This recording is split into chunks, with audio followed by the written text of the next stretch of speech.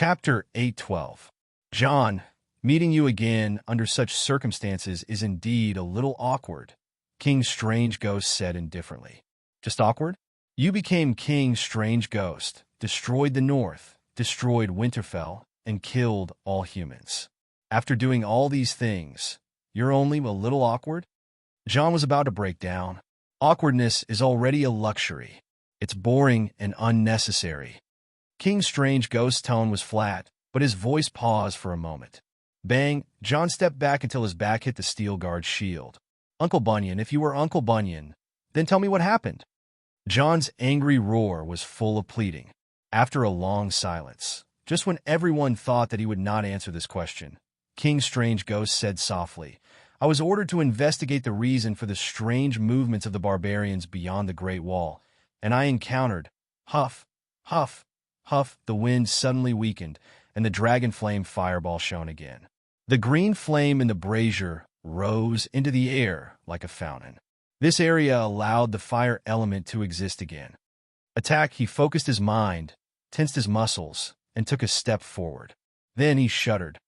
Swoosh, swoosh, swoosh, the north wind was like the knife of Shao Li's flying dagger. It accurately found the gap in the armor and drilled deep into the bone marrow, freezing the blood and soul. The fire-forbidden domain was activated again. Erlu suppressed it again, although she had walked back and forth twice, which made Dany extremely depressed. She also looked at the King of Strange Ghosts and seemed to understand something. It probably still retained part of Bunyan Stark's humanity, and if Bunyan's emotions were awakened, he would lose the divinity of King Strange Ghost. Humanity and divinity were incompatible and even conflicted with each other. If he could use love to completely awaken Bunyan's consciousness, then King Strange Ghost broke away from his memories and said coldly, I used to be Bunyan Stark, but this name and identity no longer mean anything to me. John Stark, I am the King of White Ghosts. If you are King Strange Ghost, there is no need to hide everything that happened to Ranger Bunyan. You also said that he has nothing to do with you now, Dany said loudly. Clang, the response she received was the unsheathing of an ice sword. King Ygue pulled out the ice sword on his back that looked like an umbrella handle. Different from the transparent ice in the hands of the normal deviant ghosts, the sword in the deviant ghost king's hand seemed to be made of cheese. It was milky white and had strange runes in the shape of ripples on it. The edge of the sword flashed with a faint blue light. The one-handed sword, which was 3 feet long and 2 fingers wide, was pointed at the crowd at the city gate. You want to challenge me, so I'm here. Now, who wants to challenge me? Or do you want to do it together? Can we really go together? Jaime blurted out. Sure, King Ygue said indifferently. Everyone was surprised and happy. Jaime grinned and said, That's great. King Ygue didn't seem to do anything, but suddenly the wind and snow stopped, and a faint light appeared in the endless darkness. The bulb-like blue eyeballs were like blue stars dotting the dark sky. A group of deviant ghosts. Come on, let's go together, King Ygue said. His Blackie was 1 kilometer behind King Ygue. It flew at a low altitude at high speed, spewing out red dragon flames. The darkness was like jelly, filling the sky and freezing the entire world. The dragon flames cut down like a knife, cutting a hole in the jelly. Ah! Everyone couldn't help but exclaim. Through the hole, they saw a scene that could only be seen in nightmares. Hundreds of deviant ghosts lined up in front. They were either riding dead horses or ice spiders with sharp spikes. They were like the most regular army of knights. Behind the cavalry, there was a spread. The people on the city wall looked through binoculars. The black dragon flew 3 kilometers away, but there was still an army of undead standing in the snow. But everyone also found that there were only about 200 deviant ghost cavalry units 1 kilometer behind King Ygue. Even that group of deviant ghost cavalry was 500 meters away. If they were faster, they might be able to surround King Ygue before the army of deviant ghosts arrived. As everyone was thinking this, Erlu strode out of the protection of the shield wall and stood in front of King Ygue. He said in a deep voice, Bunyan Stark, I don't know what you did or what those monsters did to you, But from the moment you led the undead army into the north, we were destined to fight to the death. Even though the deviant ghosts brought extreme cold to Winterfell, Aunt May still wore a red robe. Her sleeves fluttered as she walked to Erlu's side and stood beside him. Everything is arranged by fate. The night is long, but there will be an end. Servant of the Frost God, your fate will end in front of the Savior. She raised her head, and the ruby at her Adam's apple shone with a bright red light. A warm and dry aura spread out in all directions with her as the center. Boom, boom, boom. Dany was surprised to see that the dragon fireball above her head expanded again. The white light shone in all directions. At this moment, even the roaring north wind calmed down. The icy cold air turned into a spring breeze, and the frost on the ground that had solidified because of King Igua's arrival melted inch by inch. Not only did the fire element recover, it even began to accumulate. In King Igua's forbidden fire domain, Melisandre created a fire domain with her own strength. The wind and frost elements in the forbidden fire domain were all converted into fire elements. Dany was shocked and suddenly recalled the 3 realms of fire control PS. Back then, she used the 3 gods to cave divine protective skill to exchange for a fire witchcraft inherited from Valeglia from the first generation of youths. She named it the extremely low-level fire control spell. But in fact, its real name was King of Fire Demons, because its highest realm was to convert other elements into fire elements and ignite all high-energy elements. Unfortunately, the fire control spell was incomplete and lacked the last and most important 3rd realm. Now, Melisandre used something similar to King of Fire Demons in front of Dragon Queen. Crack, crack, 5 meters in front of King Igwe, the ice crystals on the ground melted and melted back and forth, making slight cracking sounds. The red-robed woman and King Igwe were wrestling. King Igwe controlled the elemental power within a 5-kilometer radius, while Aunt May could only maintain the natural balance of the elements within a 10-meter radius. Yes, it was only natural balance. Maybe because the enemy was too terrifying, she couldn't really increase the potential of the fire elements like King of Fire Demons. 10 prisoners covered in filth and tied up were brought in front of the red-robed woman and arranged in an arc.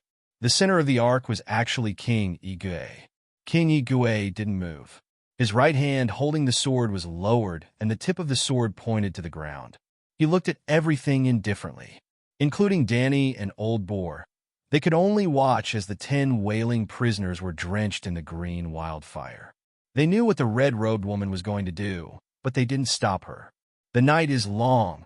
Everywhere is dangerous. We mortals live and die alone, lost and hesitant in the valley. Fortunately, there is a true Lord blessing me. With just a look, the 10 sacrifices were ignited and burned like 10 torches. Amidst the wailing, the red-robed woman chanted softly. Erlu and his 5 red heart knights chanted together. There seemed to be something disharmonious mixed in. The one on the side. Why do you have a white 7-pointed star on your chest that represents the church's knights?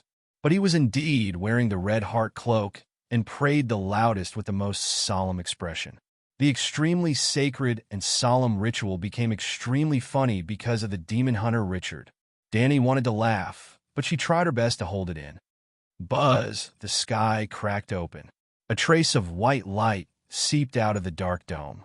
The white light spread out like a spider web. A ray of sunlight fell on everyone's heads. Ah, the sun is out. Long live Lalo. Long live the Light King.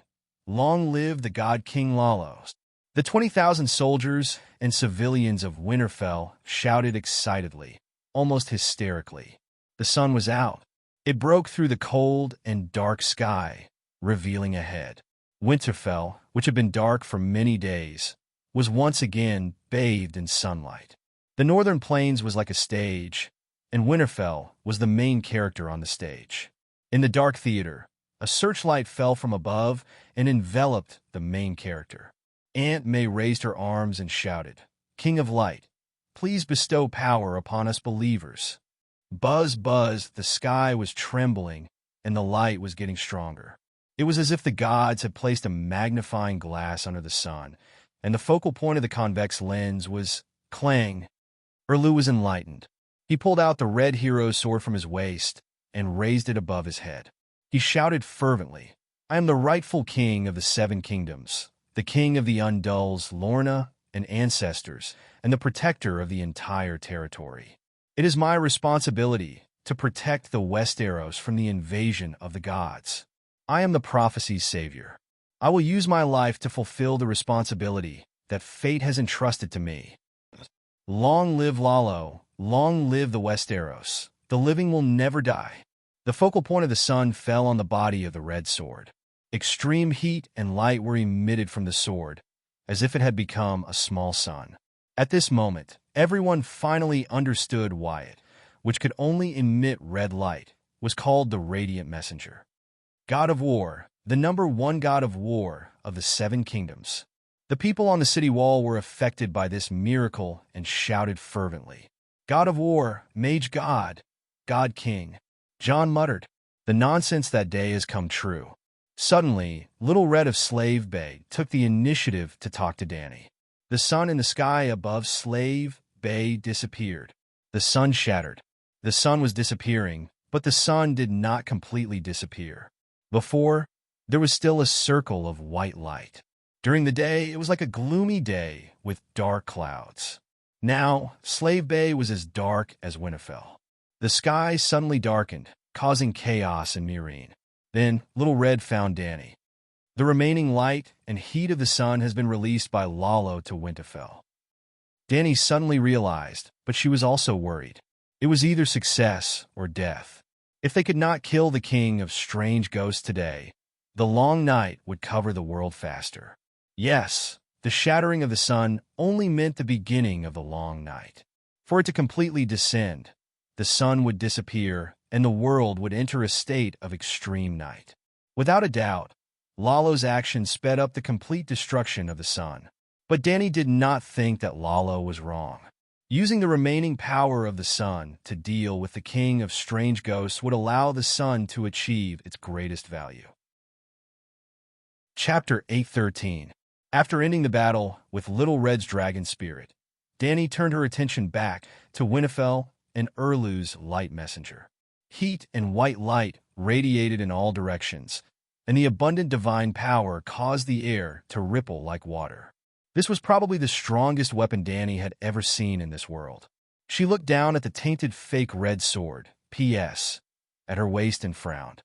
Suddenly, she felt disgusted. After a moment of hesitation, she took off her sword belt, stepped forward, and threw it to the pale, frightened, trembling demon hunter like trash. When the King of Light revealed his miracles, everyone cheered. Only he was an exception. In fact, Sir Richard, who was under the sun, did not feel the warmth and light. Instead, he was almost scared to death. "I'll give it to you. Keep up the good work and create good results." "For me? Why?" Richard held the scabbard in a daze and looked up at the sun in the sky. He immediately shivered. "In this situation, at this time, why are you giving this weapon to me? Is she trying to shift the blame?" The demon hunter was about to cry. Like the summer sun falling on Winterfell, the Ghoul King and his Ghoul Warhorse emitted white steam, and the Forbidden Fire domain was completely broken. Looking at the war god of the Seven Kingdoms walking towards him step by step, he jumped off the Ghoul Warhorse. Just like when they were alive, he patted the horses, but the Ghoul Warhorse galloped away from the sunlight and disappeared into the darkness. Clang, the Ghoul King and Erlu collided. The two swords, the milky white eyes sword emitting blue light, and the blazing white-red sword, clashed. Erlu knew that the Ghoul King's speed and strength exceeded that of a normal person. When he swung his sword, he slightly pressed down on the hilt and did not fight with his opponent. Slash, slash, slash. As the two people crossed each other, the blades of the two swords also crossed each other. War God, the number one war god of the Seven Kingdoms. Although it was only one round, the Ghoul King's reputation was too strong and terrifying. Erlu was not killed instantly and seemed to be able to exchange blows. Everyone watching the battle was excited. Dany's eyes narrowed. Although the collision between the two swords was short, the consumption of divine power on the radiant envoy was terrifying. Of course, Lalo's god power was not wasted either. This was a process of mutual consumption. The king of strange ghosts' ice sword was attacked by the light emissary, and a huge amount of ice power also disappeared. But the problem now was, could the war god, mage god, and deity king outlast the variant ghost king who had the home field advantage? It was a long night. It wasn't the deviant ghost that brought about the long night. It was the long night that made the deviant ghosts active, and the activity of the deviant ghosts intensified the darkness and ice of the long night. War god, the number one war god of the Seven Kingdoms. Dragon Queen suddenly became a fan of Stannis. She screamed louder than anyone else. She seemed to have fallen into an inexplicable frenzy. She waved her hands and crossed the shield wall. When no one was paying attention to her, she yelled as she approached the battlefield step by step. Clang, clang, clang. The ice sword and the fire sword quickly clashed, emitting a piercing shriek. Erlu did not seem to be holding a sword. Instead, it seemed to be waving a small white sun. Every strike shattered the cold wind and ice, and rippled light and heat in all directions. The umbrella sword in the king of strange ghosts' hand was blue and had the style of the lightsaber in Star Wars. Waves of cold mist and ice shards spread from the blade, as if they were the source of the ice in the long night. The two of them were actually evenly matched. After more than 10 rounds, Erlu was still standing strong. Dr. Perestan was right. The king of strange ghosts was transformed from a human. Its swordsmanship skills and style were not much different from Benjen Stark. The only things that changed were its physical attributes and magic power. It was faster, stronger, and more agile. The ice power rippled in a circle of white frost, which quickly melted under the sun. The swords clashed, emitting a soul-piercing explosion. The surrounding people were in pain and could not help but retreat step by step. The red-nosed old man, who had the weakest strength and will, even had blood seeping out of his eyes and ears. But Stannis seemed to be possessed by the god of war. He turned a deaf ear to the soul attack. His movements were still agile, and his swordsmanship was still exquisite. Aunt May's red eyes lit up like light bulbs. The ruby in her throat was so hot that it began to burn her skin. Kacha! An almost undetectable sound came from the ruby. No one heard it except the red-robed woman, but Dany and Jon looked over almost immediately. Naturally, they could not see the crack on the ruby, but Aunt May's soul fluctuations were too obvious. In order to help Erlu, the red-robed woman had paid a great price. Fortunately, Erlu also had an advantage. His swordsmanship was obviously better than the king of strange ghosts. In a situation where his physical attributes were inferior to his opponent, he suppressed the enemy in terms of momentum. To be more direct, Erlu was probably at the 3rd level of lifting light as heavy, similar to Old Ba and Jaime. The king of strange ghosts was similar to Big Bear. Their levels and fighting methods were similar. The first level of like an arm wielding a finger, using strength and HP to suppress the enemy. Erlu's Lightbringer cut a hole the size of a child's mouth on the left arm of the king of strange ghosts. It made a sizzling sound like when a piece of braised meat was placed in a pot. Before the light blue blood could flow out, it evaporated. At the same time, a piece of frost the size of a human face appeared on the left side of Erlu's waist. An injury for an injury. Erlu grunted and steadied himself. His sword flashed as he continued to attack. God of War, the number one god of war of the Seven Kingdoms. Seeing the king of strange ghosts injured, the spectators seemed to be illuminated by the dawn of victory. They endured the torture of the sword strikes on their souls and shouted enthusiastically. As for Erlu's previous pause, many people with good swordsmanship saw it, but they did not care. Because Stannis was wearing King Aegon's tile steel armor. Tile steel armor was immortal and indestructible. Everyone knew. Then, everyone's spirits rose. Erlu seemed to have found his advantage. His next move was to exchange injury for injury. Facing the king of strange ghost attacks, he only deflected the force and did not actively block with his sword. Every strike was aimed at the king of strange ghosts' vital points. Gradually, Erlu's waist and back were covered in frost, which quickly melted and evaporated. The king of strange ghosts' arms, shoulders, chest, waist, thighs, and other places were all cut by the shining red sword. The red sword, strengthened by the king of light, was indeed sharp. It was no different from when the dragon queen used her soul to activate it in Dark Castle. Even though the king of strange ghosts was covered in a layer of camouflage ice armor, he was still stabbed. The ice armor could not block it. Danny's expression was serious.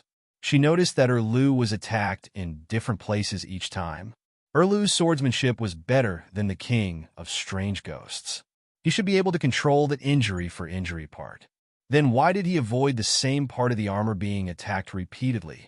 Was the tile armor really indestructible? The tile armor was just steel infused with earth fire magic. It was not even an alloy.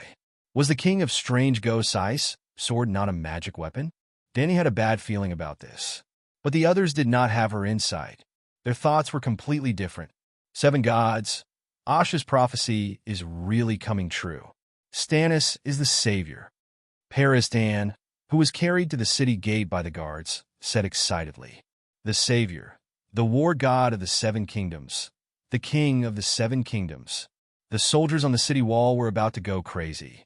No matter how much they hated the heretic and despised the king of the 7 kingdoms who did not have a throne, at this moment, they were 100% sincere in praising him. They were willing to call him king. I didn't expect the red god to be so strong. This is a miracle. Elaine looked at the sun in the sky and then lowered her head to look at Stannis, who was forcing the king of strange ghosts to retreat. Her expression changed a few times. In the end, she said firmly to the sand snake beside her, "No matter what the others think, when we return to Dorne, I will persuade my father to pledge his loyalty to Stannis." He killed the king of strange ghosts and ended the long night. Danny and Rise have always rejected our alliance. The one who ends the long night will be the king. This is the dragon queen's vow. I think she will keep it. Elder sister Opaya nodded. Sansa heard this and sighed helplessly. The conflict in her blue eyes turned into determination. The Gold Legion should leave the Stormlands. Give half of the remaining 300,000 tons of food to Stannis. It should be enough to exchange for a piece of land. In recent years, Hygien has withered. Many territories have either lost their lords or been occupied by Lannister's men. I can support Stannis in cleansing Hygien, Riverbend, the Western region, and the Royal Territory. There should be hope for the title of Duke and land. The Duke of the 7 Kingdoms, the Targaryen branch, and Illyrio's property should be enough. At least Winterfell and the northern region would be preserved after the long night ends. She thought. Millions of ghouls crossed the Great Wall and came suddenly. They came thousands of miles to Winterfell and were ended by the Child of Prophecy. They rise and fall quickly. Is this the power of fate? Then, what is the fate of Cersei and I? Seeing this, Jaime had confirmed the difference in swordsmanship between Erlu and the King of Strange Ghosts. After he was completely relieved, he even had the mood to think about his and Cersei's future. I didn't expect the strange ghosts to be so. They are not weak, but their shortcomings are so obvious. Her Majesty the Queen made a loss by letting Stannis challenge them first. The wager is the Iron Throne. If Aegon, John Clinton's expression dimmed. War God, the #1 war god of the 7 kingdoms. The Dragon Queen seemed to be more excited than anyone else. She jumped and cheered, taking 3 steps forward and 2 steps back. But her actions were quickly discovered and stopped. When Dany wanted to take another step closer to the battlefield, her cloak was pulled by someone. Turning around, she saw a short and muscular knight of Redheart. Together with Richard and Gordifalin, he was known as the 3 heroes of Redheart, Clutton Sange. Yes, they were Erlu's 3 most loyal and powerful noble knights. Dragon Queen, I know what you want to do, but now His Majesty Stannis is about to complete Asha's prophecy and fulfill his promise with you. Please don't disturb him. To be more direct, don't even think about taking the King of Strange Ghost's head. The short, Bald Knight bared his rotten brown teeth and advised in a low voice. "You idiot!" Danny used a soul strike to make him dizzy. She turned around, but her cloak was tightly held by Clutton and she couldn't move. "I won't let you go." The short knight shook his head and gritted his teeth. He actually took a soul suppression strike head-on. Scram! Danny was furious. She changed to a more powerful soul extinguisher strike. Her soul attack was like a divine sword, slashing between his eyebrows. "Oh," he cried out. The other 4 knights of Red Heart were alerted and came over. Crack, while they were entangled, a sudden change occurred on the battlefield. Chapter 814. Before the deviants approached Winterfell last night, Erlu had received the news. He had enough time to adjust himself to his best condition. "Tonight, I will fulfill my destiny. I will end the deviant Ghost King, end the long night, and bring summer back to the world." Stannis thought as he looked at himself in the mirror as Melisandre tied the ruby chains around his wrists and neck. He had reason to be confident, because the red-robed woman saw his end in the fire. He definitely would not die today. If he did not die, then the one who would die would be the deviant Ghost King. "I am with you." The red-robed woman was like a vine, wrapping around his lean and strong body from behind. Her red lips wandered along his exposed skin. Her red eyes were shining, and the ruby at her throat shone brightly. He felt heat rising from his wrists and neck. In the mirror opposite him, the 3 rubies on the man's neck and wrist shone brightly. "I am with you. Tonight, glory belongs to us." Stannis murmured. These were not empty words. Her spiritual power and magic power entered his body through the ruby, swimming under his skin, bone marrow, and mind. In the 3rd dimension, they were still 2 separate people. In another dimension, their bodies and souls were almost one. He did not go to the battlefield alone. Melisandre fulfilled the promise she had made to him on Dragonstone Island many years ago. "I am with you. We will meet the final fate together and fulfill Asha's prophecy together." Lord Savior. That year, that night, she made him understand his true destiny and set a new goal for him in life: to save the world. It was also that night that they became one. He was 30 years old, and his daughter was 5 years old. But it was the first time he experienced the joy of love between a man and a woman. It was a strange feeling that could not be found in Celis. He was fascinated by it, but not intoxicated. He needed her to help him fulfill his responsibility. He pushed her away, rejecting her eagerness. "I want to be in my best condition to meet the deviant Ghost King." Melisandre was like a dead snake, loosening from his body. "Tonight, you will fulfill the ancient prophecy." She smiled as she put on his armor. They went to the king's gate hand in hand. When Danny Rise faced the dark sky and loudly challenged King Strange Ghost, Stannis was already prepared for battle. However, King Ygwe wanted to test the qualifications of the humans, so he pushed the challenge to the next day at noon. Stannis was a little discouraged. Then, with the red sword in hand, he went on a killing spree on the western city wall. He killed 10, 50, 100. In the end, he killed 200 ghouls. He felt tired. Jon Snow advised him to go back and rest. He agreed. There were still 6 hours before noon. He returned to the castle and picked up the red-haired priestess. After having a good time, he fell onto the bed and slept soundly.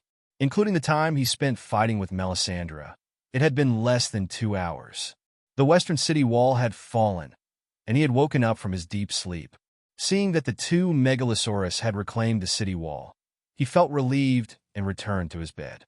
His eyes were wide open as he stared at the ceiling, unable to fall asleep. So, he tore open her red robe again.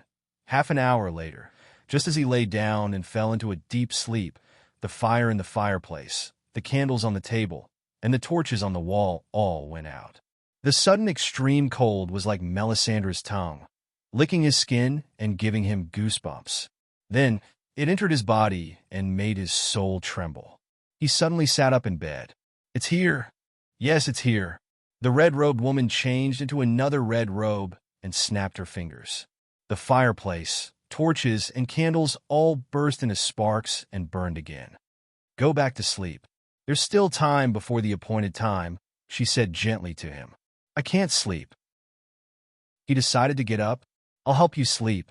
She leaned over again. He pushed her away and said with a serious face, it's here to challenge me. I can't avoid it. With Danny Rise here, Winterfell can hold on for another 3 hours. Let it wait a little longer, and it will mess up its emotions. Perhaps that's why it came early, the red-robed woman said as she hugged him. It succeeded. Saving the world is the greatest responsibility in the world. I can't calm down when I think of it just outside the city. Stannis let her put on the armor for him. But after he was fully dressed, he hesitated for a moment and said to her, let's watch the fire one last time and see the result of this battle. Melisandre paused and asked, haven't we seen it before? A new day has begun, he reminded her. The red-robed woman suddenly remembered that she hadn't made a prophecy for herself today. Every day, the moment before the sun rose, she would make a prophecy about her life and death. There had been no exception for hundreds of years. For Melisandre, a day began before the sun rose, around 6 or 5 o'clock in the morning, not 12. 12 o'clock at night was when the shadow binders and blood shamans were the most active. How could it be counted as the beginning of a day? She had also made a prophecy yesterday that she wouldn't die until the next morning. So she was 100% sure that Stannis would fulfill the ancient prophecy in the long night. Because their fates were connected, they shared life and glory. If she didn't die, he wouldn't die either. There was only one reason why she was so sure. Like Door God, Dragon Queen, and Sheep Egg, she had her own talent. In this era, if one didn't have a powerful talent, they wouldn't be able to call themselves a boss. Without a doubt, Melisandre was a boss. Her talent was prophecy. She could foresee all the death threats she would encounter in a day. She could see the cause and process of her death in the fire and change her fate. For hundreds of years, she had been a little holy prostitute in the Red God Temple. She was a prostitute trained by the church. She served the elders of the temple. She sold outside the temple to attract customers to make money. Because she was a slave, she didn't have to be paid. Awesome. How many life and death situations had she gone through to become a demigod whose name shook Asia? She was able to live until now because of her talent of prophecy that never went wrong. She thought that the foreign Ghost King would come at midnight and challenge the child of prophecy at midnight. It postponed the duel to noon the next day. At 6 o'clock in the morning, she was entangled with Stannis and then fell asleep. For the first time in her life, she forgot the habit that she had persisted for hundreds of years. Let's take a look. She took his hand to the fireplace. With a gentle wave of her hand, the fire burned brighter and a scene appeared in front of them. Erlu's heart sank. If this is fate's arrangement for me, I'm willing to accept it. After a long while, he said with a hoarse voice. Melisandre looked at his determined profile for a long time before nodding gently. Stannis was shocked to see the Ghoul King riding alone to the meeting. Even though everyone knew that there must be countless ghouls and ghosts on the dark land in the distance, he was still shocked by its courage. This was a courageous foreign Ghost King. When Jaime suggested that everyone rush forward, he was very hesitant. Perhaps this was a chance to change fate? But his heart only wavered for a moment before he became resolute again. This is my responsibility and mission. The King of the Seven Kingdoms and the Savior was not only an honor, but also a heavy responsibility. He had thought so from the beginning. After regaining his determination to challenge the foreign Ghost King, he suddenly felt regretful and wronged. He had always wanted to take on his own responsibilities, but he had never enjoyed the glory of being the King of the Seven Kingdoms and the Savior. Strangely, when he stepped out of the shield wall, he thought of his brothers, Robert and Renly. He had also fulfilled all the responsibilities of a subject and younger brother to Robert, but he had not received any honor or reward from him. Renly, if only he could be like him, loyal to his brother and the king, and be a good younger brother. He swore that he would not be like Robert. He would praise him and give him the honor he deserved. Unfortunately, perhaps, this was his fate. P.S.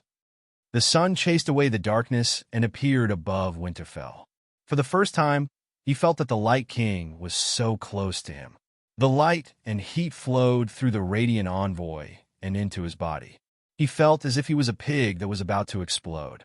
That was the divine power that the Light King had given him, but he felt that the Light King had given him too much.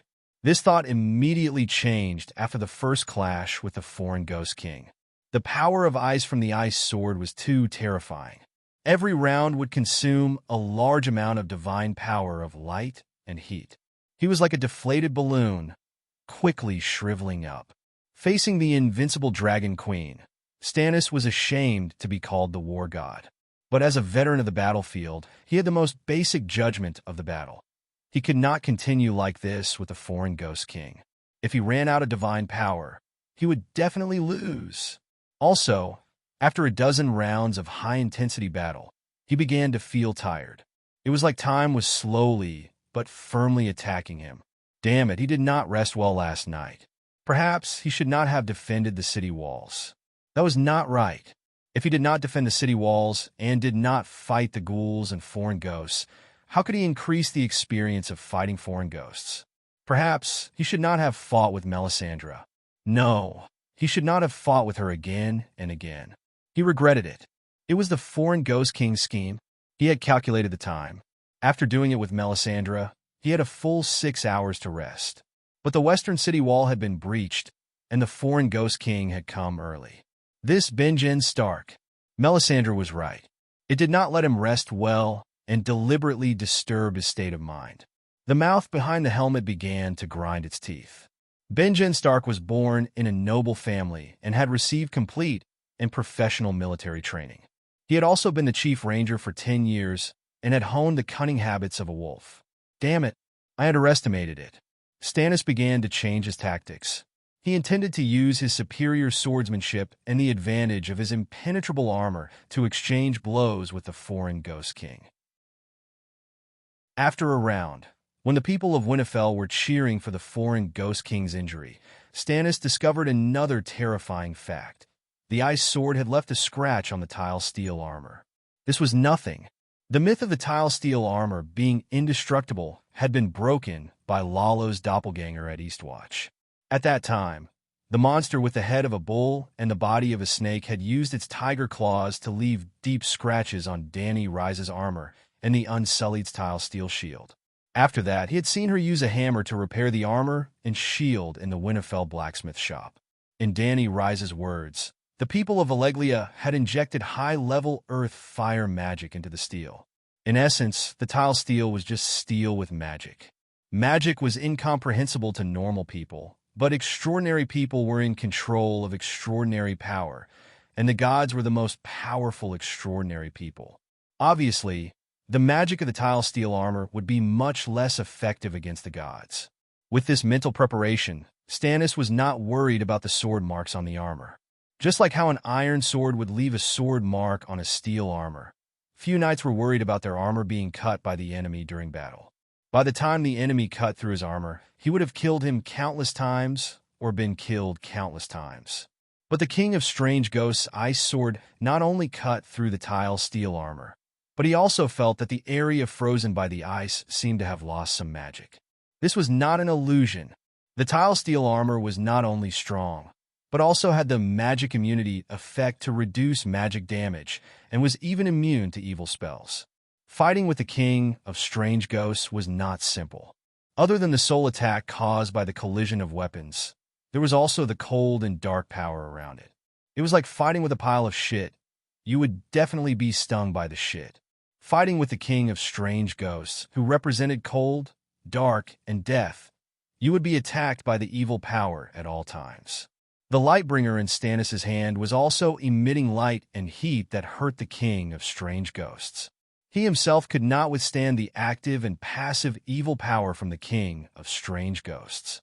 The tile steel armor filtered out some of it, and the rest was absorbed by Melisandre's soul power. Then the Light King's divine power helped to repair the parts that were attacked by the evil power. After taking a hit from the King of Strange Ghosts on the left side of his waist, Stannis keenly felt that the armor on the left side of his waist had completely lost its defense against the evil power. It was like a rainy day. You were walking in the rain with an umbrella. Suddenly, there was a hole in the umbrella and the rainwater leaked out. Stannis did not know what happened to the armor, but he understood his current situation. He used different parts of the armor to block the King of Strange Ghosts' attacks. and at the same time used his Lightbringer to deal the most damage to the enemy. There were more and more people cheering for him on the city walls, and the cheers became louder and louder. They called him the god of war, the savior, the king. He finally received everyone's recognition.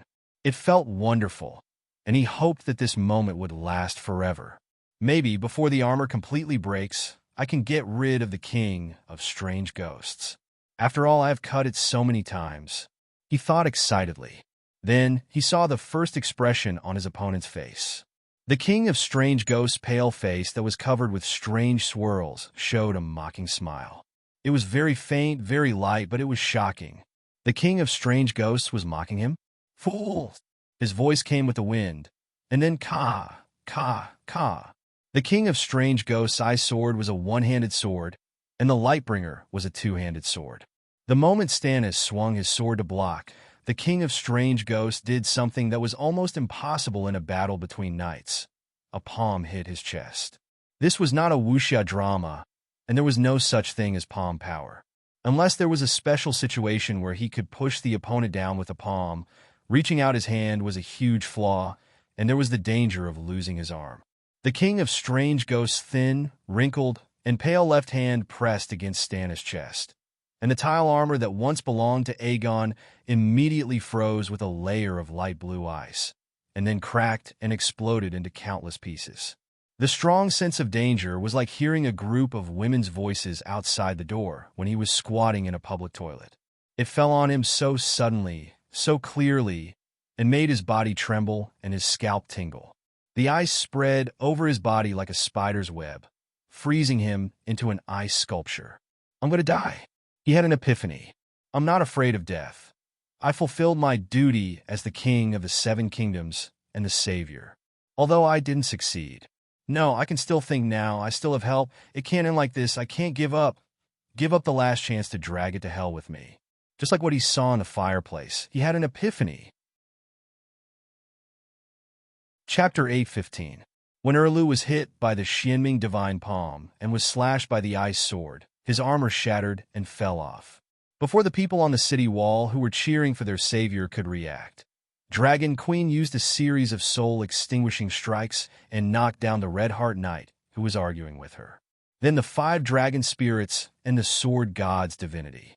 Hey, demons and ghosts. Everyone has the right to kill them. Every syllable in Dragon Queen's roar was a soul-extinguishing strike under the 5 dragon spirits. They were planning to attack together. Caw, caw, caw. The sky was suddenly covered by a black cloud of crows. A huge will solidified, like Sun Wukong's golden cudgel, fell from the sky and smashed on King of the Strange Ghost's head. Ah, I've been waiting for you. King of the Strange Ghost retracted his left hand from Erlu and roared into the sky. His roar was like a storm of needles, piercing the souls of the humans in all directions. I am ice. I am darkness. I am order and eternity. King of the Strange Ghost roared. Ice spread under his feet, freezing everything in its path. Darkness was like a coffin lid, pressing down on Winterfell. The sun in the sky swayed and dimmed. Torches, braziers, and even wildfires were suddenly extinguished. This time, it didn't seem to be a fire-forbidden domain. The laws of darkness and ice were recklessly manifested, forming a small world that didn't allow light and fire to exist. Dragon Queen, who was condensing a fireball to prepare for a big move, felt it the most. Big Black and Little Green flapped their wings and floated in the air. Little White jumped on the city wall and stretched his neck. The 3 Megalosaurus dragon flames gathered above Dragon Queen's head.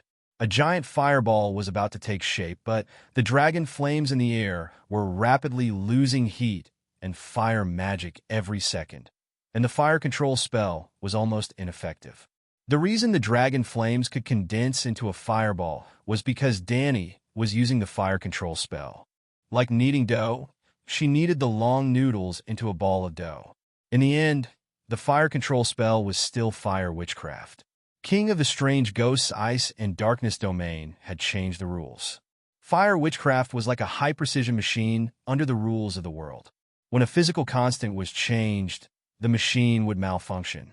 What's more, the change in the rules was now directed at fire and light. Therefore, the fire control technique failed. The spherical dragon flame was sometimes deflated, sometimes elliptical, and sometimes twisted into a triangle. The Dragon Queen seemed to have become the worst fire sorcerer. What was Melisandre doing?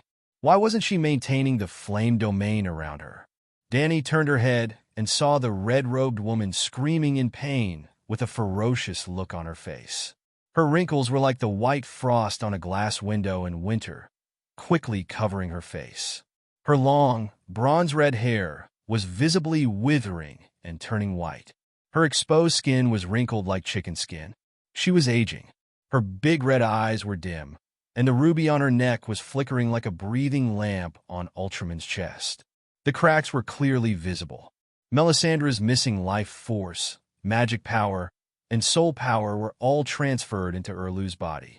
Dany was surprised to see that Erlu, whom she thought had died, actually moved. Ka-ka-boom! Erlu's wrist and neck were emitting a bright red light, and the ice layer that froze him exploded. The red sword was still hot. Erlu stabbed at the king of strange ghosts, who raised his head and screamed. 3,000 crows formed a strange anti-spiral array and were still circling above his head. Dany's soul destruction slash never stopped, and the three sides' wills continued to collide. Seeing that Erlu was going to kill him while he was down, the king of strange ghosts spoke. "Mother Goddess!" He screamed and called for his big backer. Rumble. The next moment, lightning flashed and thunder roared. The sun above the dark clouds was covered by purple-black lightning. The crows under the dark clouds seemed to have been hit by a bullet. The big crows' red eyes were dim, and their beaks were bleeding. They screamed and scattered. God of cold! High in the sky, the sun let out a cry that shook the world and the city walls. It was Lalo. The Red Priest had always preached a dualistic doctrine. The King of Light was the god of heat and life, and the god of cold was the god of darkness, coldness, and death. They were the two origins of the world, good and evil, light and darkness. The battle between them would never end, and the outcome of their battle would determine the fate of mankind. Now, the King of Light and the god of cold were colliding again. At this time, the sky was like a pot of boiling porridge. Ice water stewed the sun, darkness stewed the light. Dark clouds that were as thick as a blanket wrapped around the shattered sun. Lightning flashed and thunder roared. Divine power went berserk. All kinds of sounds and all kinds of colors interweaved together, making those who looked up to see dizzy and those who listened attentively feel their souls tremble. Ordinary people couldn't hear the voices of Lalo and the god of cold. It was the cry of wills. From when Erlu was hit in the chest, to when Aunt May used her life to help him break free from the ice seal, to when he faced Erlu's fatal attack, to when the king of strange ghosts summoned the god of cold. The whole process seemed long, but it only took 2 or 3 breaths of time. When the god of cold descended, Erlu's red sword lost most of its divine power. His sudden attack also lost its chance to kill the three-eyed crow because the god of cold restrained it. As you said, I am the servant of the Mother Goddess. You have many people, but I am not without help. The king of strange ghosts' voice was faintly discernible in the wind, making it difficult to hear clearly. However, anyone with ears could hear the pride in his voice. Without the suppression of the three-eyed crow's will, he regained his agility. He withstood the Dragon Queen's soul slash, and as if he was skating, he spun around and arrived behind Erlu. While dodging Erlu's sword, he also stabbed his own ice sword into Erlu's back. It seemed to be easier than tofu with a fork. However, before the king of strange ghosts could even laugh, his face froze on the pale, veined face. Idiot, I have seen everything. These were Erlu's last words. Before he finished speaking, his red sword had already stabbed into the king of strange ghosts' chest. Oh! The king of strange ghosts howled. Like a popsicle that had fallen into a pot of oil, a large amount of water vapor rose around him. There seemed to be a string of sparks flying out of his open mouth. The change happened quickly, almost in the blink of an eye. Only the Dragon Queen, who had drawn her sword and ran in front of the king of strange ghosts, saw the entire process clearly. The god of cold descended, the crows scattered, and the king of strange ghosts regained his mobility. In the midst of the shocking change, Erlu seemed to know what was going to happen next. He changed his action of stabbing his sword halfway, or rather, he didn't plan to attack the king of strange ghosts with a straight stab. It was a feint. He flipped his wrist, and the red sword reversed its direction. The flashing red and white blade pointed at himself. The sword was extremely fast and decisive, as if he had rehearsed it countless times in his heart. The red sword also pierced his chest like tofu with a fork. The blade slid past his spine and through his back. It didn't touch any bones in the entire process, and easily pierced into the king of strange ghosts who was stabbing at him from behind. Tsh. Erlu was stabbed twice, and the king of strange ghosts was stabbed once. The king of strange ghosts stood behind Erlu. The 3-foot-long ice sword pierced through Erlu's back. Erlu's light bringer stabbed through the gap between his left ribs, through his body, and slanted upwards into the king of strange ghosts' heart. The two were like Jack and Rose at the bow of the Titanic, one in front and one behind, hugging each other. Erlu also saw Danny, who was rushing over, but he couldn't speak. The red sword entered Erlu's body. It was like stuffing a sun into the king of strange ghosts' body, causing it to scream and evaporate. The ice sword entered Erlu's body like stuffing a black hole into his body. In an instant, it absorbed his heat and vitality. But while the king of strange ghosts was still struggling, Erlu was already on the verge of death. The frost started from his heart and spread to all parts of his body. His upper and lower lips were frozen together by ice crystals. He could only look at Danny with his blue eyes. His gaze fell on the hilt of the red sword in his chest. There was still a section that hadn't pierced in. Because of the loss of its owner, the red sword's light dimmed visibly. His eyes blinked twice at Danny. "Come here, stab it in, don't let it escape." Danny didn't know why, but she immediately understood his thoughts. Before she could react, Erlu used the last of his strength to look at the red-robed woman in the distance. The ruby on her neck was completely broken and fell off. Her thick red hair became gray and fragile, like dry straw. Her rosy cheeks were wrinkled. Her beautiful face turned white, and the peerless female priest became an old woman with 1 foot in the grave in the blink of an eye. Erlu's blue eyes dimmed little by little and were completely extinguished. Danny's heart beat violently. Looking at the king of strange ghosts behind Erlu, she gritted her teeth and stepped forward. Holding the hilt of the red sword, she summoned her magic power and divine soul power to activate the runes in the sword. He pushed Erlu's body and used all his strength to push it back. Boom! The red sword, which had already dimmed, emitted endless light and heat again. Ouch! The king of strange ghosts, who had just broken free from the red sword's blade, was pierced in the chest again. He let out an ear-piercing scream. Danny's expression suddenly changed. Her divinity, soul, and magic power poured into the red sword like a flood that had opened a valve. It was as if the red sword was a straw and she was a can of milk tea. There was an invisible, greedy mouth sucking through the straw. When Danny listened to Erlu's last wish and was ready to give the king of strange ghosts the final blow with the red sword, she was already prepared to permanently lose part of her soul and magic power. Just like last time in Dark Castle, she had permanently lost about 1/20th of her wizard power and 1/100th of her soul after only 2 swings of the sword. This time, it was even more terrifying. In less than a second, she lost 5% of her divinity, soul, and magic power. Even the Song of Fire, which was created in the fire, seemed to be disappearing. This wasn't normal. She was now a demigod, a dual-element demigod. She was 10 times, no, 100 times stronger than when she had just learned meditation in Dark Castle. This meant that the consumption of the red sword was hundreds of times higher than before. She wanted to stop pouring magic power and let go of her right hand holding the sword, but she couldn't do it. The sword hilt seemed to be covered with glue and stuck to her palm. However, her struggle and resistance weren't useless. Without her cooperation, the speed of her essence lost decreased by 10 times.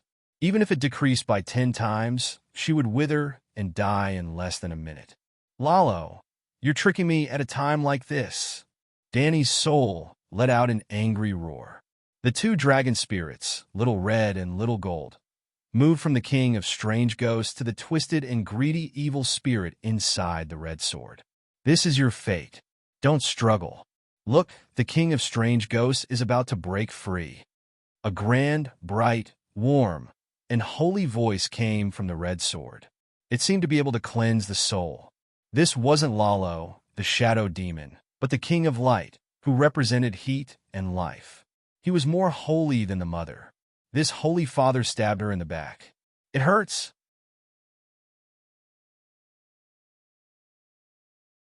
Chapter 8:16. Damn it. Why is there so little of my soul and divinity? Where did the rest go? In the space of the seven gods' faith, Dragon Queen was exasperated as she roared at Little Sun, who was tied up in chains. Of course, you have to swallow the meat in your mouth. Do you want to keep it in your mouth and chew it? The king of light mocked. Danny had lost 30% of her soul, divinity, and divine power. However, she had only recovered 10% after burning the sword's soul, evil spirit. In other words, because she had held the red sword for about 2 minutes, she had permanently lost 20% of her soul, 20% of her divinity, and 20% of her divine power. Permanent loss could not be recovered by meditating in a short period of time. How could Danny not be enraged and mad? It seems that the chairman is right. We have to settle our internal problems before we can fight external problems. Danny looked at the King of Light as if she was looking at a dead man. Chairman, who is it? The King of Light was confused. Without waiting for Danny to answer, he was also angry. Only the light emissary can kill the king of deviant ghosts. But you destroyed it? I only hate that I did not destroy it the first time I met it, Danny said coldly. The long night is temporary. When the world finishes falling, a new era will begin. But if the king of deviant ghosts does not die, when it kills all the living, the world will fall into a balanced, eternal dark and cold abyss of death. Your cowardice and cowardice have destroyed the entire human era, the entire world of light. You are a sinner of humanity, a sinner of the world. The King of Light's voice was loud and filled with a vast and holy aura, like the judgment of the King of Gods. Very good, let's do that. Danny smiled. You are crazy. The King of Light was shocked. Cough, cough.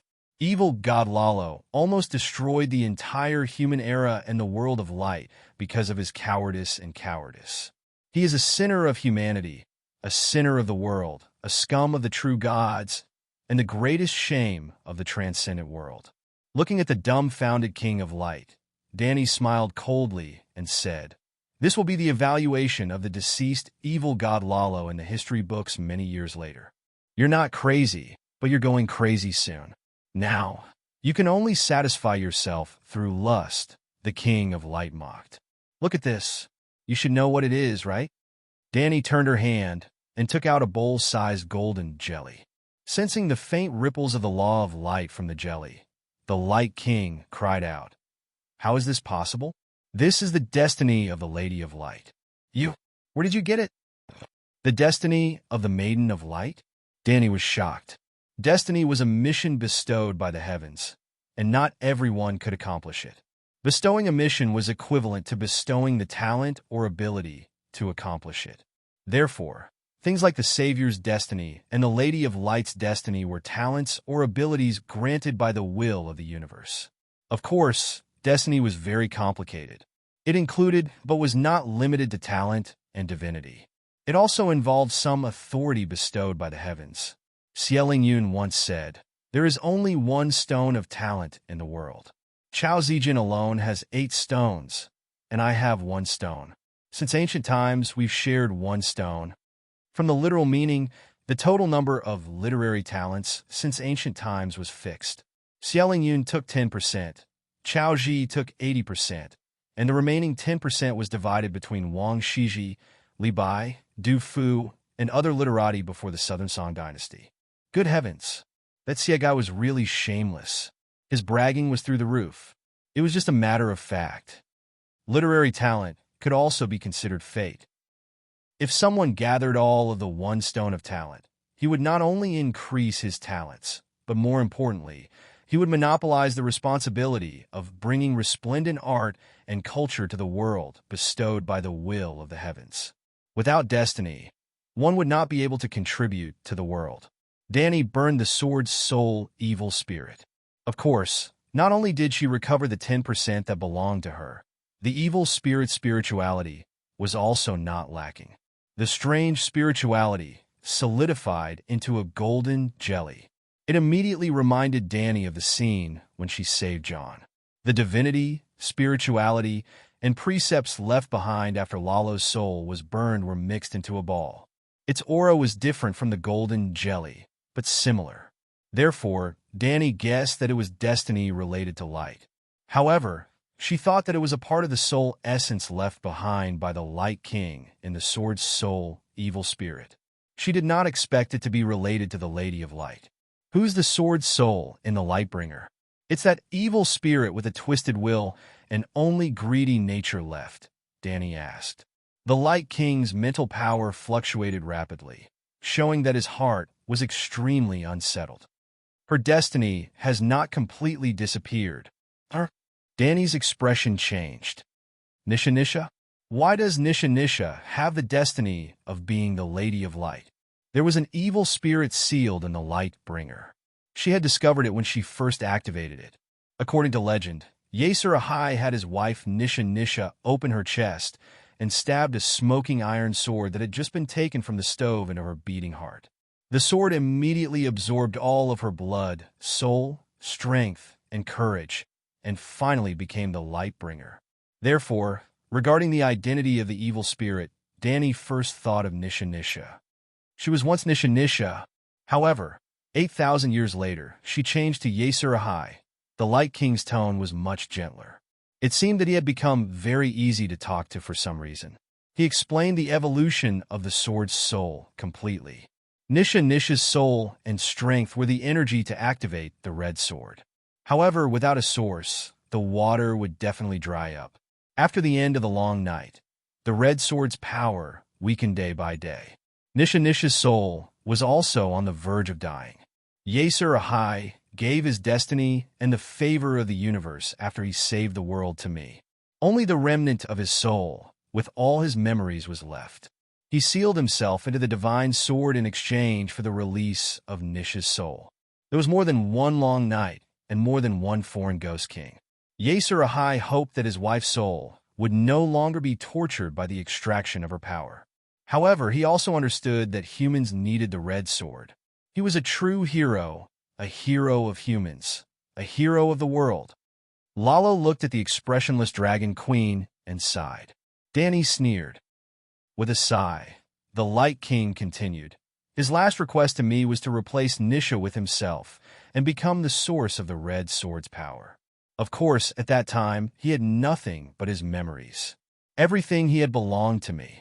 That remnant of his soul, with only memories and thoughts, was not qualified to be the source of the red sword's divinity.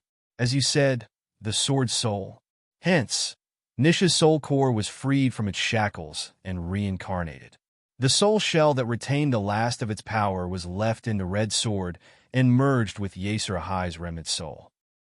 I thought that Nisha's destiny had been reincarnated with her soul core. Even if it was left in the soul shell, after 8,000 years, it should have been worn out. The Light King's voice was filled with doubt. The crystal in the center of a human's Ihai, with all its memories, was the soul core. The spiritual sea outside the soul core was the soul shell. The soul core and the soul shell were similar to the 3 souls and 7 spirits. Perhaps due to the different laws of the universe, Dani had not found anyone in this world who could divide their soul into 10 parts. After a person died, the soul core entered the world of death. The soul shell was like the body, remaining in the body. Hence, even if a night watcher's soul went to heaven, his body could still become a ghoul that retained its memories and battle experience. If a person died, the soul core and the soul shell were still combined, forming a ghost that wandered between the mortal world and the world of death. Why does Nisha have the destiny of the Lady of Light? Dani asked. Nisha was able to become the sword soul of the Light Messenger. Of course, there's something special about her. The Light King was vague, as if he did not want to delve into this topic. Danny looked at him deeply and asked, "Since the sword soul of the demon sword has been replaced by Yasuo and Ahai, why has it become an evil spirit that is devoid of humanity and twisted without any nightmares?"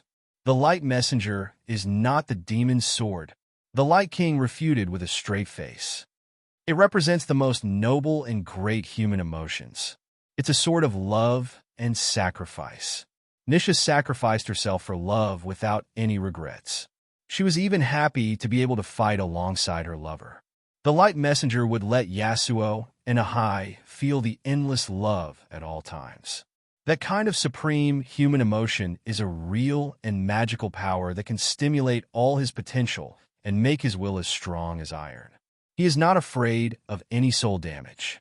After Nisha reincarnated, the Red Sword was only left with Yasuo and Ahai's remnant soul. 8,000 years of loneliness and emptiness hollowed out his former sincerity, kindness, greatness, and love. In the end, he went from being kind and pure to being greedy and twisted. If you follow your fate and infect him with love and sacrifice, the evil spirit can also become a holy spirit. At that time, the Light Messenger will once again convey love, sacrifice, light, kindness, and all the other good things to the world. "I only see your greed, ruthlessness, shamelessness, and evil," Danny said coldly. "Actually, I am very principled in my actions. Among the gods, no god is more principled than me." The Light King sighed. "The principle of sacrificing others for yourself," Danny said sarcastically. "When I ask for something in return, I must first give something in return," the Light King said in a low voice. Yasuo and Ahai were split into two in the end.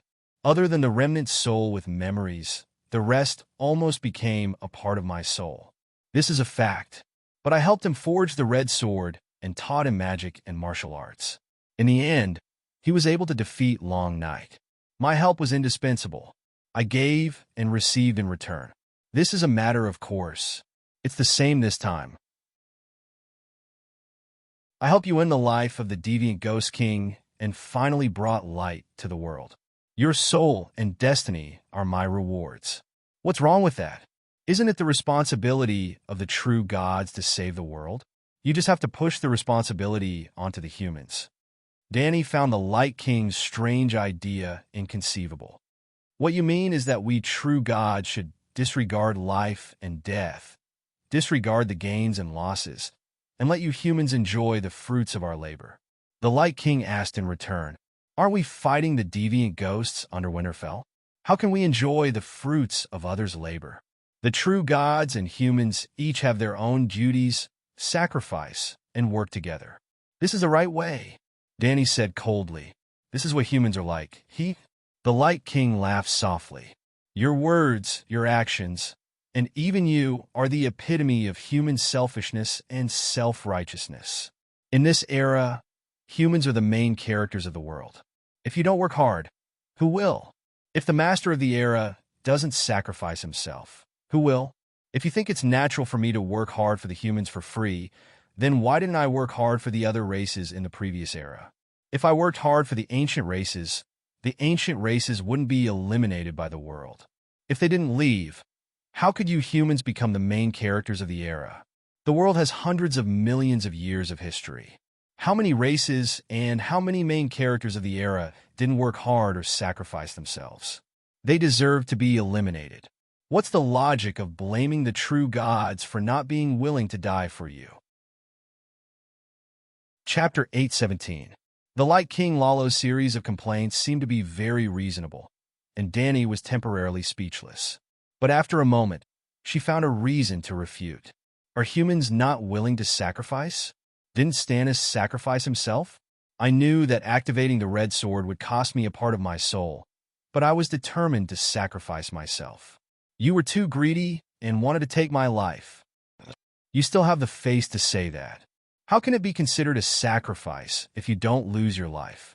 From Nisan Issa, Yasuo, Ahai, to Stannis, These heroes, which one of them didn't know that they would die, but still went to die? The problem is that I am stronger than them. I can kill the king of deviant ghosts without dying. What about after killing the king of deviant ghosts? Summoning the sun and stopping the world from falling? Isn't it hard? Your sacrifice is the price I pay for helping you humans save the world. This has nothing to do with your strength. Just like the roast chicken in the hotel. Each roast chicken costs 5 copper coins, and the roast chicken must be extraordinarily fat. Some are fatter, some are thinner. I took out 5 copper coins, so you should give me a whole chicken. You are a very fat chicken, that's true, but you can't just give me a chicken butt. Maybe the next time I help humans save the world, I can only buy a skinny chicken for the same 5 copper coins, but I won't complain. Fuck you.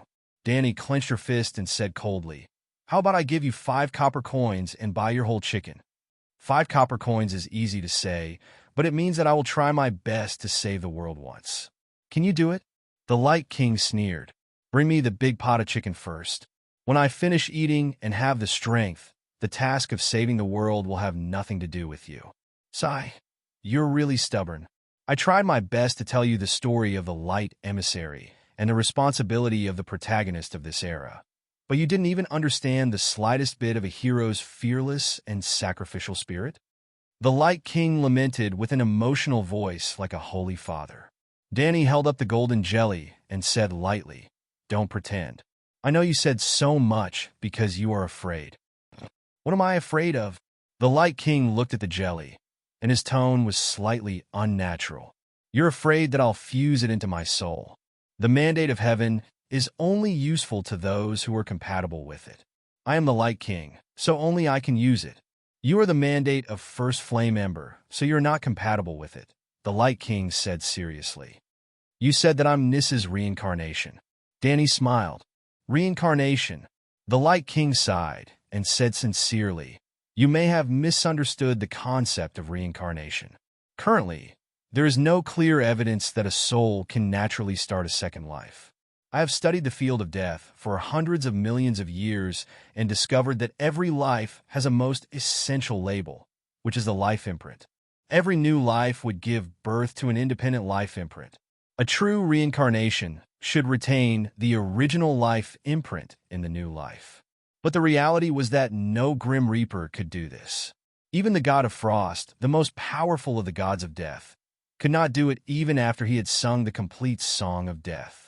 The so-called reincarnation was just 2 people with similar life imprints. You are a stranger, a Grim Reaper among the believers of the 7 gods. You should understand this. Haha, you said 99% of the truth, but twisted the truth at the most crucial point. Danny smiled. What did I say wrong? The Light King asked in a low voice. About reincarnation, the door god has already explained to me that it is not the life imprint that is similar at all. It is only the mandate of heaven and the fluctuations of the soul that are similar. If I am Nissa's reincarnation, except for me, her mandate of heaven would only be a high-level tonic for others. It would have no special effect. That piece of wood is not even a Grim Reaper. What does he know? The Light King said disapprovingly. How about this? I am the Light King. You give me the mandate of Lady of Light, and I will return your spirit, divinity, and divine power? He suggested sincerely. Crunch, Danny did not say anything and swallowed the golden jelly in one gulp. She did not feel hungry, but she felt a sense of satisfaction as if she had finally eaten her fill. Buzz! Her soul was expanding, and her body was getting bigger and bigger. There was also a faint golden glow from inside out. In an instant, Danny's soul was like a huge human-shaped sun, lying across the space of faith. The effect is so good. Feeling the power of her spirit that had more than doubled and the strange fluctuations of power in the depths of her soul, Danny's grievance from losing 20% of her spirit, divinity, and divine power was swept away. The Light King could no longer maintain the temperament of a holy father. He said coldly, Do you know what you are doing? I know. The mandate of Lady of Light is very special. It allows me to comprehend the law of light naturally. It is possible that it is more powerful than the song of light produced when the sun was artificially forged. So, As long as I work hard, I will be able to sing the song of light one day, Danny said confidently.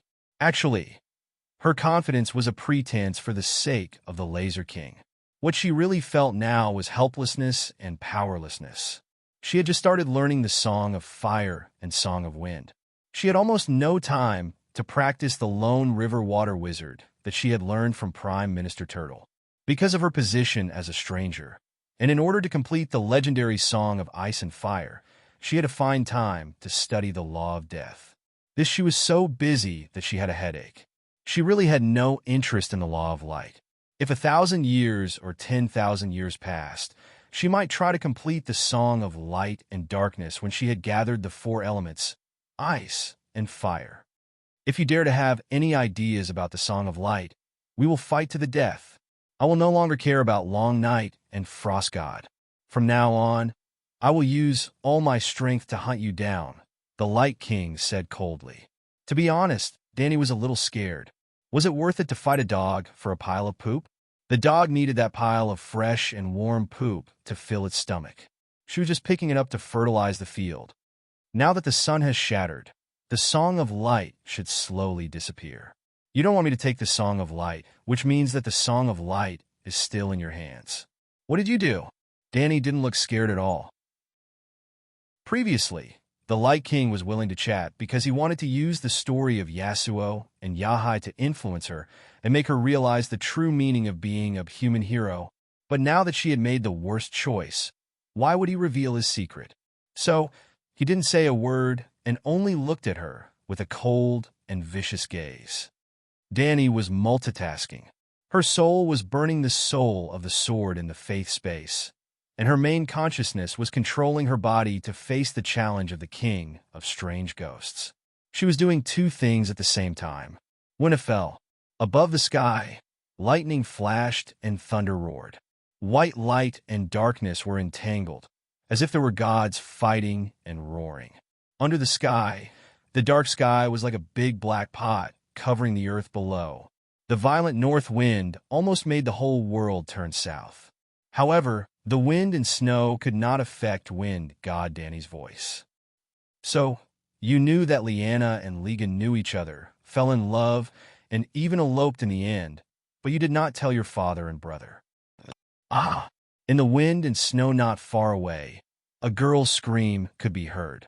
The King of Strange Ghosts and Danny glanced in that direction at the same time. But it was just a glance. Danny continued, "In the War of the Usurpers, your father, brother, Liga, and Liana died tragically. Even the people of the 7 kingdoms were in misery because of your concealment.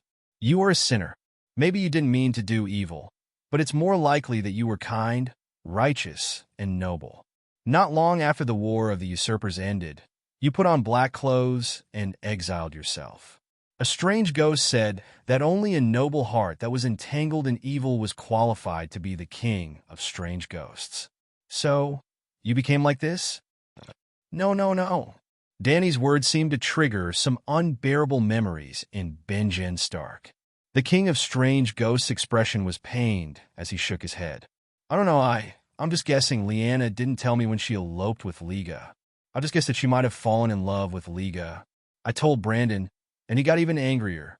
I'd only told me the truth after he came back from the Blissful Tower. Yes, they fell in love. Liga is innocent." The forbidden fire domain around the King of Strange Ghosts disappeared again. The 7 hells? At that time, I wondered how a country bumpkin from the Northern Territory could resist the temptation of the 1,000 men's bewilderment thunder. Well, they formed a shield wall, holding wildfire torches, and moved in the direction of the swords. At this time, the forbidden fire domain disappeared. The wind stopped, the snow stopped, the flames rose, and the darkness faded. With visibility, they moved faster. They were less than 100 meters away, and soon they were close to the battlefield. More than 100 people quietly surrounded the King of Strange Ghosts. "What were you thinking, Benjen? To become the King of Strange Ghosts for this kind of thing?" Big Bear couldn't help but ask loudly. Uncle Benjen didn't want to.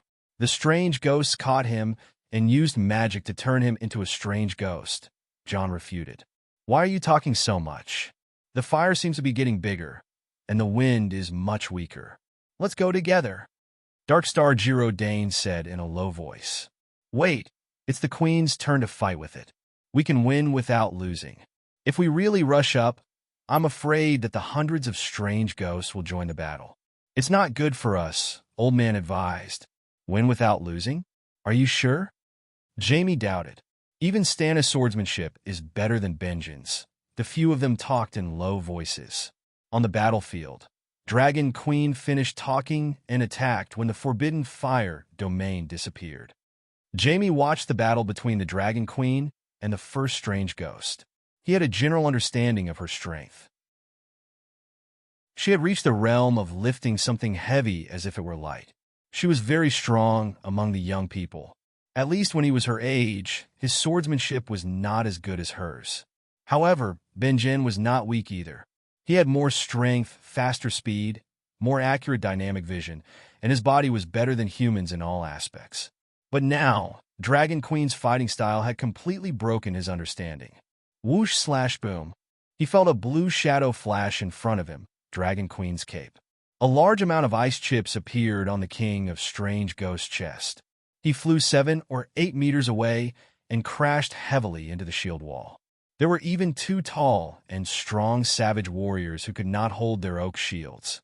Like bowling pins that had been hit, they flipped a few times on the frost-covered ground. Fuck, this is like a father beating his son. She was hiding her strength before? Jamie was stunned. And this was just the beginning. Dragon Queen seemed to be very dissatisfied with the result of the sudden attack. A string of bright red flames appeared in her left hand, igniting the entire wide white blade. Whoosh, like a gust of wind. She crossed the distance of 7 or 8 meters. She raised the flaming sword and stabbed it into the heart of the King of Strange Ghosts who was struggling to get up. Chapter 8:18. Few King of Strange Ghosts laid on the oak shield. The confusion in his eyes disappeared, and he let out a long breath. He activated the fireproof domain again and placed the ice sword in front of his chest where the red sword had pierced through. Dragon Queen's lightning sword was only 20 centimeters away from the ice sword. The flames on the sword were also extinguished. Just when everyone thought that there would be a ding sound of weapons colliding, the tip of the white sword pierced the blade of the ice sword. Chi! Like a sudden breeze or a falling willow leaf, the white sword moved forward 35 centimeters at an even faster speed, stabbing in a King of Strange Ghosts' left eye.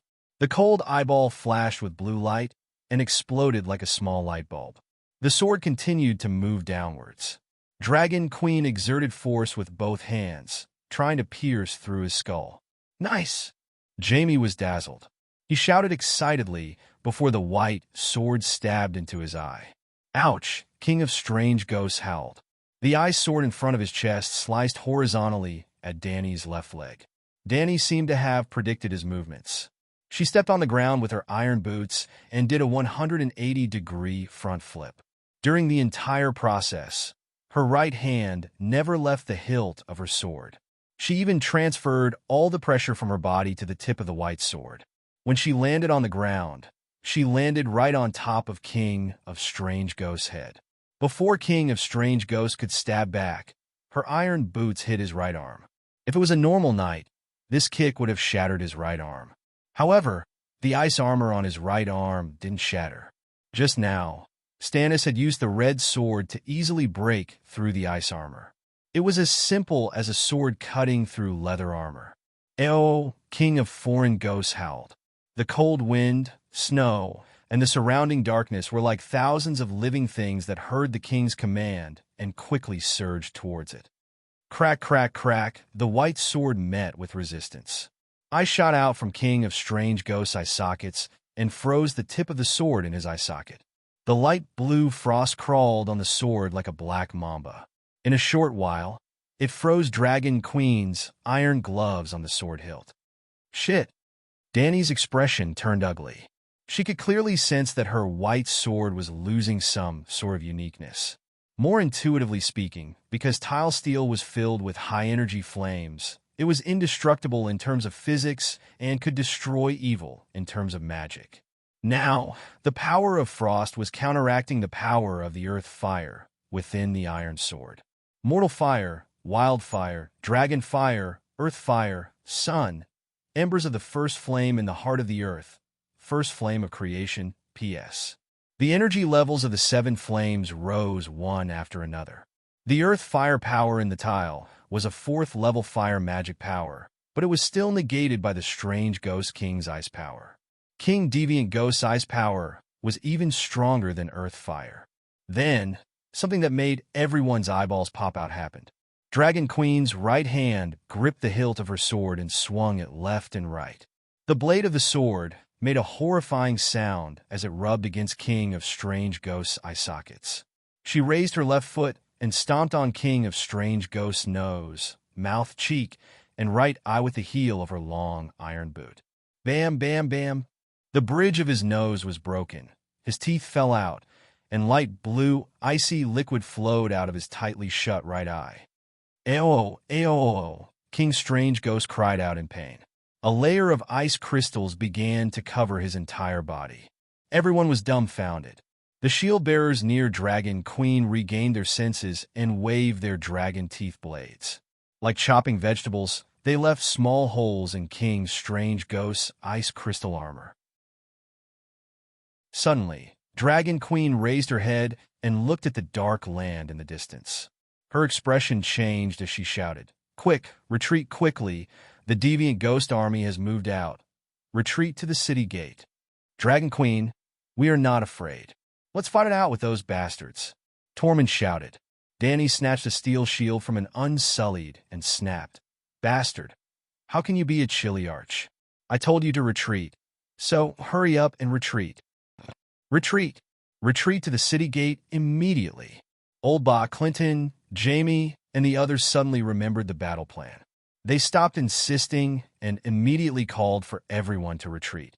Danny stayed where she was and continued to step on King Strange Ghost's face with her iron boots. She stomped King Strange Ghost's pale and shriveled face into a plate of juicy dumpling fillings. She couldn't even tell his nose, eyes, and mouth apart. But King Strange Ghost was still howling. A layer of frost climbed onto her tall iron boots. Dragon Queen activated her divine power and immediately dispelled the frost. Whoosh, whoosh, whoosh, 7 to 8 5-foot-long ice swords attacked like lightning. They were so fast that they barely left a trace. Dragon Queen lowered her body and hid half of her body behind the steel shield. Bam, bam, bam, the ice swords hit the shield one after another. The force was like holding up a shield to block a rocket, causing Danny's left arm muscles to tear apart. Okay, her left arm muscles were already torn apart, but Danny still let out a long sigh of relief. The ice swords of normal Strange Ghosts were very strong. They were bone-chilling and formed a layer of ice on the surface of the steel. But the ice swords didn't do any damage to the steel itself. To put it more directly, even if the long night fell, the power of the ice of normal Strange Ghosts was still lower than the power of the fire in the steel. Ka-ka-ka-bang, accompanied by the sound of ice crystals shattering. Danny's right hand felt lighter. Looking down, she saw that the tip of her white sword had already shattered. It was like a normal iron sword that had been shattered by a normal Strange Ghost-sized sword. The 3-foot-long blade was half an inch shorter. Without the white sword stuck in his eye socket restricting his movements, King Strange Ghost immediately howled. He slapped his hands on the ground and exerted strength in his waist. Like a carp, he flipped himself up. "You deserve to die," he roared at Dragon Queen. Behind King Strange Ghost, there were already hundreds of normal Strange Ghosts that had rushed over to rescue her on their dead horses and ice spiders. Dragon Queen was surrounded. "Huh? Let's take a hot bath together." She wasn't afraid at all. She raised her head and laughed. Whoosh, whoosh, whoosh, even the howling north wind couldn't stop the sharp whistling coming from the sky. The winged dragon army's wildfire bombs had arrived. Boom, boom, boom. Green flames surged, and waves of air spread out in all directions with earth-shattering power. Entering the state of wind song, Dragon Queen could distinguish the trajectory of every kerosene bomb falling from the sky. She was like a flea, jumping back and forth, drifting with the waves. She dodged the kerosene bombs and directly hit her head. She moved with the wind in the strong airflow that could tear apart steel. He was strong, but he was strong. The cool breeze caressed the grave. A tornado could destroy a tall building. A piece of paper that fell into the eye of the storm remained intact. Dragon Queen, in the waves of air, tried her best to become a small piece of paper in the tornado. Dragon Queen took King Strange Ghost down with her. Inside the city gate, Jamie stretched out his hand to block the violent waves of heat. He was shocked beyond words. Excluding Old Bar, Big Bear, and the other winged dragon knights who stayed outside the city, a total of 34 winged dragons carried out the bombing mission, dropping 20 tons of wildfire at once. 50 meters in front of the city gate, 100 meters to the east, the ground within 100 meters was covered in demonic green flames. The flames rose 3 meters into the air, and the waves of heat rolled. The onlookers on the city wall 50 meters away couldn't help but retreat. Even the excitement of their blood couldn't make them ignore the scorching heat on their skin. They're all too noble. Stannis traded his life for hers, and the Dragon Queen also threw bombs at me. The night was dangerous, and humanity was in danger. Finally, there were heroes who stood up and sacrificed themselves to save the world. They are all legendary heroes like Yasuo and Ahai. They should all be recorded in the annals of history, and the spirit of heroes will be immortal. The red-nosed old doctor's eyes were wet. 2 streams of tears flowed down his cheeks as he looked at the ocean like lake of fire. He was moved to tears by the heroic sacrifice of the legendary heroes. King Strange Ghost is dead, and the night is over. Is it over just like that? Stannis and Daenerys are both dead. Sansa felt a sense of loss. She couldn't feel happy about losing her 2 biggest competitors. They are all true kings, great heroes who sacrificed themselves for the people of the 7 kingdoms, Elaine said emotionally. What are you talking about? The plump and short Jichi widened her almond-shaped eyes and said disdainfully, You want to burn Calixi to death with this little fire? Haven't you heard of the name Immortal? Can she really not burn? She can't burn to death? The big sister of the sand snakes, Opaya, said doubtfully. That's wildfire. It's different from normal firewood. Elaine had vaguely heard of the legend of the Dragon Queen's Immortal, but she didn't believe that the Immortal was immune to wildfire. How many Targaryens in the past have been burned to death by wildfire? These people couldn't be blamed for being ignorant. In fact, this Dany was different from the original host who liked to wear a lot of titles. The original owner of the body often said the name of the Immortal, but Dany wanted everyone to think that she could actually be burned to death. Wildfire is just Calixi's special bath water. That's all, Jichi said with certainty. Boom! Everyone was about to say something when they heard an explosion from the sea of green fire in front of them. Then, a black figure flew out of the green fire. It slid on the ground for 7 or 8 meters, its body covered in gray frost. Everyone was shocked, and some of the warriors cried out in despair. Ah, the King of Foreign Ghost isn't dead. Even this can't burn it to death. The 7 hells. Stannis died together with it, and pierced its heart with his red sword. Actually, he didn't. The onlookers couldn't see clearly and misunderstood. It didn't die. The Dragon Queen's tile steel sword is so wide. It pierced its head, misunderstood again. It stuck in its eye, and it still didn't die. It was stepped on, surrounded by warriors, bathed in wildfire. How could it not die? Look, there's someone in the fire. Someone is coming out of the fire. Suddenly, a sharp-eyed knight saw a black figure slowly walking out of the green fire. It's the Dragon Queen. She really doesn't burn? Of course the Queen doesn't burn. She's the Immortal. But that's wildfire. The Dragon Queen had a shield in her left hand and a sword in her right.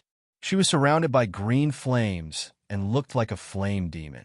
She walked out of the wildfire step by step and walked towards the King of Foreign Ghost, who was quickly getting up. When the King of Foreign Ghost stood up and raised his sword in a defensive position, everyone's vision blurred and they suddenly lost track of the Dragon Queen. She was too fast. She stepped on the wind and appeared in front of the King of Foreign Ghost in a few steps. It was such a big steel shield.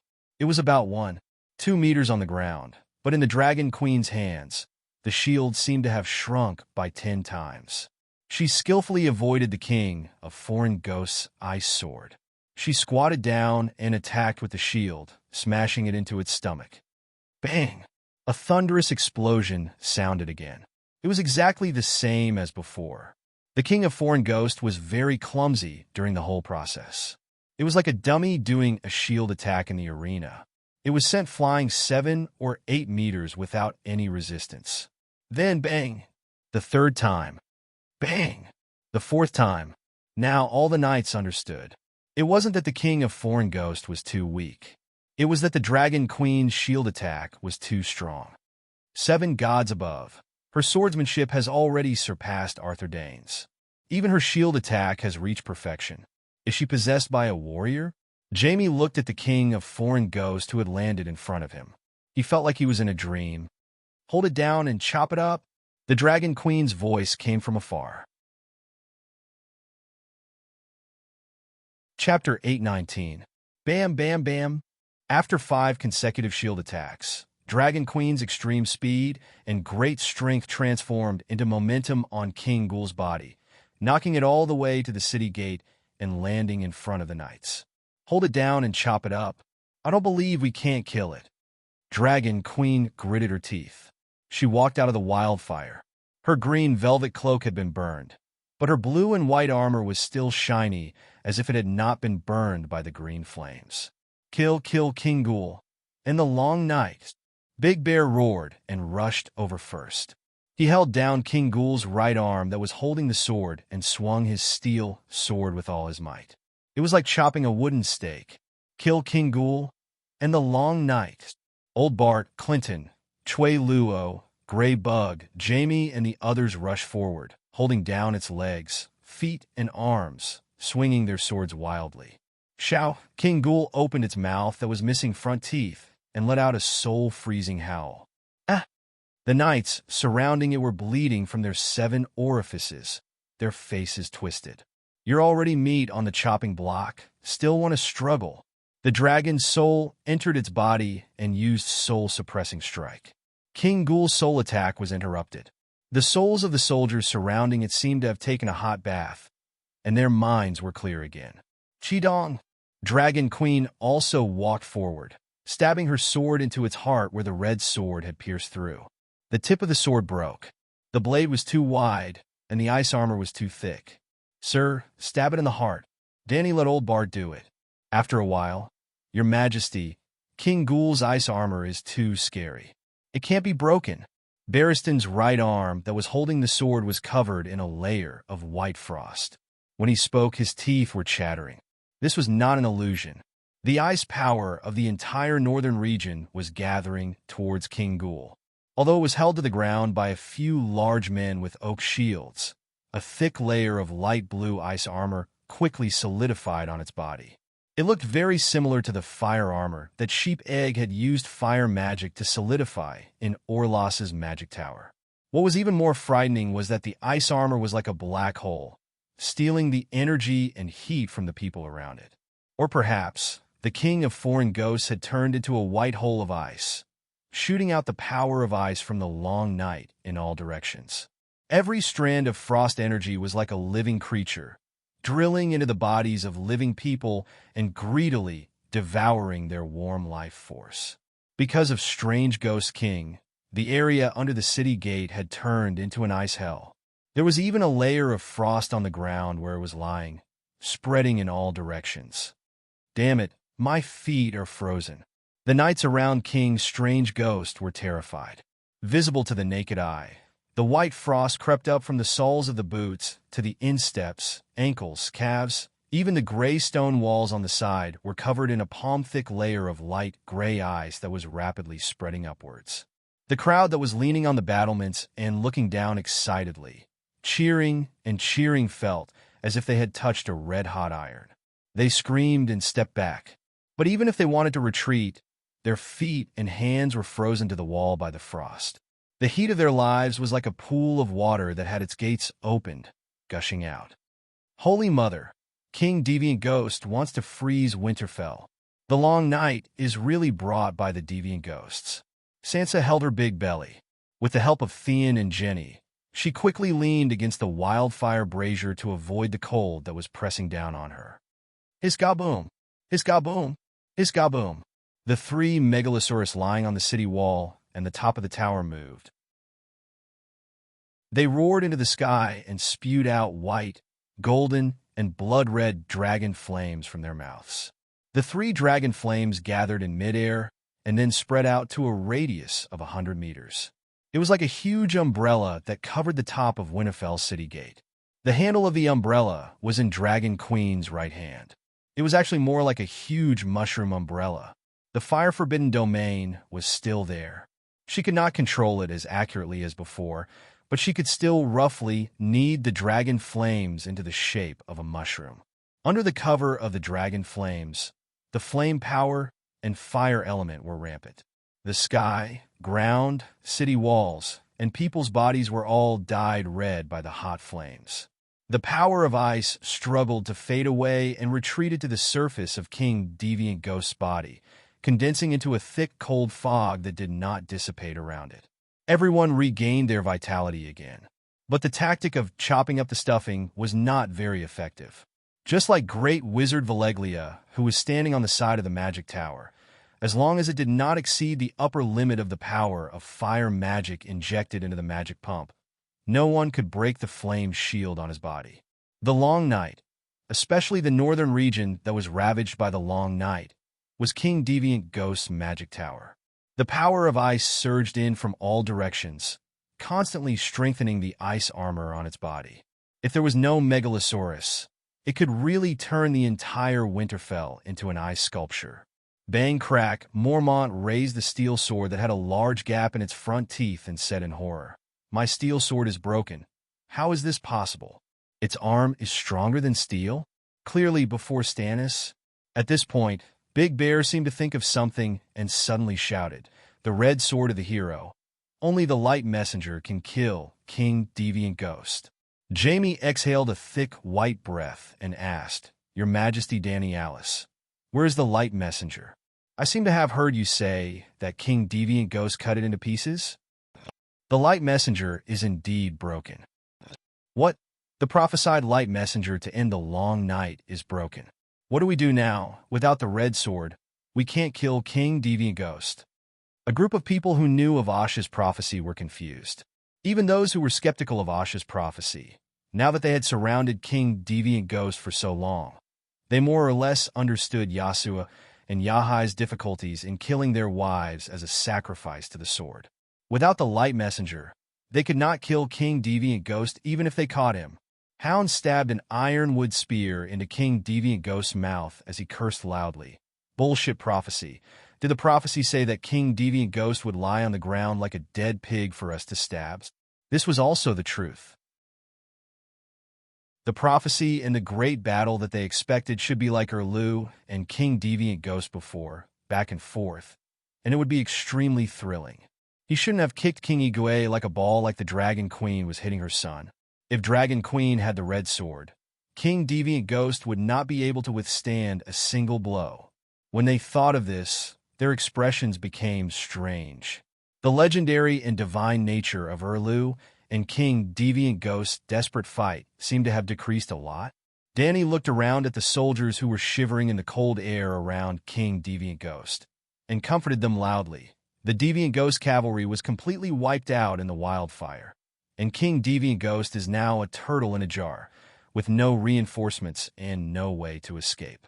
There is nothing that cannot be killed. We have time, and we can slowly grind it to death. With that, she waved her right hand, and a thick pillar of fire dropped down from the center of the dragon flame mushroom above her head. The mushroom-like stem was aimed at King Deviant Ghost's lower abdomen. Like a water column shot out from a firefighter's water gun, the scorching dragon flame landed on King Deviant Ghost's lower abdomen, making a sizzling sound, and a large amount of steam rose. The soldiers who were holding King Deviant Ghost down could not help but tilt their heads. Dragon Queen waved the broken sword, not dodging the dragon flame and steam, and stabbed at King Deviant Ghost's lower abdomen that was shot by the dragon flame. King Deviant Ghost's lower abdomen was like a leather drum, making muffled sounds of tearing. The broken sword pierced the ice armor, leaving wounds on King Deviant Ghost's lower abdomen. But it could not penetrate deep into the internal organs, and was immediately blocked by new ice crystals. King Deviant Ghost grunted in pain, but there was no fatal injury. Dani was annoyed. She raised her iron boot and stomped down on King Deviant Ghost's crotch. Unexpectedly, this inadvertent act of venting her anger was extraordinarily effective. Crack, the ice armor on King Deviant Ghost's crotch shattered, and a heel imprint appeared. Ouch! King Deviant Ghost closed his eyes, gritted his teeth, and resisted the hound's attack on his throat, and let out a miserable howl from his chest. Sir Richard's eyes lit up, and he laughed. I see. This iceberg is Bunyan Stark, and he also has a weakness. Queen, please let me try. Everyone, do me a favor and pull King Deviant Ghost's legs apart. He raised his fake red sword and said solemnly. Dani was stunned for a moment, then understood his intention. She shuddered and made room for the demon hunter. Although Grey Worm and Missand, who were in charge of pressing King Deviant Ghost's legs, didn't know what was going on, they endured the bone-piercing cold and pulled King Deviant Ghost's ankle. Activate the Saint Seiya armor. Before Richard attacked, Dragon Queen kindly reminded him.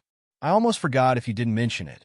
Richard suddenly understood and took 2 steps back, his expression extremely sincere. The power of faith accumulated for 4 days can only maintain the Saint Seiya armor for a few breaths, but it won't take much time to complete a killing blow. What's Saint Seiya armor? Jamie and the others were confused. You're not lying. Did you really bring down a set of Saint Seiya armor from heaven? Clutton Sange, one of the 3 heroes of hearts, was surprised. Saint Seiya, what kind of warrior is that? Armor brought down from the heavens? He's clearly wearing an old ancestral armor. The surrounding people were puzzled and looked at the warrior of hearts strangely. Almighty Dragon of Heaven. Richard chanted a spell, and a circle of golden 7-pointed stars lit up between his eyebrows. The warrior's divine power and the Holy Mother's holy healing poured into his body. Supreme Stranger. The deity's descent, rune imprinted on his soul, was activated, and the golden light came from the depths of his soul, from the inside out. 7 gods of Bo-Rua. The divine power of the warrior of the 7 gods ran in the deity's descent rune. Richard's muscles inflated, and his bones stretched and stretched with a crackling sound. Such an explosive change of body would certainly cause great damage to the body, but the Holy Mother's divine power immediately followed. Bo-Rua Bamaku Buzz. The divine power seeped out of the armor through the flesh and solidified into a set of pale golden armor on the surface of Richard. A bull's head, a snake's god, a scorpion's tail, a tiger's claw, the fake golden Saint Seiya Lalo. Almighty Dragon of Heaven, Supreme Stranger, 7 gods of Bo-Rua Bamaku. Richard's originally rough voice suddenly became grand and holy, like thunder in an empty valley, and the surrounding people were enlightened. They felt that the world in front of them was shaking in the thunder. 7 gods, Richard has become a giant. Gods, what power is this? It's so strong. Lord of Light, Richard has become. Sir Songji's expression was distorted. After the pockmarked night pierced the sun, the red-robed woman began to spread the doctrine and image of Shadow Demon Lalo among the Red Heart Knights. The others were shocked by the demon hunter's transformation, but the Dragon Queen was not very satisfied. Even without the service fee, Richard's divine power was still too little, and the time was too short. The outer holy robe was actually made of divine power, and with little divine power, the color and texture were naturally a little illusory. It was not solid enough. However, the sun-piercing strike was enough. But if the king of deviant ghosts really died, how would history be written? The Dragon Queen's face was conflicted, and she began to worry unnecessarily. Demon die. Chapter 820. 7 gods, please help me kill the ghosts. Richard grew from 1.9 meters to 2 meters. With the golden bull helmet on his head, he was close to 5 meters. He was like a mini giant. He also felt that he had the strength of a giant. His muscles bulged, and he only had strength left. It was like drinking a year's worth of aphrodisiac. He felt extremely suffocated and bloated. At this moment, he was confident that he could break through any defense with his sword. The knight's iron armor, the shield-bearer's oak shield, the king of strange ghosts' ice armor, almighty dragon of heaven, kill, kill, kill. He bent down and charged forward. The warrior's divine power activated the red sword in his hand, and a circle of golden red flames rose. He rushed in. He advanced quickly, but halfway through, he found it difficult to walk. He thought of the night when he was 13 years old and became a man on a maid. Almighty dragon of heaven, pineapple 8 meters red. The light golden armor on the surface of his body was drained of divine power, and it instantly dimmed and disappeared. But the attack was effective. Half of the 3-foot-long sword went in. Ouch! The king of strange ghosts trembled like a sieve. He closed his mouth and didn't dare to open it. He could only let out a soul-shaking wail from his chest.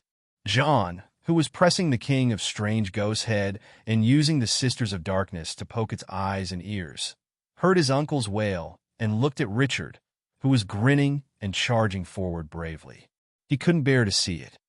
Uncle Bunyan, open your eyes and remove the ice crystal armor. Let me free you, he begged in a low voice. Buzz, at this moment, the sky suddenly darkened. The battle between sunlight and darkness ended. The sun disappeared completely. The darkness was like a coffin, locking the last gap. Danny was doing two things at the same time. At this moment, in the space of faith of the 7 gods, her divided soul swallowed the destiny of the Lady of Light. You dare to have designs on the Song of Light and start a battle of the laws. We will fight to the death. There is no room for negotiation. I will no longer care about long night and cold God. From now on, all my strength will be used to kill you, the King of Light announced coldly. He meant what he said. He retreated. Once again, at the crucial moment, just as Richard twisted his blade and was about to lose control, the King of Light dropped the ball and ran away. Be careful, Frost God is descending from the astral plane. I can't stop him. Bran's shrill cry appeared in Danny and John's mind. He had been working with the Light King to resist the will of the Frost God. Mother God, King Igwe called out in a low voice. It summoned a spirit of ice, darkness, and death. In an instant, all the braziers and torches in Winterfell were extinguished. The fake red sword was stuck in the middle of the pike, unable to move an inch. The pockmarked knight was so anxious that he roared again and again. In fact, in the fire-forbidden domain, ordinary flames could no longer be ignited. At this moment, even the wildfire had been extinguished. Winterfell seemed to have fallen into a dark and cold jelly. It was like an orange petal in an orange jelly. Will the torch be extinguished when it falls into the water? This was the same principle. Only the dragon flame was still burning fiercely. However, the mushroom umbrella formed by the 3 megalosaurus dragon flame could no longer be maintained and scattered into a mess. Rumble, the ground was shaking and Winterfell was boiling. In all directions, millions of ghouls surrounded the city walls. The 20-ton wall of fire outside the city gate was extinguished and the ghouls swarmed in. The knights immediately raised their shields and formed a shield wall with King Igwe as the center. Winterfell had 6 city walls. There were no wildfire bombs to clear the area. The ghouls could pile up zombie ramps at any angle of the city walls. Only the dragon crystal weapons could cause damage. The real battle of Winterfell had begun. As a success, Whitey leaped up and flew within the city walls to avoid the deviant ghosts that might appear among the ghouls. He extended his neck and twisted outwards.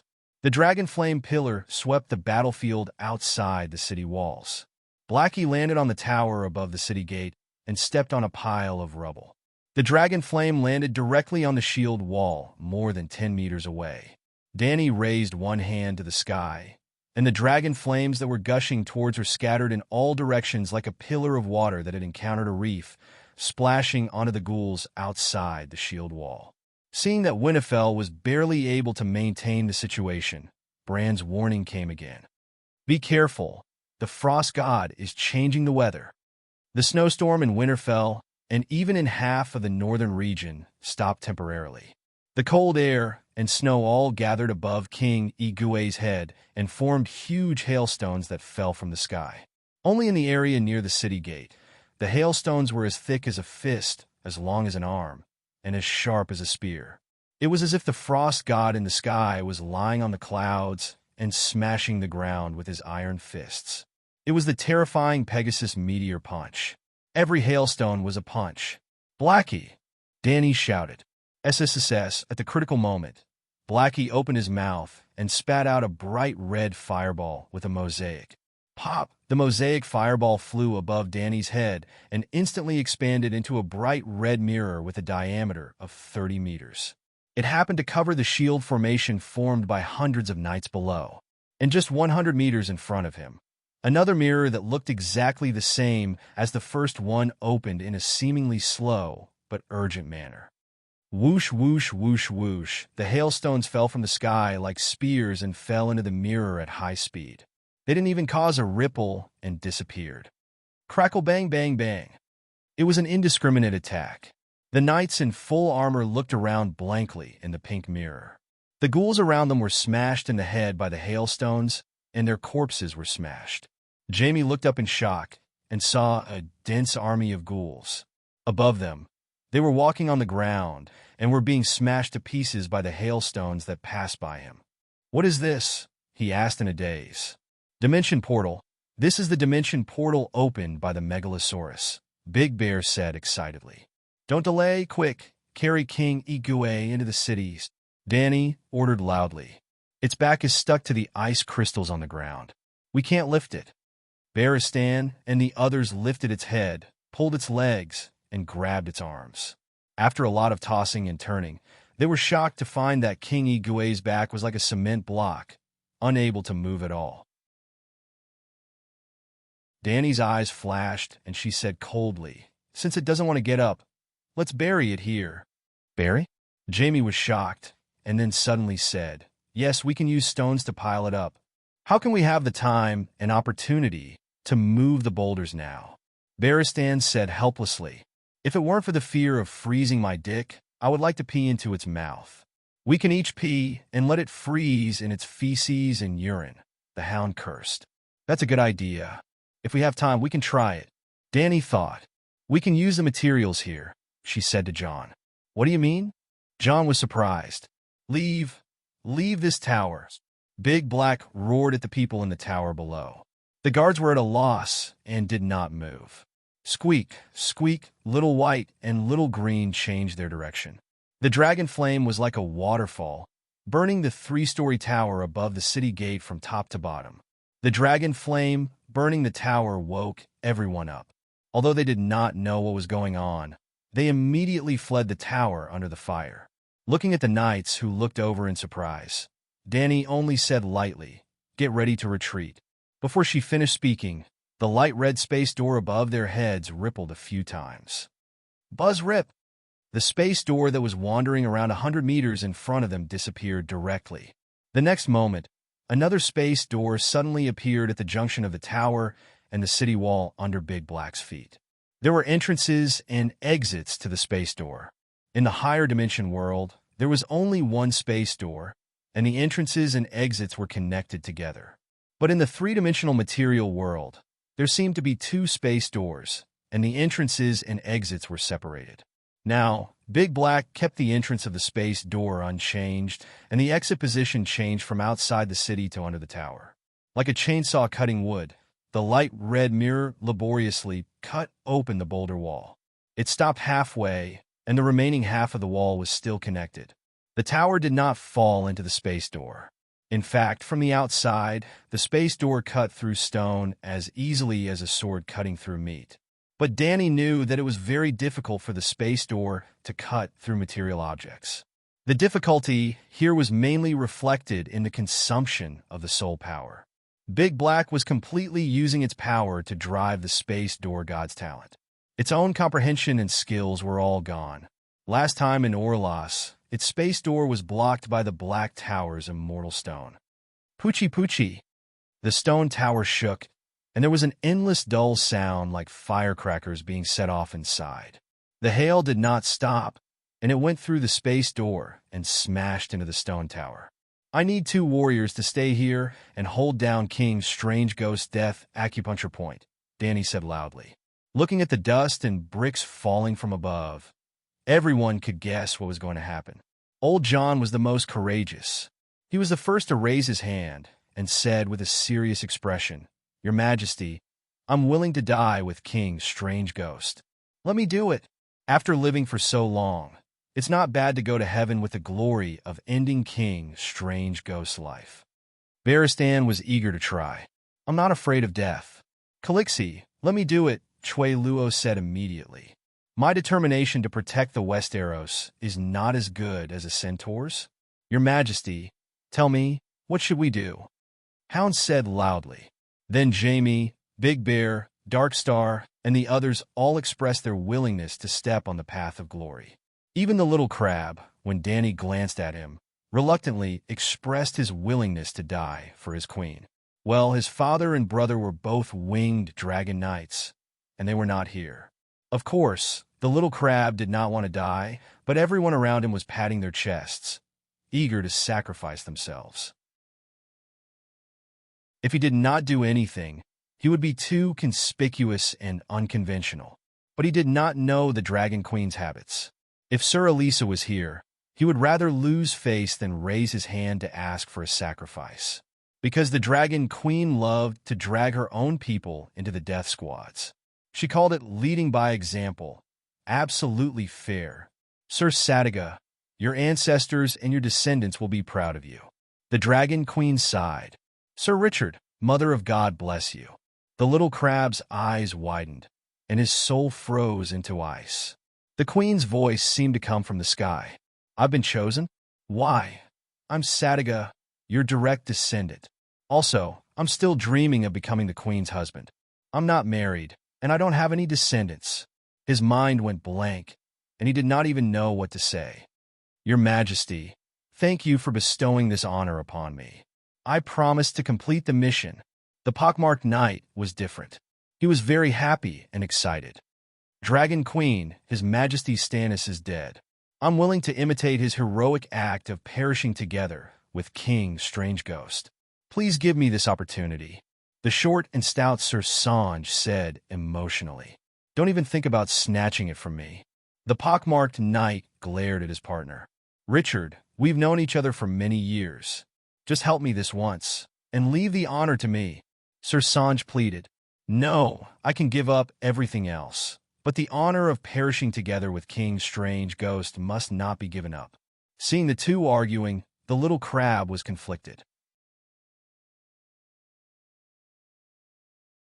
Chapter 8:21. Time is of the essence. Stop arguing. I'm willing to give my honor to Sir Sangha. Rhaegar Sitiga had a pained expression. Without waiting for Dragon Queen to speak, Sir Sangha stepped forward and took the little crab's hand. He said sincerely, "Thank you, Sir Sitiga. Thank you so much. When I go to heaven, I'll pray to the Holy Mother every day to bless you with health and longevity until the summer comes." "Holy Mother? Don't you believe in the Red God?" The little crab looked at the red heart on his chest and asked in confusion. "Believing in the Red God can also go to heaven. Defeating the deviants can also go to heaven," Sangha said matter-of-factly. The pockmarked knight looked at his little friend in shock. Seeing that he was serious and did not seem to have lost his mind, he asked curiously, "You scolded me for betraying my faith and refused to even bring the atonement scroll. Why did you change your mind now?" Sir Sangha looked at the sky and quickly said, "His Majesty Stannis and Mage Melisandre are both dead. The sun is also covered by darkness. I don't think the King of Light is reliable. The Holy Mother of the Seven Kingdoms is more realistic and powerful. You've been to the Seven God Heaven and revived in the Holy Robe. But who has been to the Red God Heaven? Who knows what the Red God Heaven is like? If you're really forged into chains, it'll be too tragic." This was too honest. Richard could not refute it. The little crab ran away in shame under the gaze of the Dragon Queen, but was stopped by the short knight. "Wait, Count Sitiga. I don't have an atonement scroll. Lend me your red light version. I still have to fight the corpses outside the city." The little crab was troubled. Richard turned to the Dragon Queen and asked, "Do you have an extra atonement scroll?" "I didn't bring it. But don't worry, I'll be right beside you. When you die, I'll immediately summon Stranger and send you to heaven," Danny promised. Actually, while they were chatting, the others were not just standing there and listening. After confirming that the members of the Suicide Squad were the Little Crab and Richard, Old Barton, Jamie, and the others had already raised their shields and retreated into the city gate. Now, there were only a dozen stainless steel warriors, Danny, the Red Heart Knight, and the Little Crab holding the Deviant Ghost King down. "You two hold on tight to it." Danny instructed the two Red Heart Knights to pin down the King of Strange Ghosts. Then, she flashed and moved 10 meters away. The next moment, whoosh! The space door under Big Black's body suddenly expanded. The tower, which had only been cut in half, was now cut in half by the light red mirror. Boom! The chimney-shaped stone tower immediately sank into the pale red mirror and fell from another mirror outside the city gate. "Holy Mother, please protect me." Looking at the hollow stone tower falling from above, Song-gu couldn't help but shout, "You must smash me to death." Well, of course the tower is not solid. The space door was cut along the city wall. The bottom of the stone tower that fell from the sky was actually the hall of the first floor of the tower. It was more than 20 square meters and more than 4 meters high. It was like a big bowl that covered the heads of the Red Heart Knight and the King of Strange Ghosts. If the stone tower was solid enough, the two of them and the ghost would be like by Sujin under the Layfoam Tower. They would be trapped under the tower instead of being crushed into meat paste. After all, there was still a space of 4 meters above their heads. Fortunately, the space door was open a little high. It was more than 20 meters in the air. The 100-ton stone tower did not have a steel frame. It fell to the ground, shook a few times, and collapsed. Boom! The ground shook a few times. Smoke and dust filled the air. There was an additional 7 to 8 meter tall pile of rocks at the city gate. The hailstones in the sky stopped. The entire Winterfell fell into silence after the explosion. It was quiet, other than the whistling of the north wind. Everyone stretched their necks and looked at the rocks below the city. "Is the King of Strange Ghosts dead?" Barristan asked expectantly. "Definitely not dead. The ghouls outside the city did not fall. The torches on the city wall still can't be lit." Jon frowned. "Not just the King of Strange Ghosts. Even Sir Richard and Sir Song-gu are not dead," Danny said awkwardly. She kept her promise and had been waiting for their souls to send them to heaven. Now that their souls did not appear, it meant that they were not dead. Winterfell had a history of 8,000 years. The building materials were of high quality. Even the stone tower's floor was made of a whole piece of rock. It was very sturdy. A few long pieces of rock were placed horizontally to form an angular space, allowing the two knights of Red Heart to survive. But as Knight Song-gu shouted, he would rather be smashed into meat paste. It was too torturous to slowly suffer in pain and bleeding. Is it really impossible to kill the King of Strange Ghosts without the hero's red sword? Big Bear frowned. It has a thick layer of ice armor on its body that cannot be broken. It is normal for it to be able to withstand the falling rocks. But the King of Strange Ghosts is trapped inside. We can kill all the ghouls first and then slowly torture it. Jamie said excitedly. "Your Highness, we can use the space door to cut its body," Jon suggested softly. Danny pointed to the sky and said in a low voice, "We can try, but we have to chase away the one in the sky first." "Gods, what is that?" Jon looked up and exclaimed, "Rumble-ka-la-la!" The dark clouds above Winterfell rotated slowly, forming a giant whirlpool that rotated counterclockwise. Purplish-black lightning chains swam around the center of the whirlpool. At first, the area of the dark clouds was not large, barely covering 100 meters around the King's Gate. But like cotton candy, every time the dark cloud whirlpool rotated, the surrounding dark sky would rotate as well. Round after round, under everyone's stunned gaze, A black whirlpool with a radius of 10 kilometers covered the sky. Ah, look in the distance. There is light. Suddenly, Jacqueline shouted from the city wall. Actually, without her reminder, everyone noticed that the dark sky that was originally the same color was divided into two circles. Every time the giant whirlpool rotated, the darkness became thicker, and the color of the sky outside the whirlpool became lighter. If the darkness was material velvet, the total number of velvet was fixed and evenly distributed in the sky of the northern region. Now, under the control of the gods, the velvet that represented the darkness began to accumulate in the sky above Winterfell. Winterfell was even darker, and the rest of the city revealed a gray sky. From afar, it was as if there was light outside the black whirlpool. In fact, there was no sunlight at all. The light came from the darkness. Lalo had already retreated. Even the shattered sun had exhausted its energy and disappeared completely. Be careful. This is a large-scale hailstorm mana spell. Everyone, hide in the tomb immediately.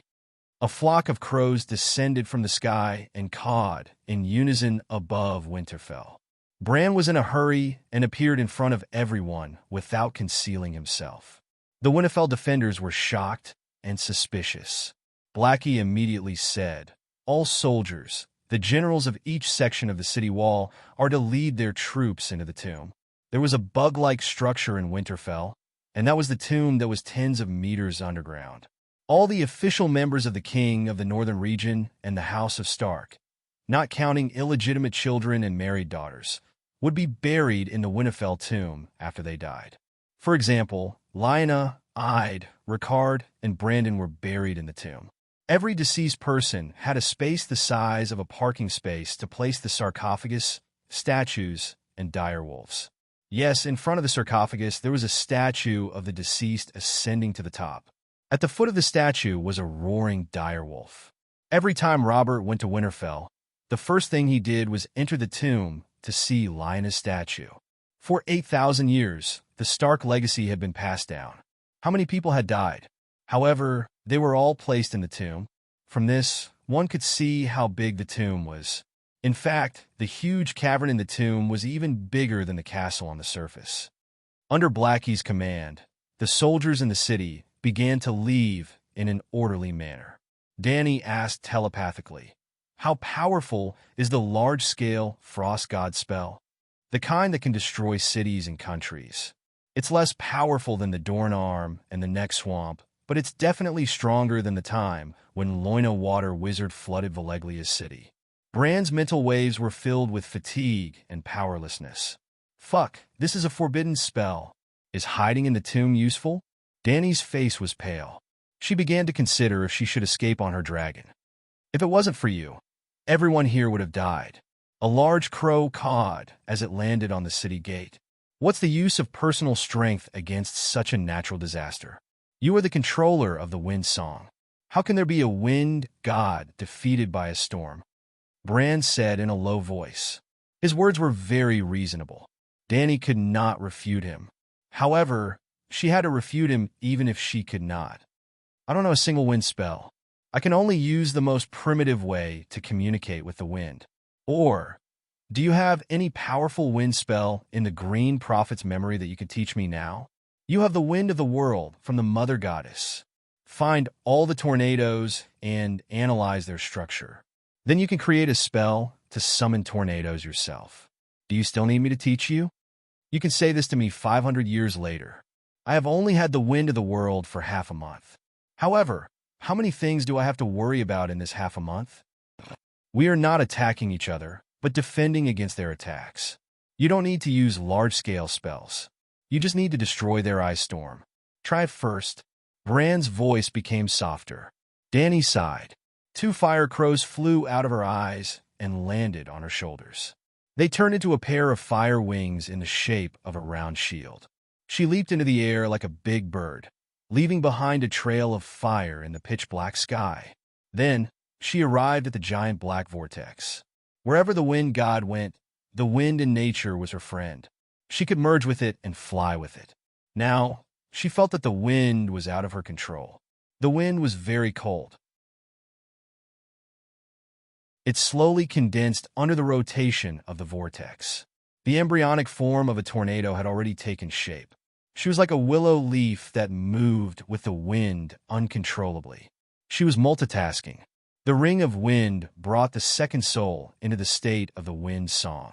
She analyzed the structure of the ice storm while chatting with the three-eyed crow. The frost god is so powerful. How did Yasuo and Ahai in the long night? What did you do that you don't even know?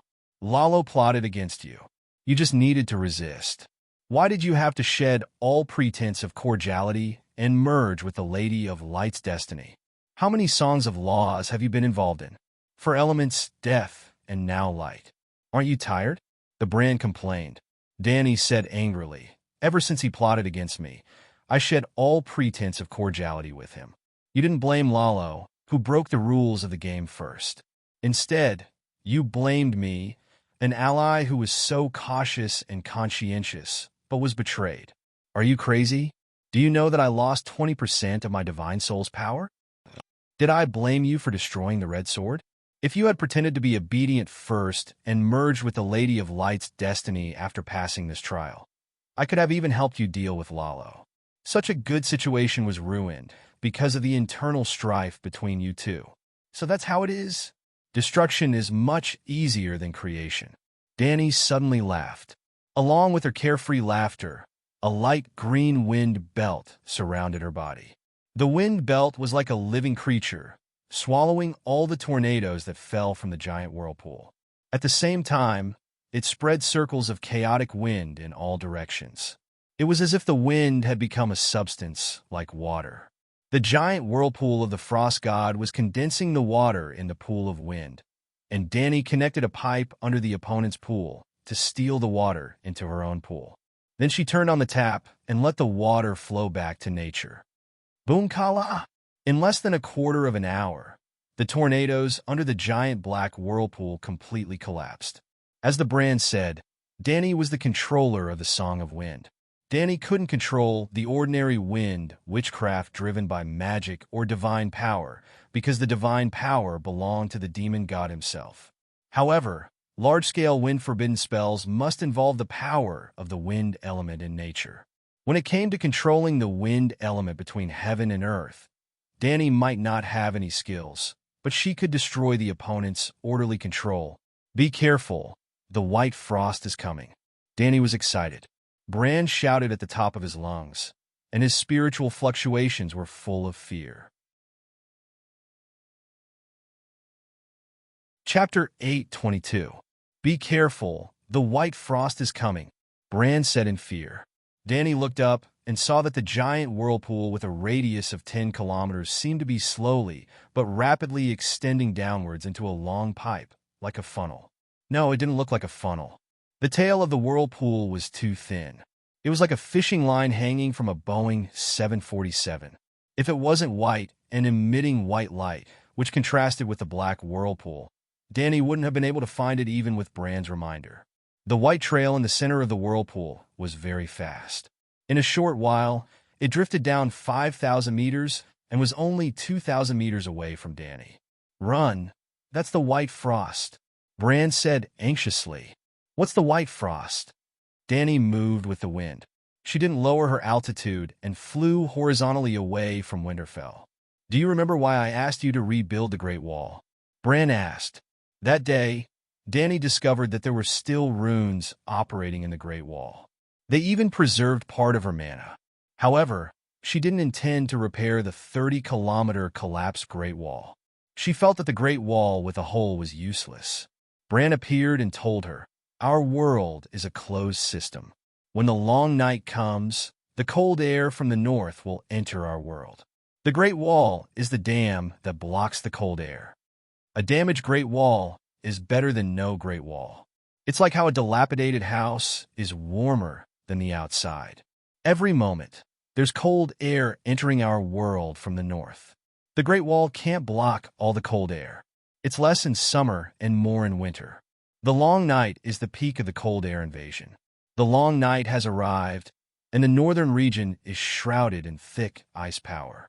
This power is getting stronger and gradually eroding the Westeros and even the entire world.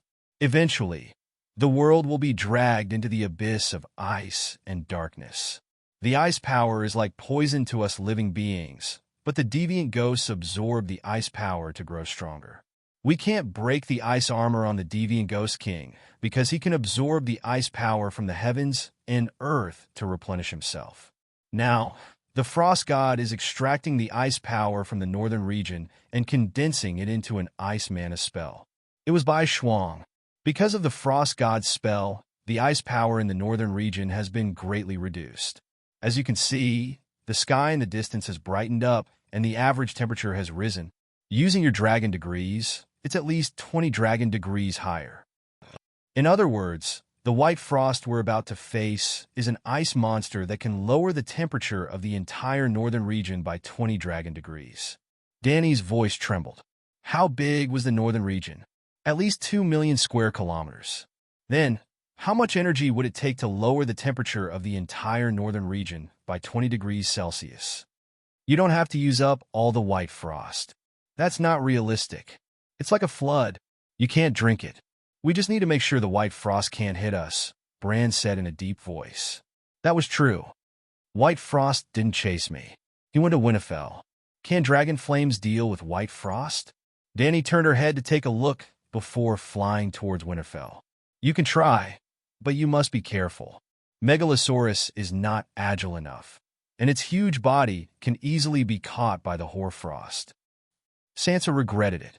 She shouldn't have brought her sister back to Winterfell because of the prophecy about the deviant ghost. The deviant ghost king's ice armor was so thick and sturdy that dozens of knights couldn't even break through it. What was the use of Arya holding the dragonbone dagger? Well, no one knew that the prophecy was true. Only the radiant messenger could kill the deviant ghost king. But she shouldn't have stayed in Winterfell. She had considered that as the main battlefield of the Great War, Winterfell would be fraught with danger. At the beginning, the battle was still within the realm of mortals' understanding.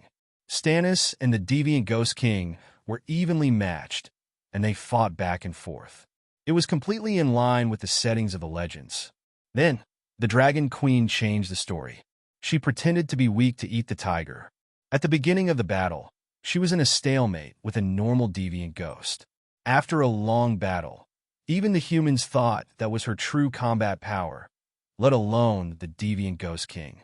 If the deviant ghost king knew the true level of her swordsmanship, he probably wouldn't have appeared alone. After all, Uncle Bunyan was a Stark.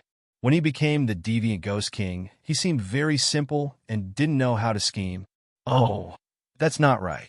When he fought with Stannis, he used many tricks and finally killed the radiant messenger, the only fatal blow to him. Unfortunately, when faced with the sudden power of the Dragon Queen, all his tricks were useless. Even though she didn't know much about swordsmanship, she knew that Uncle Bunyan was far inferior to Sword Daybreak, and the Dragon Queen had surpassed Arthur Dayne. The deviant ghost king was beaten up like a child by the Dragon Queen. Although it wasn't the fixed plot of the legends, it was still a human battle. But the hailstorm that followed, the fire in Winterfell went out, the dimension portal cut the tower. Even Grandma's legends weren't so exaggerated. But this wasn't the most exaggerated. The giant whirlpool was 10 kilometers wide. Even the ignorant humans would tremble inexplicably. The extraordinaries who sensed the terrifying mana within were already in despair. Sansa knew deeply that this was the prelude to a terrifying spell. As a moon singer, she could even predict the fate that would befall Winterfell through the violent tides in the Mana Sea.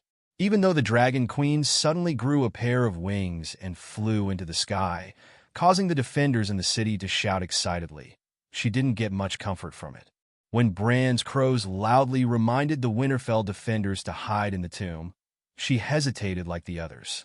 The others didn't know who was controlling the crows, nor did they understand the seriousness of the matter. But she knew that hiding in the tomb might not be useful. Escaping on the pterosaur was the best plan. But besides Jenny Poole and Theon, she also had Princess Elaine and the others with her. She had watched the deviant Ghost King's final battle on the city wall and had been surrounded by people. She couldn't escape on the dragon in front of them. While she hesitated, she was escorted back to the inner city by Jenny and Theon and queued up to enter the tomb. Perhaps the Dragon Queen could stop the forbidden spell in the sky?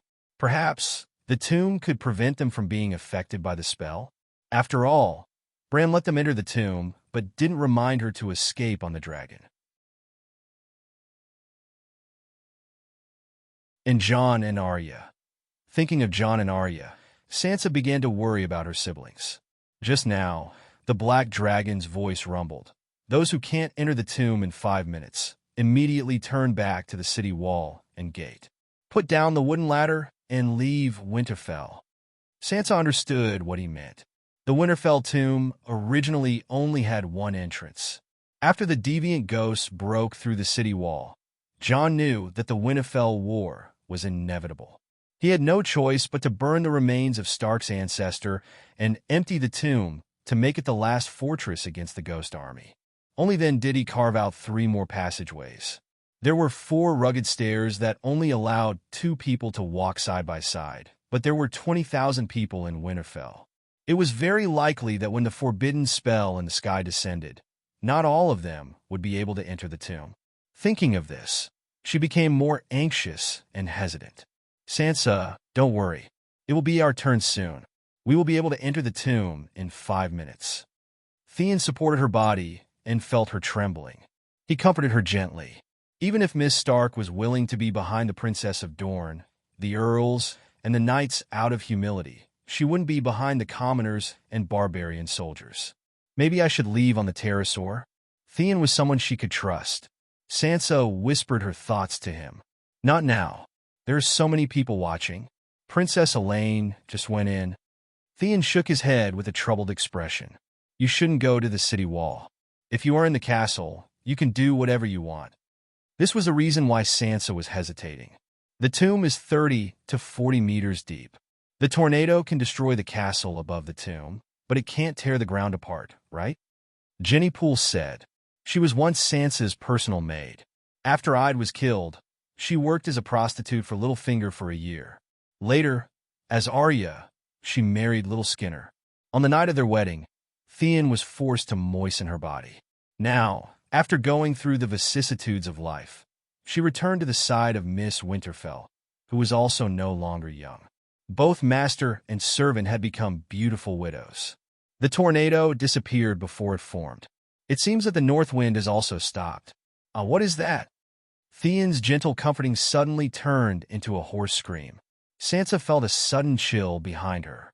She turned around and glanced at the city gate. That glance froze her soul. A white line hung down from the center of the giant dark whirlpool. It fluttered gently like a ribbon. It was about the thickness of a finger. It lightly brushed past the right tower of the outer city gate. It formed a pair with the stone tower that was cut by the dimension door. It was made of gray stone and was 3 stories tall. When the white ribbon brushed past the railing at the top of the tower, white powder that emitted a white light floated down. Perhaps the ribbon itself was made of powder. In the darkness, the fluorescent white powder was so gentle and beautiful that it was intoxicating. Ka-ka-ka-ka-ka. Gray-white ice crystals appeared out of thin air. Starting from the top of the tower where the white frost touched it, it sprinted downwards and spread in all directions. In a few breaths' time, the tower and the 50-meter-long city wall at the city gate were all covered in a layer of ice crystals. There was a long queue at the city gate. The commander cursed loudly and asked the soldiers who were dawdling to leave quickly. Even though the Black Dragon had warned them, those who could not enter the tomb in time were unwilling to leave the city. Leave the city to hide? Hide from deviant ghosts? There are deviant ghosts, zombies, and even deviant ghost kings outside the city. Leaving the city is courting death? The soldiers complained loudly. Ka-ka-ka. What's that sound? The soldiers raised their heads. Their expressions froze, and their movements froze. The white frost crawled on the walls of the city gate. The moment they felt the cold air from the white frost, they were frozen into ice sculptures. Bam, bam, bam. Because many people were still walking forward, their feet froze when they took a step forward. Their bodies naturally fell forward, shattering a handful of icy blue dust. Ka! The ice powder spread and blocked the view of the city gate. Only the cold sound of the white frost crawling could be heard. No! The people who were queuing up to leave the city saw the terrifying scene in front of them and shouted. However, their terrified cries seemed to have attracted a certain existence. Or rather, the white ribbon floating in the air was an intelligent creature. It smelled the fear of the humans and came. Ka! The white ribbon floated lightly as if it was weightless. It bounced off the heads of the people who were running frantically. It was like a dragonfly skimming the surface of the water. It left behind a circle of ripples. Wherever the ripples passed, the white frost spread out like ink falling into clear water. The entire world fell silent. No, Sansa's delicate features twisted into a demon's. She was so terrified that she peed her pants.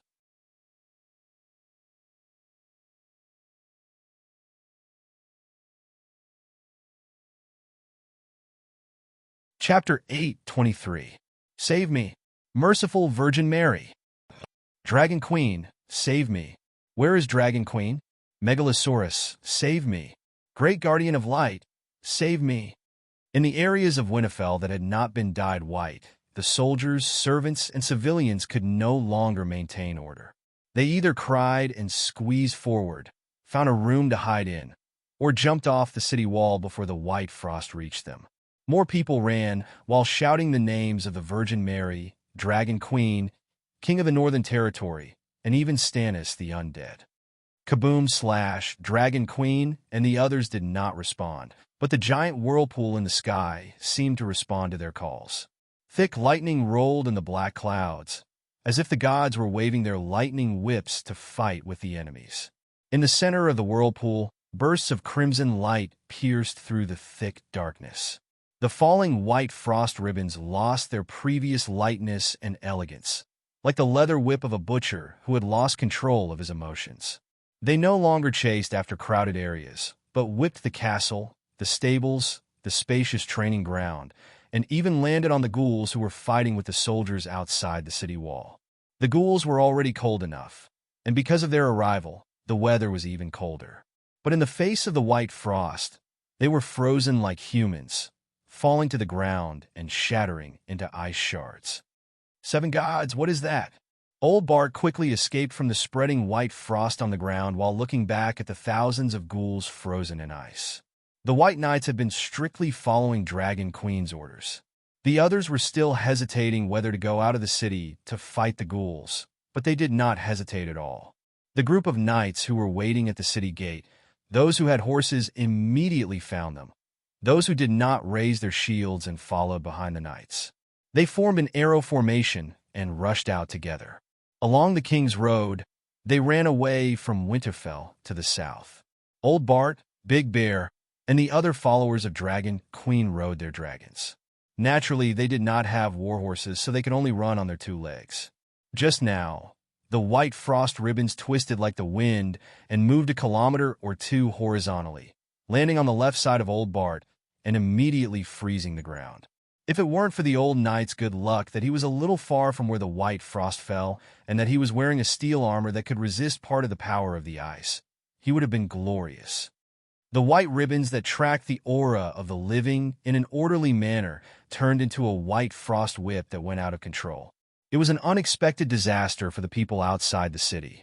But the Winterfell creatures who were queuing up to enter the tomb realized that it was a good opportunity to escape. After Bai Shuang left, they had time to enter the tomb again. Quick, get out of the way. This is Queen Sansa. This is Sansa Stark. She's pregnant. Theon carried the stunned Sansa in his arms and roared as he pushed his way forward. We should have left on the pterosaur. Dany, Liz has already escaped. It's too late now. I've sent Lady away. It's too late. Sansa sobbed in Theon's arms. There's still time. We can hide in the tomb. That white frost whip can't freeze the ground into ice. There's a hot spring under Winterfell. Theon consoled her. Fortunately, the title of queen was useless. Stark was a sturdy signboard in the Northern Territory and Winterfell. Even though the white frost whip was wreaking havoc in Winterfell and their lives were in danger, many savages, Northern Territory civilians, and even noble knights made way for Theon. Boom! Just as Theon carried Sansa down the stairs, a dull sound came from the center of the black whirlpool in the sky. It caused the castle to tremble slightly. Then, red light tore through the black whirlpool and dyed the ground red. The world of darkness suddenly became like the birth of the sun, with thousands of rays of multicolored light. Everyone who looked up at the sky could feel the warmth of the red light on their cheeks. It was hot. What happened? Theon stopped in his tracks and looked at the sky in a daze. Hong hong hong rumble, there was a hole in the sky. The red light dimmed and disappeared. It was replaced by white light. Everyone who looked up at the sky could feel the warmth of the white light on their cheeks. It was cold. The bone-piercing coldness made everyone fearful. The viscous white light that leaked down from the hole in the sky had the same color and temperature as the white frost whip. But the amount of white light, it was like a black iron pot covering the ground. At this moment, there was a hole at the bottom of the pot, and the white porridge in the pot flowed out of the hole. It was like a child playing outside the house in winter. The snot that flowed out of the nose was long and cold. It flowed down the mouth and chin. Then, with a slurp sound, the snot was sucked back into the nostrils. It was very cool. It was a pity that the black whirlpool only left the white snot and didn't suck it in. Now, the snot was falling towards Winterfell. Quick, let's enter the tomb. Sansa gripped Theon's cloak tightly and screamed with a distorted face. While before his snot could fall, the hailstones arrived first. Winterfell was once again filled with wails. White frost flowed down from the sky like snot. Surrounding the frost was a thick, icy fog. It was the moisture in the air that was frozen into tiny ice particles. The tiny ice crystals held hands and froze into large ice cubes. Hail was born. Fortunately, the hail wasn't interfered with by the gods. Otherwise, the hail wouldn't be the size of eggs or fists. Finally, the snot reached Winterfell. In an instant, white light flashed above Winterfell. The castle, the training ground, the city walls, and the people on the ground were all frozen. Ka, ka, ka. The snot froze into an icicle. The snot continued to flow, and the icicle expanded and rose. The water vapor in the northern region was sucked in, forming a cyclone around the icicle. The cyclone was like the hands of the gods that rubbed the sky above Winterfell. It created a 1 kilometer wide and 2 kilometer tall iceberg. Within the iceberg, one could see a lifelike castle with city walls, tall towers, courtyards, people, and forests. It was like a magnified Disney's Crystal Ball castle. 7 gods above were only fighting the deviant ghosts. Why is there such a powerful force? On King's Lane, Jaime was on the verge of breaking down. Plop! Jon's legs turned to jelly, and he knelt on the ground. He wailed heartbreakingly, "No, Sansa, my sister, caw, caw, caw." A flock of black crows flew down from the sky.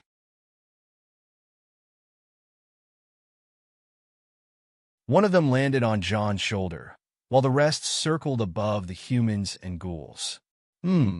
This team was being chased by thousands of ghouls, and the battle never stopped. Jon, pull yourself together. Sansa is hiding in the tomb. There's a hot spring in the tomb. Arya isn't in Winterfell. They're not dead. After hearing that his 2 sisters were fine, Jon felt much better. He tilted his head to look at the big crow on his shoulder and said sadly, "What happened? Winterfell is frozen. So this is the best ending. White Frost's ice power was released into the air. It's like the Frost God's forbidden spell mist. Dragon Queen neutralized the Frost God's attack." Bran sighed. Best ending? We were about to win, but we were all wiped out. What kind of ending is that? The Hound cut down a ghoul and roared without turning his head. Didn't you see the strange phenomenon in the sky? That's a true god casting a large-scale forbidden spell. If it wasn't interrupted, there wouldn't be anyone alive within a 10-kilometer radius. Now, you're all alive. True god? Fuck, what's that? Where's our god king, Lalo? The Hound asked blankly. It should be the Frost God. In the Asha prophecy, The deviant Ghost King was the servant of the Frost God. The god that Carhold City sacrificed was also the Frost God. Although James was paying attention to their conversation, his own line of defense was not messed up. He tied a round shield on his right hand to protect his waist. The sword in his left hand was as fast as lightning. The widow's wail pierced the ghoul's eye socket. He then pulled the sword horizontally, cutting off half of the ghoul's head and another ghoul's neck. That's right. The dark vortex in the sky is the Frost God's spell. Lalo is no match for him and has retreated. The Light King ran away. What about the 7 gods? Why didn't the warrior and the Holy Mother come? Jamie asked. 7 gods? The big crow had a strange look in his eyes. The 7 gods are here. It's the 7 gods and Danny Rise who stopped the Frost God's forbidden spell. There was nothing wrong with that. Danny didn't run away. She was usually afraid of death, but in the face of danger, she had a brute courage that she didn't know she had. In fact, she had been trying to stop the white frost from falling from the sky. For the first time, she hovered in the path of the white frost ribbons. 3 megalosaurus surrounded her and formed 3 huge dragon fireballs. The megalosaurus left. She held the fireballs and waited for the white frost ribbons as thick as a thumb to reach her body. The 3 dragon fireballs the size of carriages, one of which was the blacksmith fireball with the strongest flame power, smashed over together. There wasn't even a splash. There was no explosion, no expansion, no sizzling sound of red-hot soldering iron entering water. The white frost was like a greedy demon, reaching its tentacles into the dragon fireballs and sucking watermelon juice. In a few breaths, the fireballs shriveled, shrunk, and finally disappeared. In fact, the white frost didn't absorb the flame power in the dragon fireballs. Instead, it extinguished the dragon flames with a large amount of ice power. It was like using a fire hose to extinguish a lit candle. The second try was the space gate. Blackie was far away. A mosaic fireball shot out dozens of meters and cut off the white frost ribbons. Then, the bright red space gate solidified into a seemingly solid ice crystal mirror and shattered with a crack. As expected, the space gate doesn't work well on Frost God and even the King of Strange Ghosts. Bran sighed helplessly. The time and space talent that Mother Goddess gave you can be divided into time and space talents. Time is Door God's talent, while space comes from Wind Mastery PS. To put it bluntly, the space gate was just a kind of witchcraft derived from the Song of Wind. Door God knew how to use it, and so did Frost God. However, the Song of Wind completely belonged to Door God. The Weirwood Root retained the Song of Darkness and could no longer use the Wind Space Gate. After 2 failed attempts, Danny gritted her teeth and thought, since I can't block the frost, I'll deal with the source of the frost. She rode on Blackie and opened the space gate. In an instant, they crossed 8 kilometers, which was 8,000 meters in the sky. She and Blackie came to the top of the dark vortex. Only she and Blackie were left. Little White and Little Green flew to the White Blade River Mountains far away from Winterfell. Above the dark vortex, Danny looked up and saw the stars and moon that she hadn't seen for many days. They were still shining, but they were more than 10 times dimmer. She wasn't in the mood to lament the lack of stars. Below her, in the huge vortex of ice and darkness, a malicious and terrifying will was staring at her. It was Frost God. Danny versus Frost God, the first round.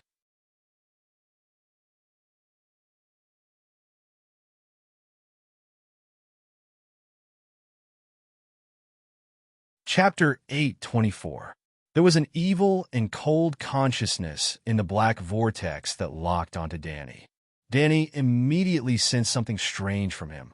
She was no longer ignorant of the power of this world when she had just transmigrated. She had fought with Sheep Egg, Door God, and Lalo. She had even beaten Frost God's servant, King Strange Ghost, to death.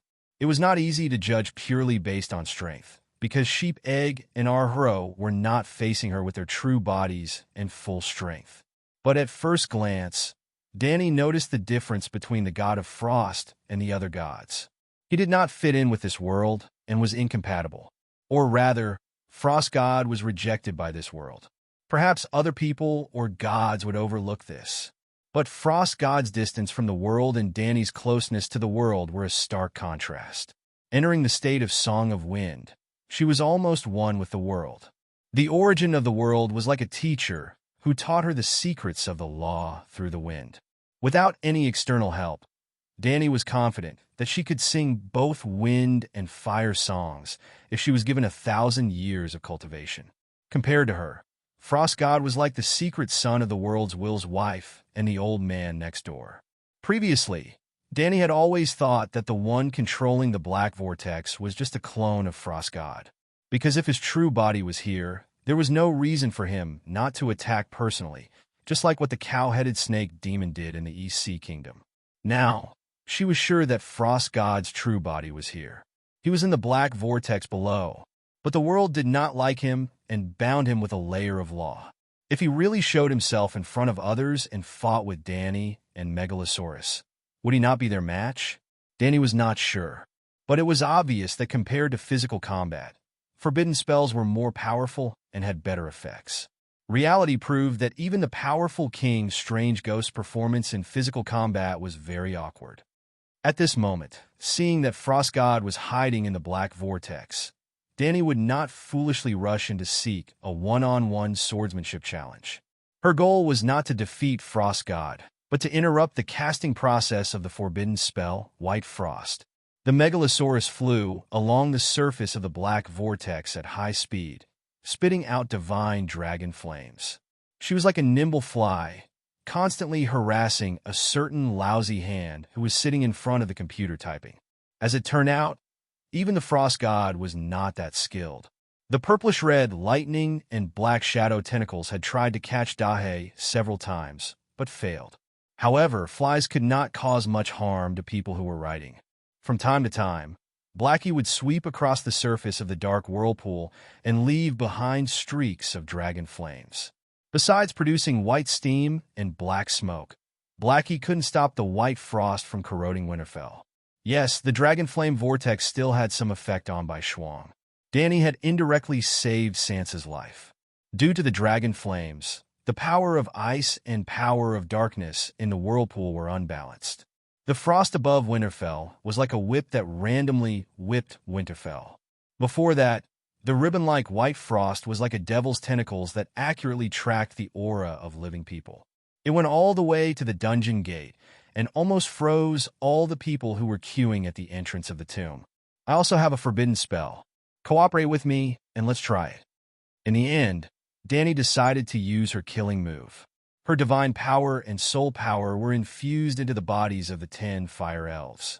They turned into 10 crows and blended into the three-eyed crow's army of 3,000 crows.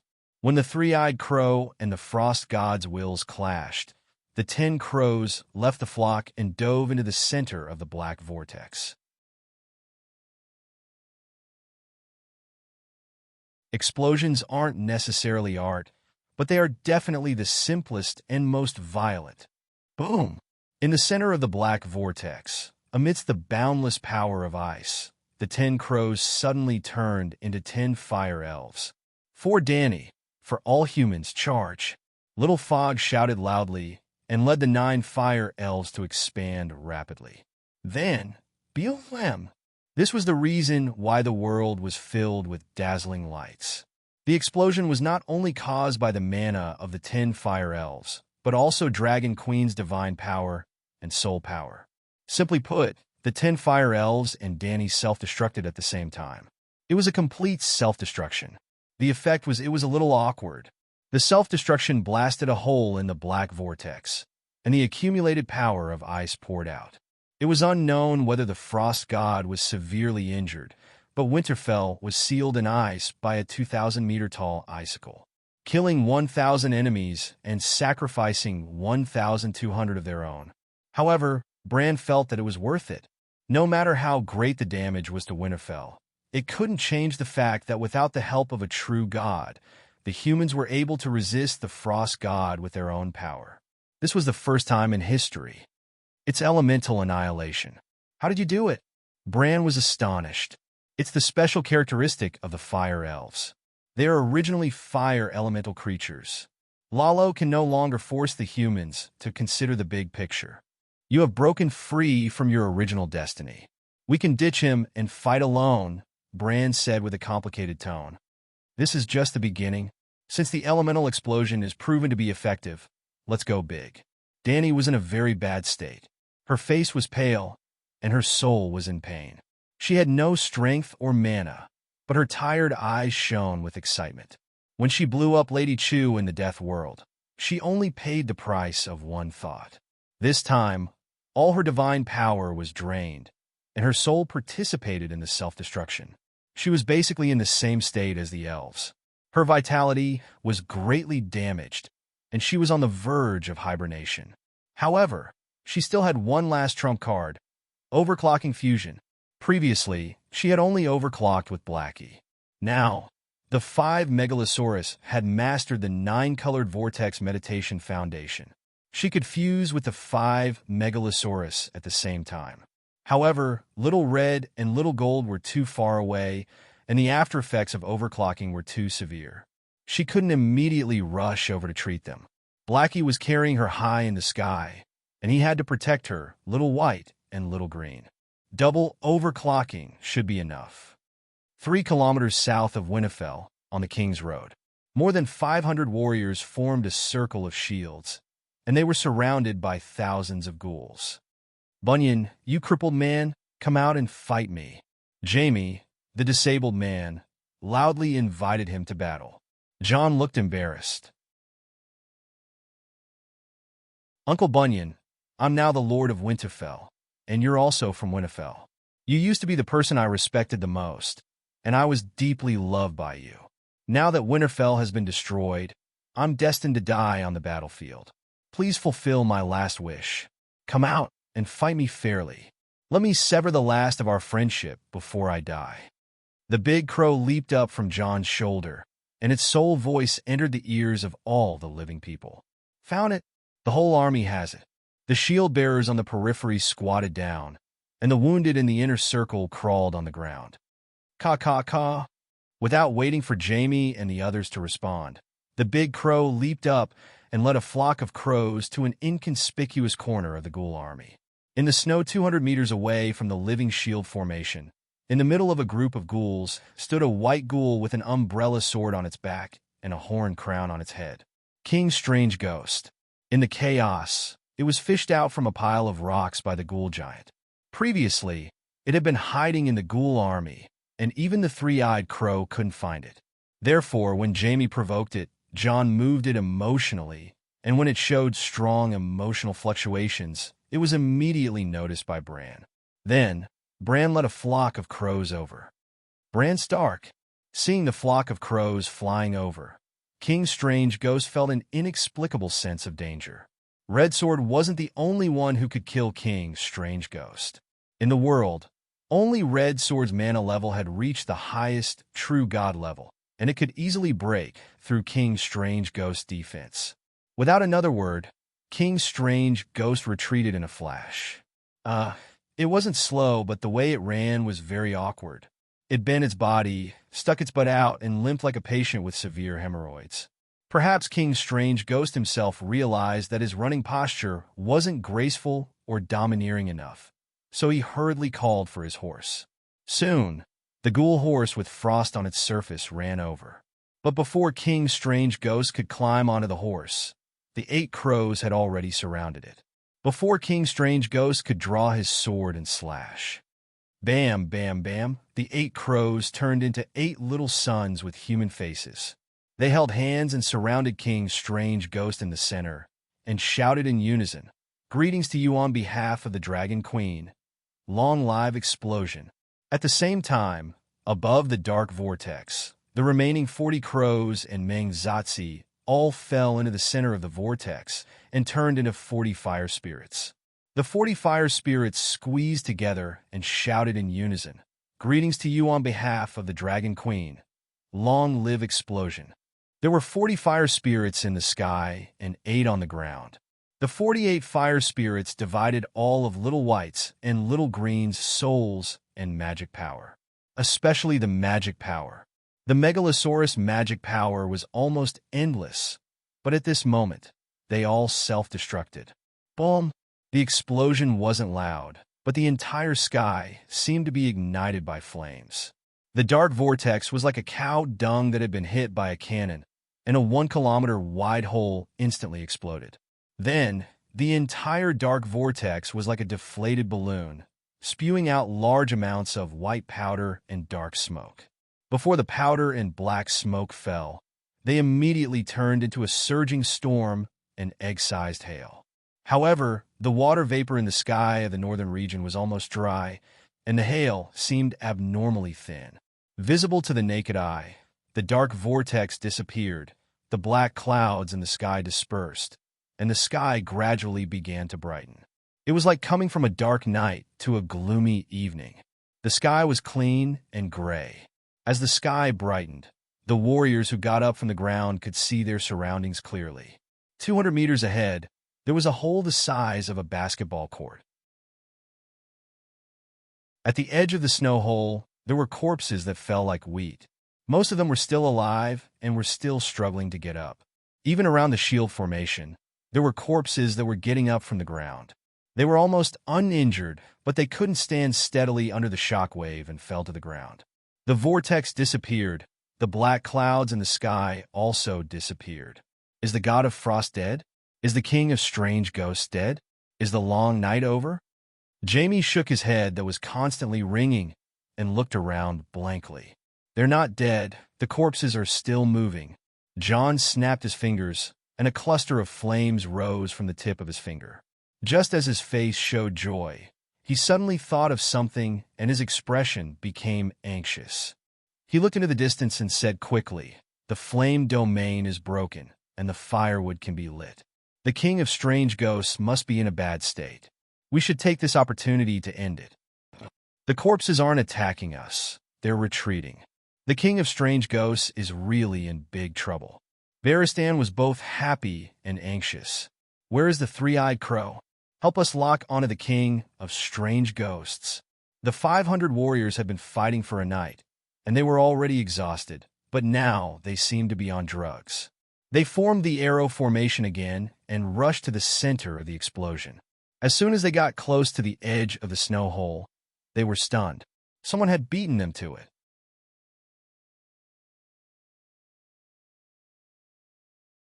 Chapter 8:25. 40 fire elves, carrying 2 Megalosaurus mana and soul power, self-destructed. The power was terrifying.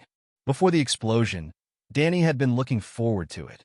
But she wasn't naive enough to think that a fire element annihilation could kill a true god. The theme of the Winterfell battle hadn't changed. Kill the king of strange ghosts. Yes, the king of strange ghosts was the target. If the frost god was chased away, it would be a success. But after the black vortex disappeared and the frost god left, the king of strange ghosts wouldn't insist on fighting Winterfell. It would also run away. Even the three-eyed crow wouldn't be able to find it if it hid among the millions of ghouls.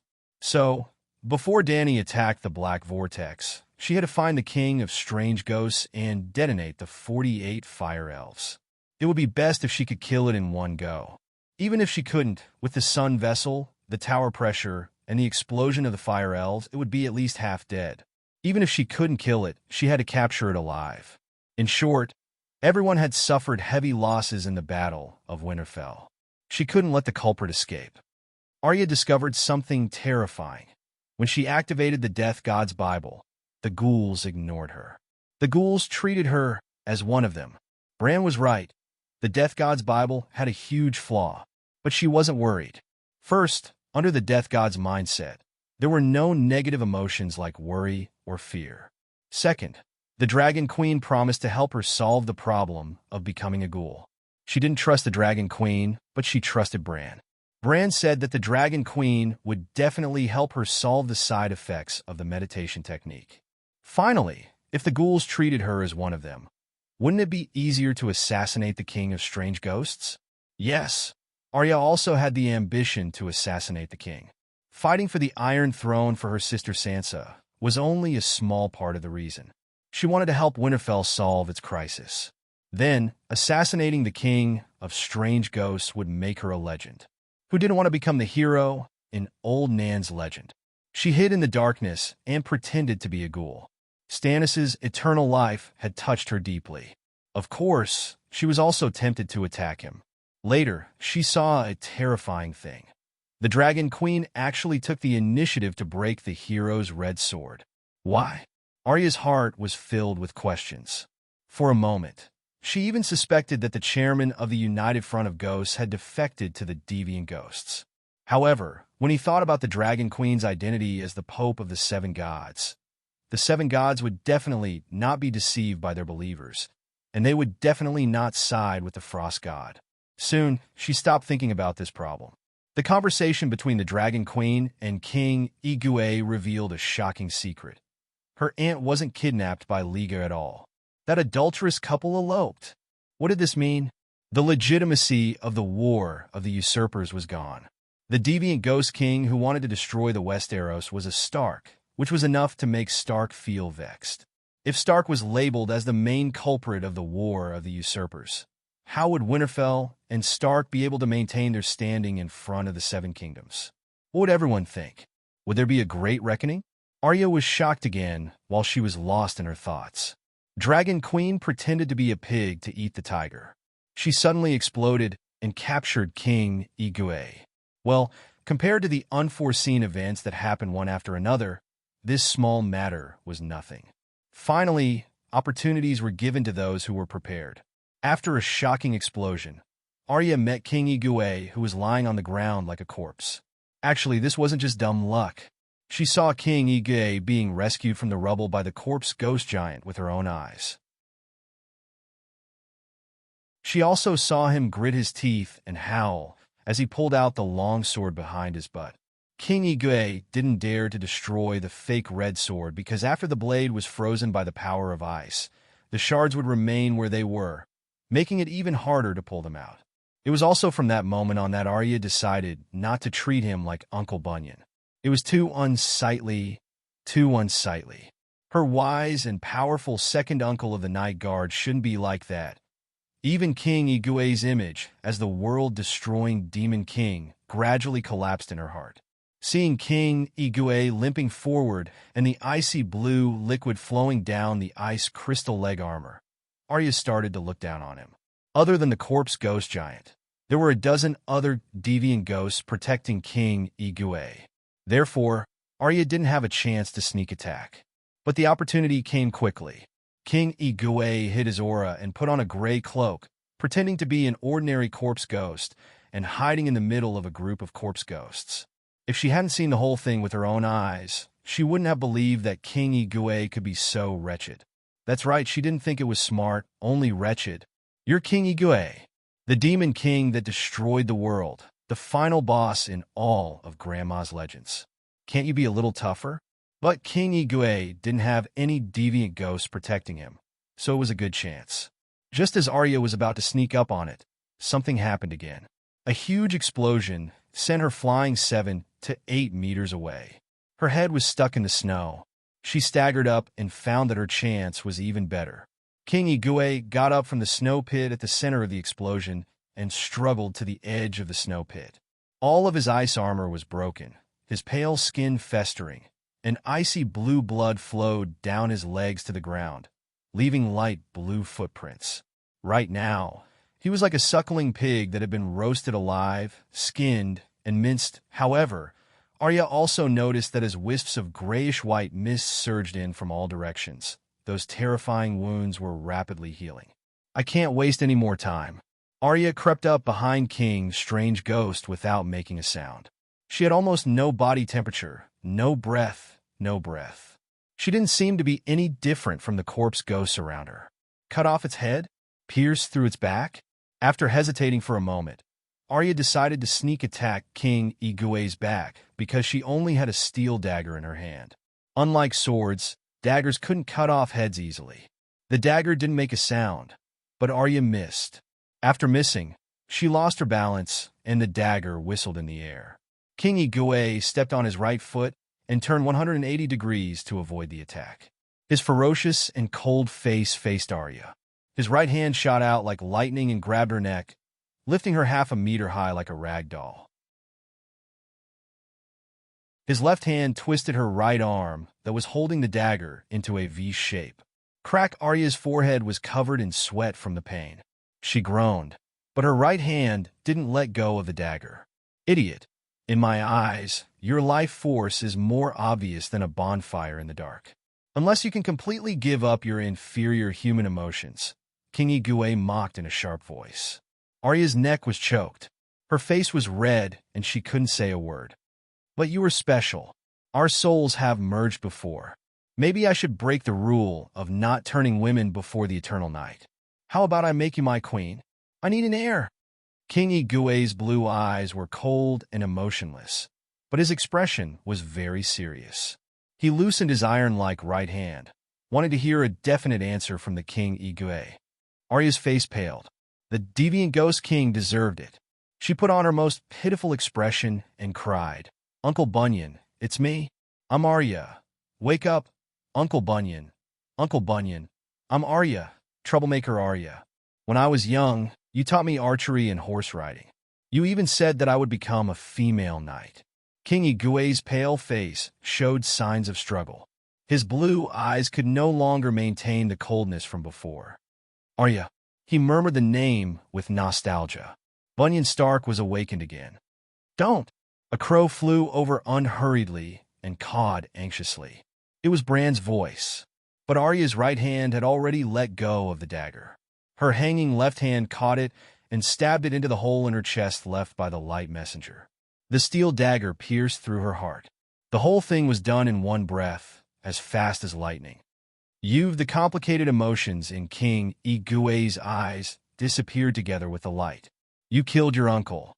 King Igué's dim eyes were only left with coldness. Pust. What answered him was Arya stabbing him again and again. His heart was pierced. Idiot. King Igué suddenly smiled at Arya's cold little face and turned to look at the sky. Buzz, a portal flashed 50 meters in the sky. The black dragon jumped out with the dragon queen, whose eyes were shining with red light. Caw. 3,000 crows followed behind the megalosaurus. They were so dense that they looked like locusts passing by. Ilba back. After saying that, King Igué fell to the ground. The blue light in his eyes dimmed. Plop. With King Igué's body as the center, the ghouls and other ghouls all fell to the ground like puppets whose power was turned off. King Igué has been killed. The long night is over. The warriors who rushed over cheered. Evildoer, where are you going? Dragon Queen's reaction was very strange. She shouted and jumped up. The megalosaurus under her was like a plane that lost its power. Its eyes dimmed, and it fell into the snow. A trench 100 meters long and 3 meters deep was plowed in the snow. Ordinary people couldn't see it from the soul's perspective. A blue light shot out from King Igué's forehead. The light wrapped around a man's figure and flew to the north like a meteor. Then, a black dragon flew out from Dragon Queen's forehead. The Dragon Queen, whose body was made of flames, rode the black dragon and chased after the blue light. She had used this method to chase after the six-form man Valamir and intercept the red dragon and the sheep-egg dragon spirit. In fact, she didn't catch up with Valamir at that time. She only arrived when the six-form man's remnant soul opened the second life in the wolf's body. She killed the wolf, not the human Valamir. This time was the same. She missed the initiative and couldn't catch up with King Igué, who had opened the second life. But she wasn't alone.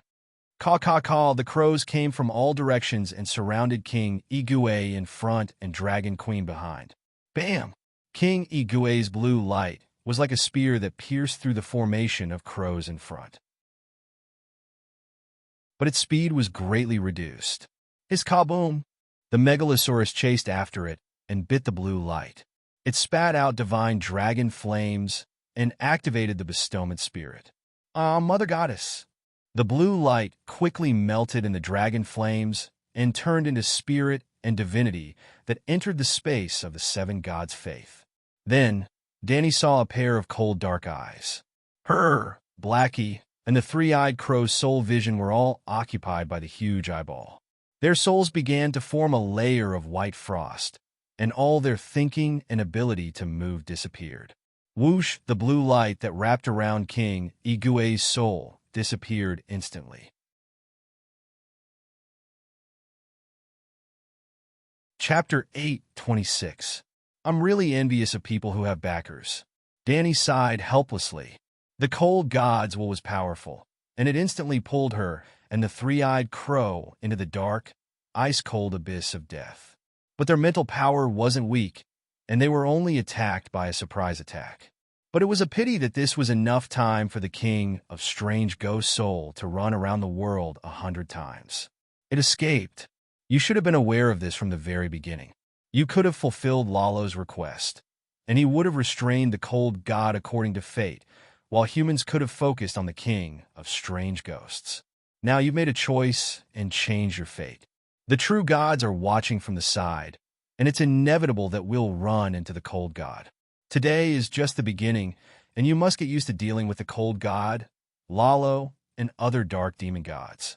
You don't have a way out, and you don't have a backer to rely on. Because you're the strongest human, you're the backer of others, the three-eyed crow said in a solemn tone. I didn't expect you to have such a high awareness, Danny said in surprise. The three-eyed crow has always been the backer of the Westeros, and we've been carrying heavy responsibilities and walking alone in the history of the human kingdoms. We're already used to it, Bran said calmly. I'm just saying that you're fat, and you're really panting. Without all of you, the world would have been better. Blackie's soul left his mind, and he lost control of his body, and he fell to the ground. But the whole process seemed long, and it only took a breath's time. Blackie's belly armor was still sliding on the snow, and Danny brought his soul back to his body. At this moment, the king of strange ghost soul also started a second life in a new body. 7 gods, isn't the king of strange ghosts dead? Why did these ghouls come back to life? Amidst the screams of old Barker and his men, the deviant ghosts and ghouls on the snowy ground were like charged Terminators. Their pale blue eyes lit up once again, and they got up mechanically, running on the snowy ground as fast as flying. They were retreating. Danny landed on Blackie's back and shouted, "The king of strange ghosts isn't dead. Continue fighting." "Who are we fighting? Where's Foreign Ghost King?" Arya held her dagger, her expression blank. Deviant ghosts and corpse ghosts are all running for their lives. "Kill them all?" Danny said casually. Without waiting for the others to respond, she mounted Big Black and washed the ground with her dragon flames. This time, they were really unscrupulous in their cleansing. There was no king of strange ghosts, no god of frost, and no forbidden fire domain. The dark sky was dispelled, and the sky was light years gloomy gray. The visibility was better than ever. Danny was still in the double overclocking state. Dahe was almost flying close to the ground, and the dragon flame it spat out was like a 100-meter-wide broom, sweeping out scorched tracks on the white and flawless snowy plains. The corpses were burning, and black smoke was billowing, and the burnt smell permeated the vast snowy plains. This is too much. If it was like this before, compared to the Megalosaurus, our group seems to be useless. Jaime was deeply affected, and his face was full of dejection. She didn't dare to do this before. Jon said seriously, "Now that the sun is up, the Megalosaurus and Dragon Queen can see the danger from the ground. That's why they are so bold. If the Foreign Ghost King was still here, with more than 10 deviant ghosts and the Forbidden Fire domain, they would definitely be able to heavily injure the Megalosaurus. So, the city wall and the guards are not useless. The Megalosaurus cooperated with the human soldiers and worked together to cover each other. This is the way to win." Thinking about how it was so dark that they could only rely on their blue eyes to determine the identity of the corpse ghosts and their attacks, Jaime nodded silently. His expression was much better. Arya looked around and found a big crow that had landed on the corpse ghost's cheek and was pecking at the pale flesh. She walked over and asked, "Why is the Foreign Ghost King not dead?" "I killed it." The crow swallowed the bloody white meat and asked, "The Foreign Ghost King can control deviant ghosts. just like a shapeshifter can control animal companions. Do you understand now? The foreign ghost king is also a shapeshifter? Arya's expression was ugly. In fact, the first deviant ghost and the first foreign ghost king were both green prophet. The deviant ghost meditation technique is 90% similar to the green prophets. Your Reaper's Bible was created based on the meditation technique of the deviant ghost and the green prophet. So the foreign ghost king can never be killed? John found it hard to accept. No, it's already dead. Uncle Bunyan's will completely dissipated, and then the real foreign ghost king was born. Bran's tone was complicated. What do you mean, wasn't the one before the foreign ghost king? Jamie frowned at the crow whose mouth was stained with blood. It's the foreign ghost king, but it's not complete. You guys noticed it too, right? Bunyan Stark can control the body of the foreign ghost king from time to time. At that time, the forbidden fire domain disappears. The ice power that automatically surges towards it disappears, and the piercing north wind slows down. It can be said that other than the appearance of a deviant ghost, it has lost all the talents and abilities of the foreign ghost king. That is the pure Bunyan Stark, a human. The reason for this is that there seems to be a problem with the ritual of transforming the foreign ghost king, and it's only half completed. Most of the time, Bunyan can't take control of the body of the foreign ghost king, but his will never disappear.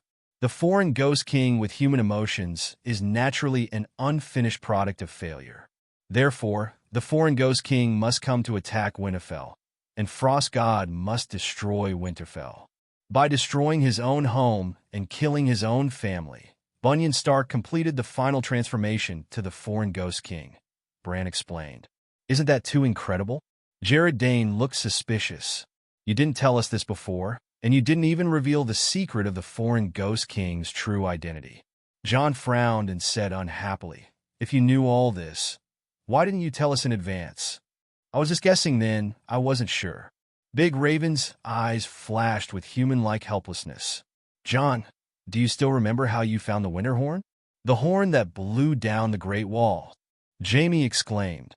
Did a horn really cause the Great Wall to collapse? Although I've never been to the Great Wall in my life, I've always heard that the Great Wall is like a mountain range that will exist until the end of time. It sounds incredible, but it's a fact. The Eastwatch Night Watchmen saw it with their own eyes. Barristan pouted in the direction of Winterfell. Before today, could you have thought of this? Looking at the towering iceberg, all the doubtful creatures fell silent. Bran continued, the barbarians guessed correctly. For thousands of years, the winter horn has been in Jomun's tomb. But how did it appear? Humans don't remember, but the deviant ghosts remember, and they dug it out.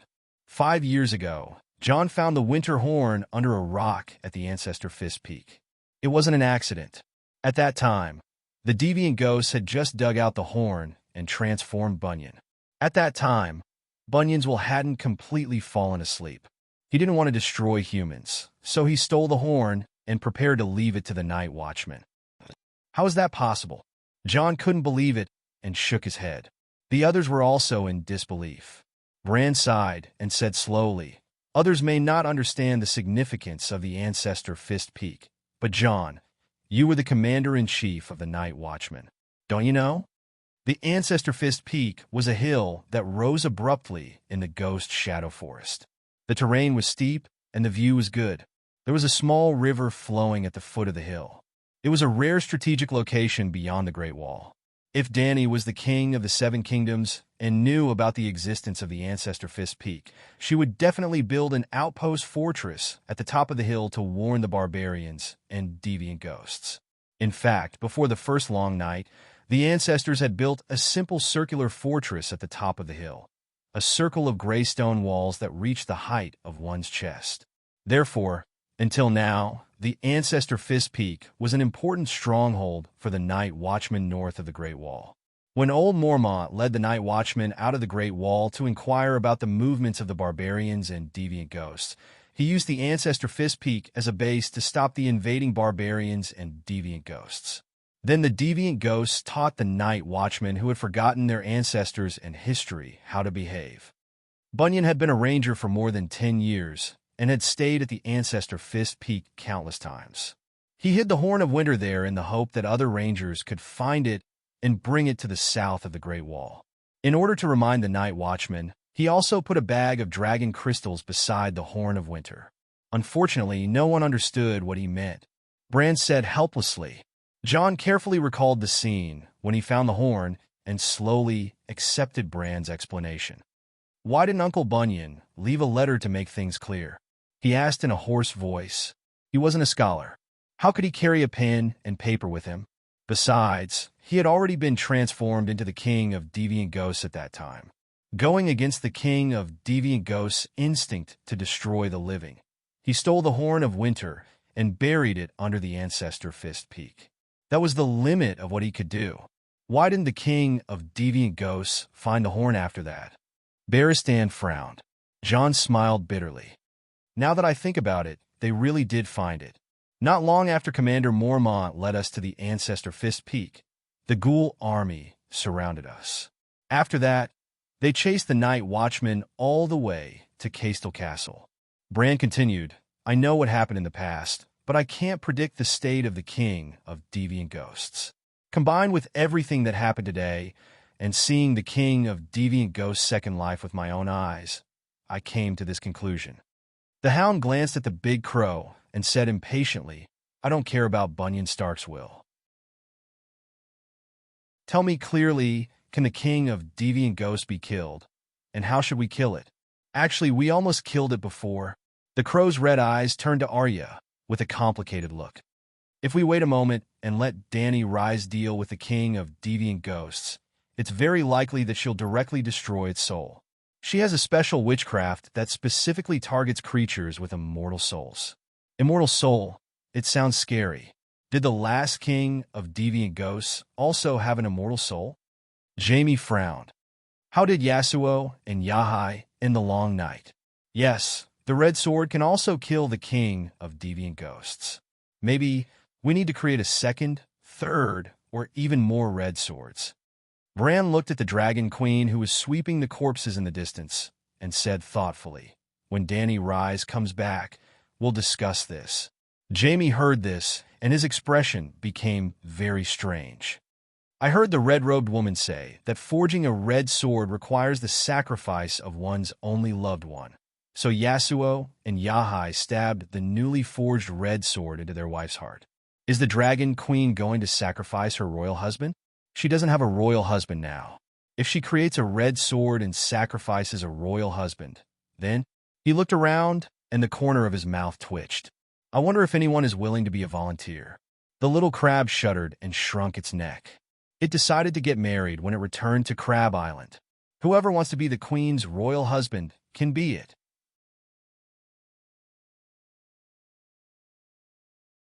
Chapter 8:27. Dany rode on Blackie and swept through the vast snowfield. She burned from noon until evening, when the sky was completely dark.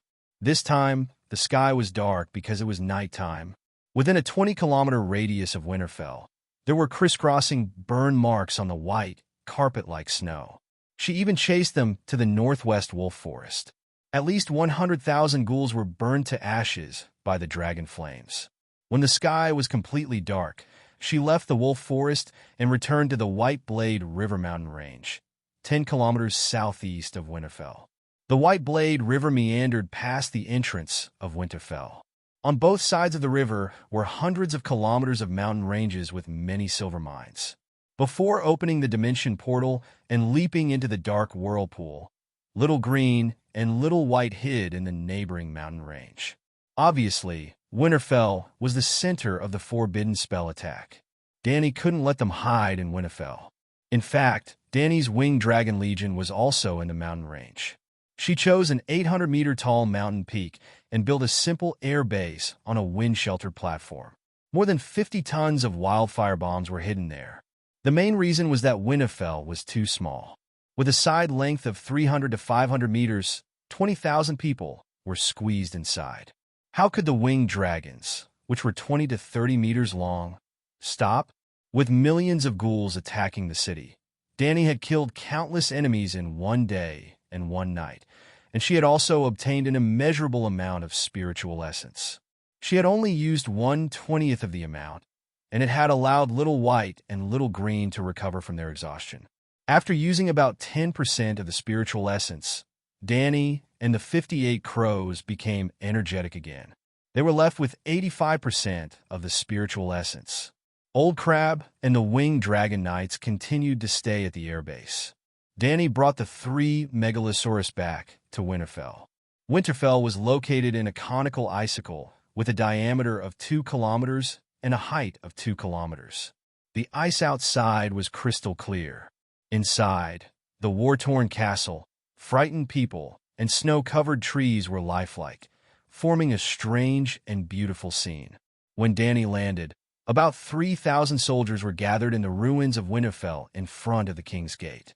Only the wooden houses, pillars, and roofs of Winterfell were demolished. The main structure was still there. Moreover, the people of the northern region were used to building basements to avoid the winter. Even some multi-story stone buildings could be used as living quarters. After receiving Blackie's warning, the 3,000 soldiers left Winterfell via the city gates or ladders. At least 5,000 of them left Winterfell. Now, there were only 3,000 left, and most of them were injured. Wounds from swords, bites from deviant ghosts, frostbites from cold air beside the bonfires. There were wounded soldiers crying out in pain. Your Majesty, I've used up all my divine art slots, but there's still a large group of injured people. I don't have any medicine or bandages here. Do you think you should help treat them? As soon as the Megalosaurus landed, the exhausted hound came looking for them. Gather the wounded soldiers together. I'll treat them together, Danny said directly. Hound said blankly, the wounded soldiers have been arranged together. You can treat them when you go over. Let them line up before me, side by side.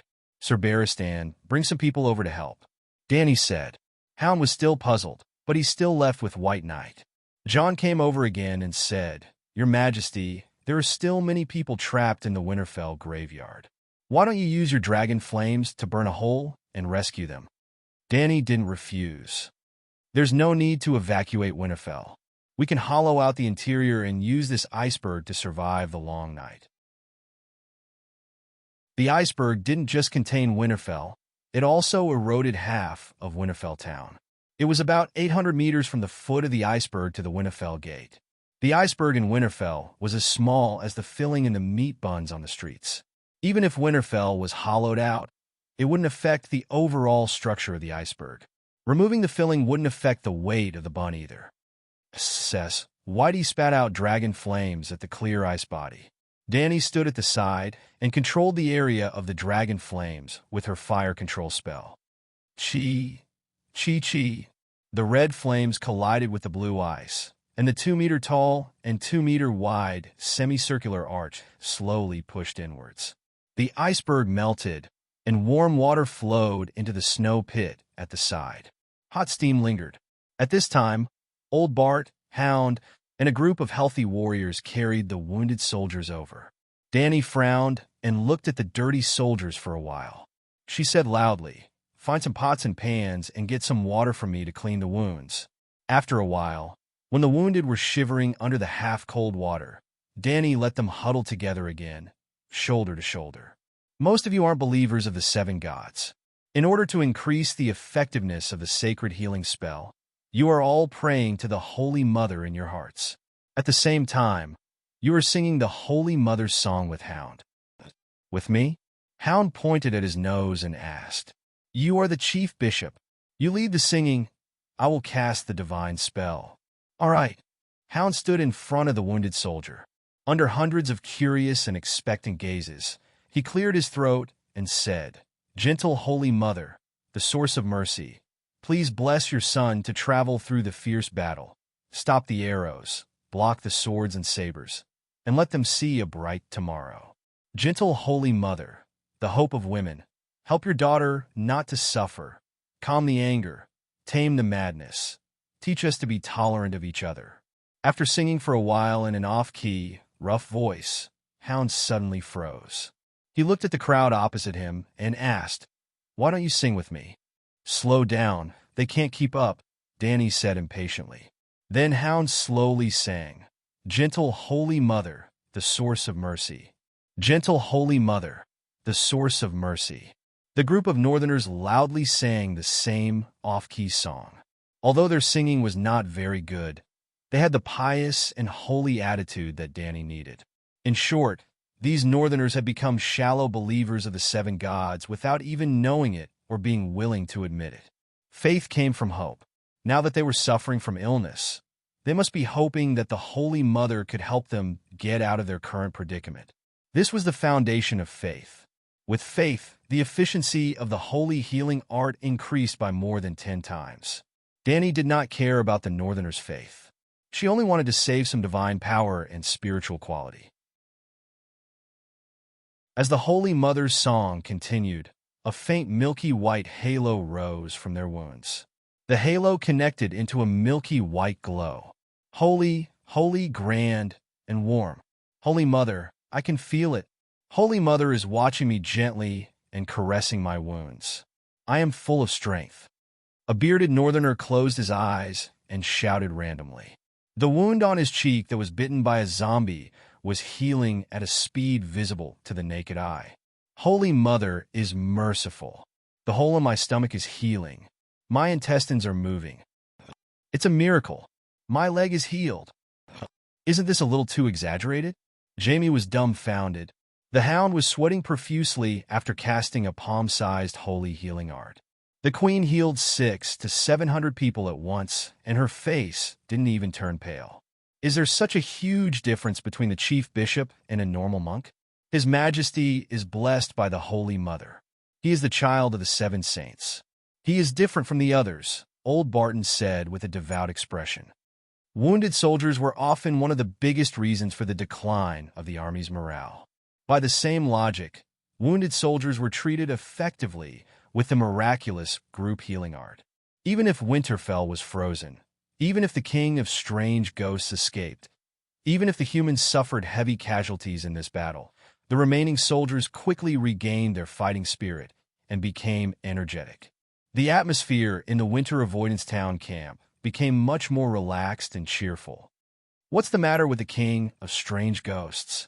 After the wounded left, Dany continued to burn the ice cave while asking the big crow beside her.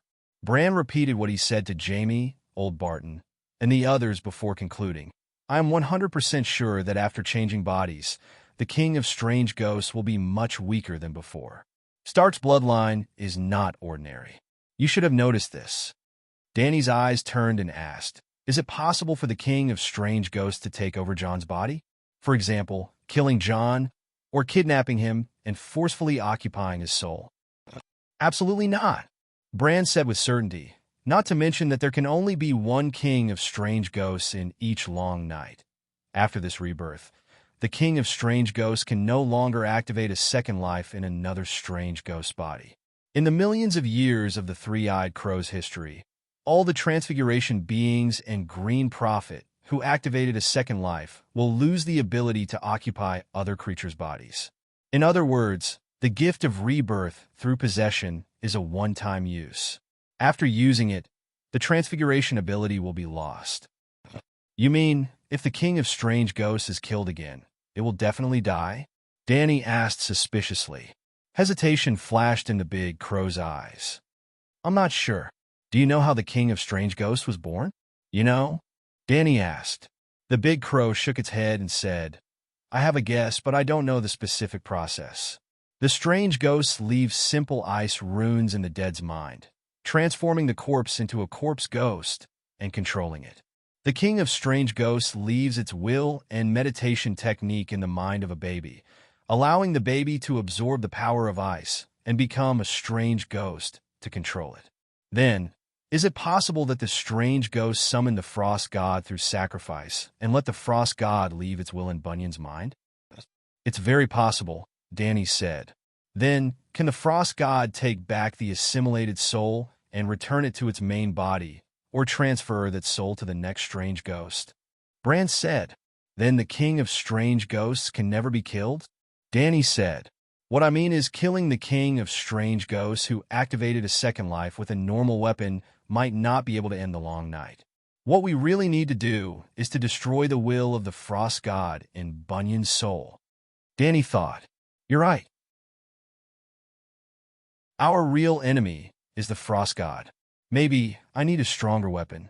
Can the talent of turning souls into pure spirit be added to a weapon? If it succeeds, it won't be weaker than the light emissary," Bran said. "It can't be done at the moment." "How much of Lalo's red sword can you imitate?" Bran asked again. "I can imitate it 100%. I've completely deciphered the runes, but it's useless. I, Sheep Egg, and Lalo all have our own Song of Fire, and the red sword's basic spell is to use Lalo's fire mastery. If I can chant the complete Song of Fire, I can also create my own Sword of Fire." Bran said helplessly, "In the end, to deal with a true god, only the power of a true god or a weapon that can use a true god's power. Other than you, who has a chance, the others will never be able to complete the oath of the one who ends the long night will be the king."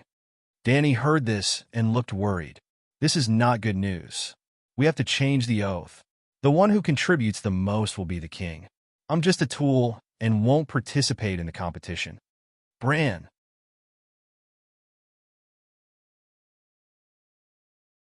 Chapter 8:28.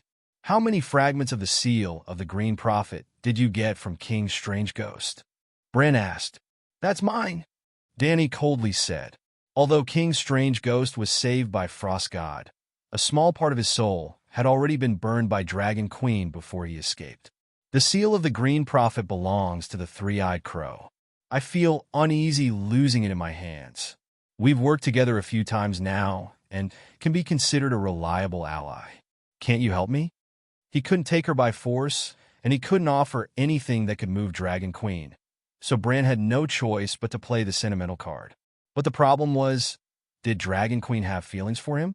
"It's too late. I've already turned the seal of the Green Prophet into pure sentience," Danny said. "Sentience is fine too. Strengthening my soul is the same as completing the seal of the Green Prophet. After I die, I'll also become a part of the Green Prophet," Bran hurriedly said. "I've already fused the sentience into my soul," Danny said.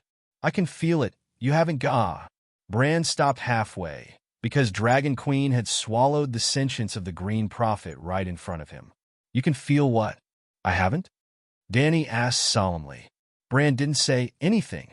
Danny sighed. "With another 2% increase in my control over the heavenly path, the connection between the seven gods and their followers is becoming clearer and clearer. So many voices, so many prayers, I can't handle it all." Ka. The 800 meters of ice was about to burn through, and the ice cave met the pile of rocks that was used to suppress King Strange Ghost. "Save me?" Danny was shocked. The voice came from the pile of rocks. There was still someone alive inside. "Who's outside?" "Save me," although the voice was as soft as a mosquito's. It was filled with great pain. Even the most cold-hearted person couldn't help but feel pity. "Sir Richard, you're not dead yet?" Danny was stunned for a moment when she sensed the mental wave from the stone. The stone pile in front of the city gate was different from the tomb cellar. The tomb was built from a natural underground cavern. There were gaps in the interior that led to further underground caverns, so air circulation was not a problem at all. Therefore, the ghoul army had already retreated, and Danny didn't immediately set fire to the glacier. But the rocks were completely covered by the ice, and there was limited oxygen. After such a long time, the oxygen must have been depleted. No, Richard was no longer a normal person. At this moment, Danny remembers that Richard is not a perfect resurrection like Big Sparrow. The Ean spirit in his body is not completely removed. Not long after, a group of soldiers came in and moved away the stone slabs, bricks, wood, and other debris, revealing a small space between two stone slabs. There were two corpses inside. They were naturally corpses. However, one of the corpses slowly opened its eyes and gently breathed in the cold air. "Ah, the corpse is coming back to life. Quick, kill it. It's a corpse ghost." The barbarian soldiers carrying the corpse howled and went to look for the dragon-tooth dagger. "I told you he's Sir Richard. He's not dead," Danny said with a dark face. "But he's ice, colder than ice," the soldier shouted. "Look at his eyes. They're glowing blue," Danny reminded him. Everyone took a closer look and let out a long sigh of relief. Sir Richard's blue eyes were like extinguished candles. They were almost completely dim, let alone shining. When they carried Richard out of the ice and placed him by the fire to heat up, everyone gathered around to look at him curiously. "Why isn't he dead?" John asked in surprise. "Well, the last time he was resurrected, he accidentally brought down a holy garment from heaven." Line came naturally to her. "Oh, I remember now," John said thoughtfully. At that time, Sir Richard was chanting something like, "Mighty Heavenly Dragon." His body expanded and he was as strong as a bull. He stabbed the sword into the corpse. Speaking of this, John's face turned pale. His eyebrows twitched, and he said, "The king of strange ghosts is too strong." After being treated like that, a normal person would have died long ago. But it's fine. Something's wrong. Arya popped out from the crack of a rock. No one noticed where she was before. The king of strange ghosts can be injured too. Its chest, I socket, but Arya was also embarrassed for a moment. The wounds haven't healed completely. It's limping. There's still a hole in its chest under the ice armor. I pierced its heart through that gap. Dany squatted by the fire and checked Richard's pulse and internal organs. She said, "The king of strange ghosts is also a living creature. Of course it can be injured. However, it can absorb the power of ice from the long night to heal minor injuries. It's similar to the healing skills of the seven gods. It's easy to heal external wounds, but it's very time-consuming to regenerate broken limbs." "How is he?" Arya leaned over and asked. "It's very strange. The surface of his body is covered with a layer of frost, but the liquid inside his body is not frozen. Instead, it's in a state of hibernation," Dany said excitedly. In her previous life, scientists had worked hard for more than half a century, but they still couldn't find the technology to freeze living people. Now, with the productivity and the level of science in the Middle Ages, Richard had perfectly achieved the goal of scientists. The Een soul in the cells seems to be able to absorb energy from the extreme cold. This energy makes breathing an unnecessary physiological activity. Maybe Richard can survive in a hot and dry environment. We can try it if we have the chance. If we can prove that he can survive in extreme environments, he doesn't need to be a knight. It's a waste of his talent. He can become an interstellar explorer. "Your Majesty, what are you talking about?" Old Bar and the others were confused. The Dragon Queen's nonsensical ramblings stunned everyone. "Songu, is Songu still alive?" Beside the fire, Richard's body temperature rose as he slowly regained his vitality. He turned his head and asked with a dry voice. "He went to heaven," Dany comforted him. "Why didn't the king of foreign ghosts kill you?" John asked curiously. "It hates us too much. It wants us to suffer slowly in despair," Richard said through gritted teeth. Everyone was silent. "You did such a thing to the king of foreign ghosts. You deserve to suffer slowly." But Sir Songu was just unlucky to be implicated. They started to burn from the city gate. Along the way, they met hundreds of people from the north who were frozen in ice. They melted the ice and carried the bodies out. Because of this, they wasted a lot of time. It was only at midnight that Dany arrived at the entrance of the tomb. Oh no, it was so crowded that the door of the tomb couldn't be closed in time. The cold air rushed in. Seeing the anxious and terrified ice sculptures in the staircase of the tomb, John's heart sank. Ah, this is Ginny Poole.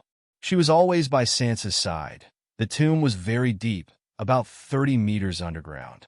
The narrow staircase spread down in a zigzag pattern. At the bottom of the staircase, John saw an ice sculpture that made his soul freeze. His eyes reddened and he almost cried. "I told you, Sansa is fine," the big crow on his shoulder said calmly.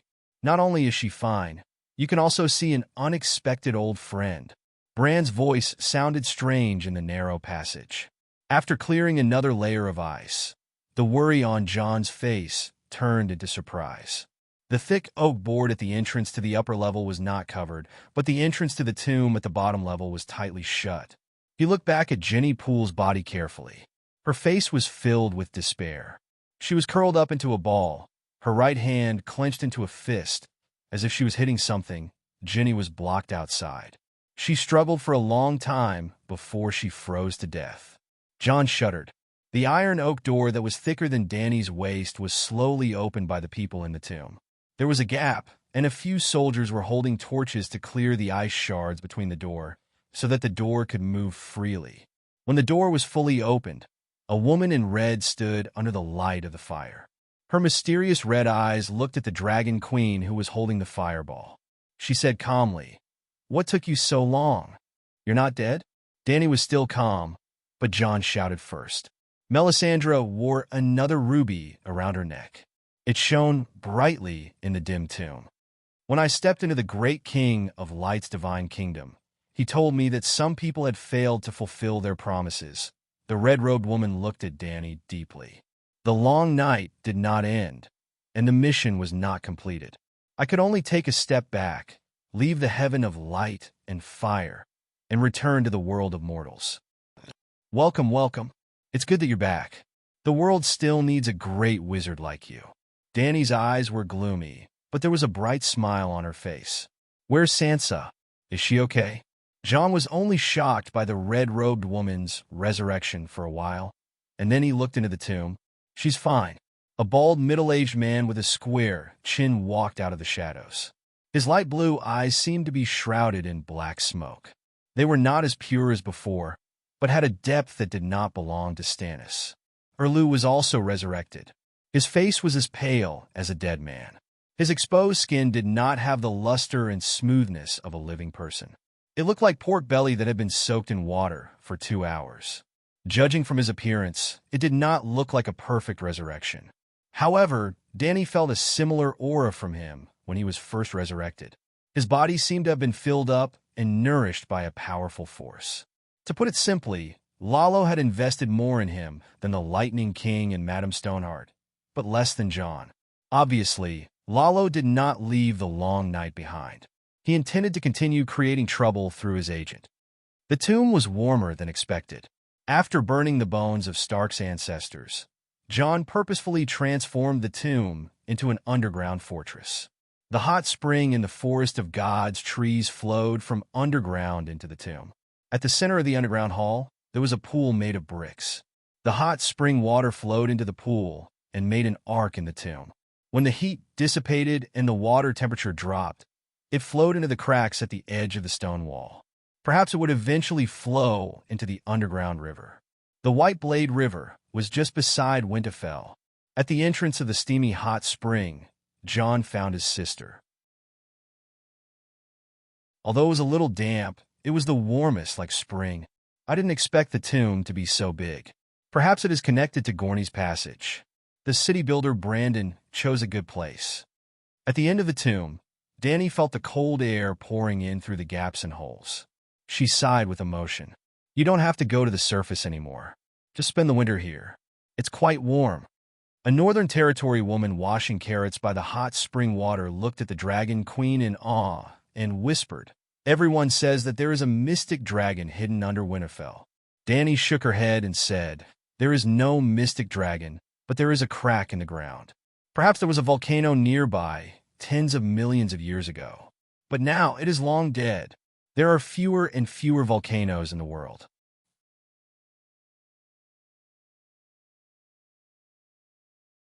Chapter 8:29. It took another day for the Dragon Queen to thaw out the main castle and the guest room from the ice. Even the training grounds, stables, warehouses, blacksmiths, kitchens, and other necessities around the castle were restored to normal. In the main castle, there was a living room with a burning fireplace.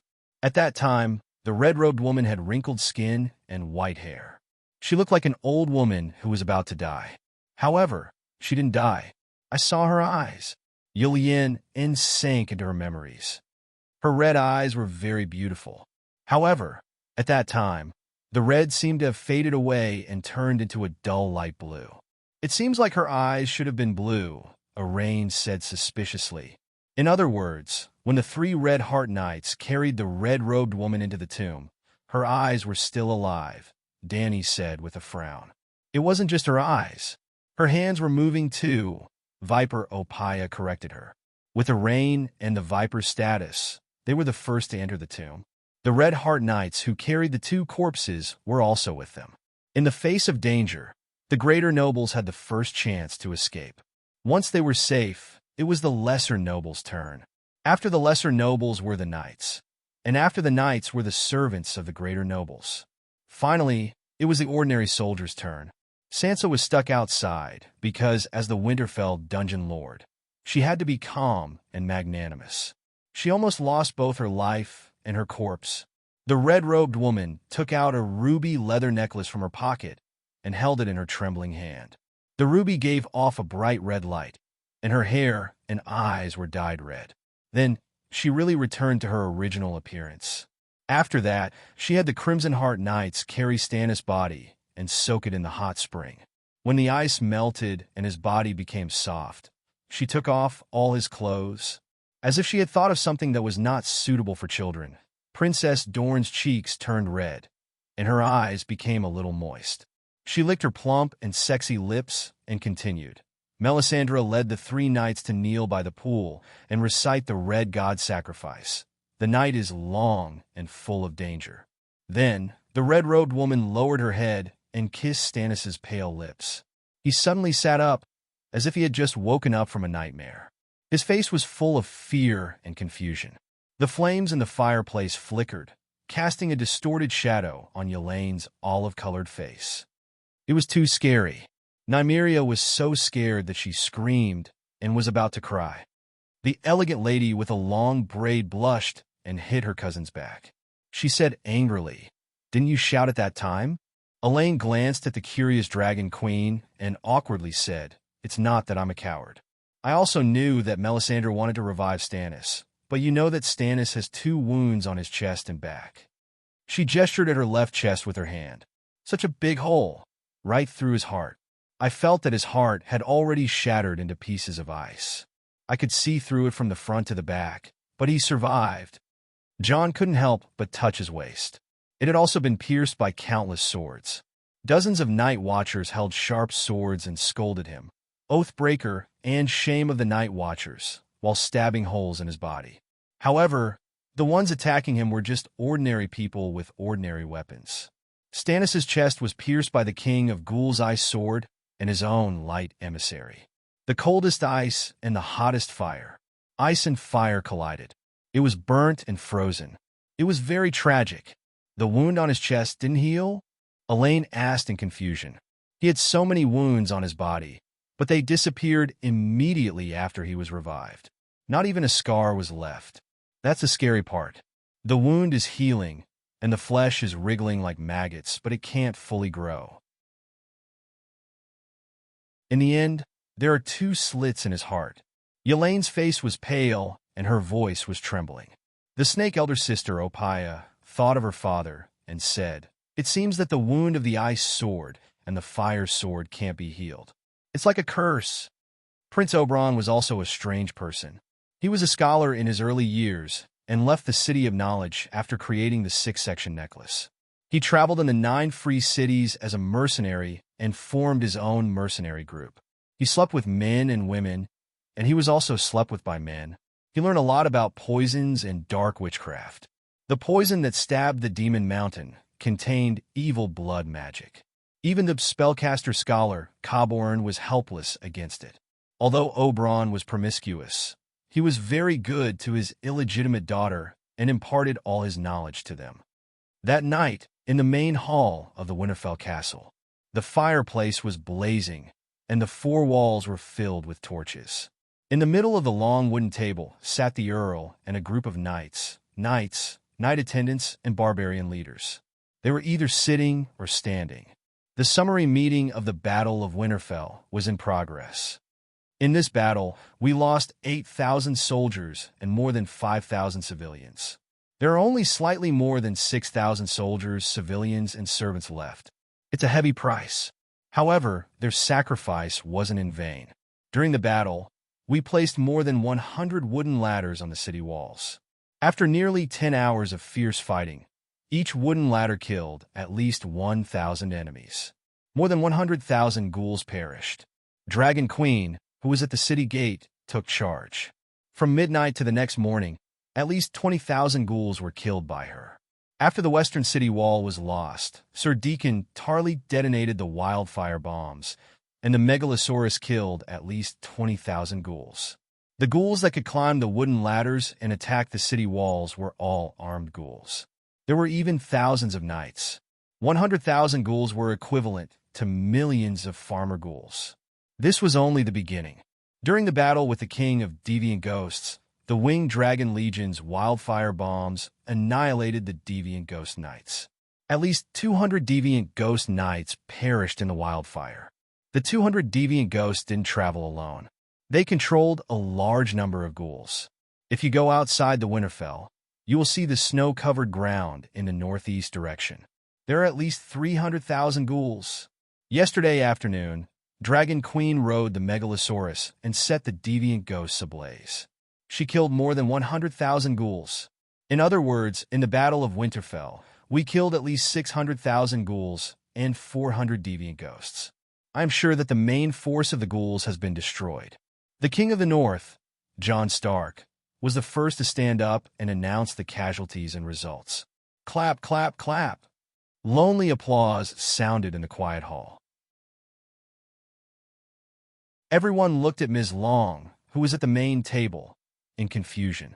Isn't such an achievement worthy of celebration? Dany was open and not embarrassed at all. You ran away from the king of deviant ghosts, Erlu said coldly. Dan and I frowned. At this moment, she could feel a repressed hostility from him. It was a hostility that shouldn't belong to him. In the process of his resurrection, his soul had lost a part of its precious characteristics. There's no other way. The first divine king suddenly became weak. The red sword lost its magic, and the frost god in the sky no longer forced it to use forbidden spells, she said. Why are you unwilling to sacrifice yourself? You know what I'm saying. I used my life to create such a good opportunity for you, Erlu questioned in a low voice. I need to consider the big picture. I can't sacrifice myself so easily. Dany's expression was serious. Erlu's pale and thin face began to twist. I misjudged you, he said coldly. Ah, I understand. Dany suddenly understood. You don't grind your teeth now. Lalo took away your habit of grinding your teeth. So, grinding your teeth is your most precious characteristic. Dany's expression became very strange. Erlu really stopped grinding his teeth. He just looked at her with a cold and emotionless gaze without saying a word. In fact, Erlu's grinding of teeth was just an external manifestation of his intense emotions. Just like when Dany was too agitated, her eyebrows would change into strange shapes. Erlu didn't grind his teeth now, not because he couldn't, but because the fire in his heart was extinguished. He rarely had intense emotions. Ahem, Your Majesty, everyone is waiting for you to speak. Jon coughed a few times to remind the two bosses that their performance was being watched by others. Dany turned her head and saw a sea of eyes flashing with various emotions. Yes, the Radiant Messenger is broken. God King Lalo was severely injured by the Frost God and is on the verge of death. The #1 War God and #1 Archmage are also dead. But we didn't lose. Dany's voice became passionate. The Battle of Winterfell broke the deviant ghost's delusion of destroying the Westeros in 3 months.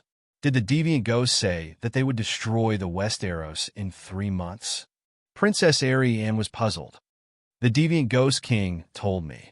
Or do you think the deviant ghosts can't do it? Dany glanced at her. Half a month to fight from the Great Wall to Winterfell. If we failed, south of Winterfell is the Neck. 3 months to reach Dorne is not delusion. It's very realistic, Jaime said seriously.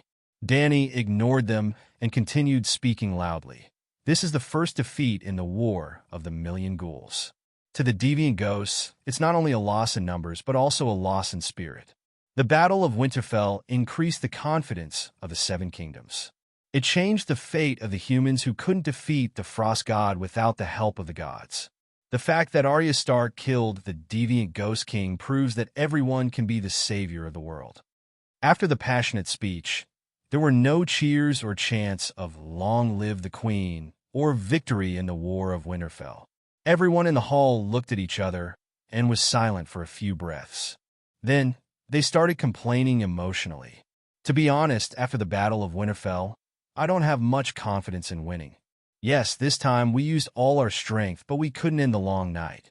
Is there any hope in the future? To the deviant ghosts, is the loss of troops meaningful? Will the group of zombies and icebergs feel defeated? I'm feeling a little hopeless. Isn't that so?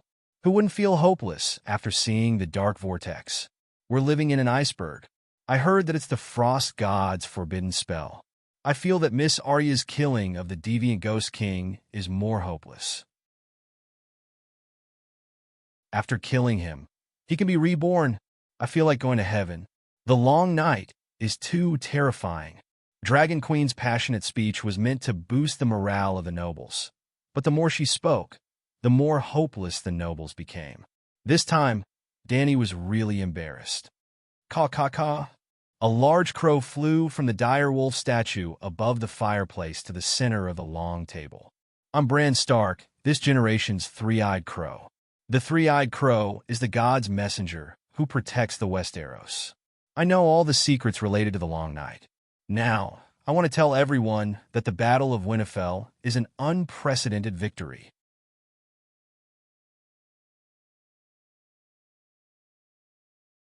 Chapter 830. Did you notice the change in Stannis? After the conclusion of the Battle of Winterfell, Dany immediately found Melisandre and invited her to a corner of the castle corridor. What do you want to say? The red-robed woman's attitude was cold. Dany pursed her pink lips and her beautiful face became serious. When Lalo revives the dead, he will take away the most precious part of that person's soul. I saw Lady Stoneheart in Hudgian and heard Monk Soros talk about what happened to the Lightning King, Earl Bailey. After they were revived, they were no longer their previous selves.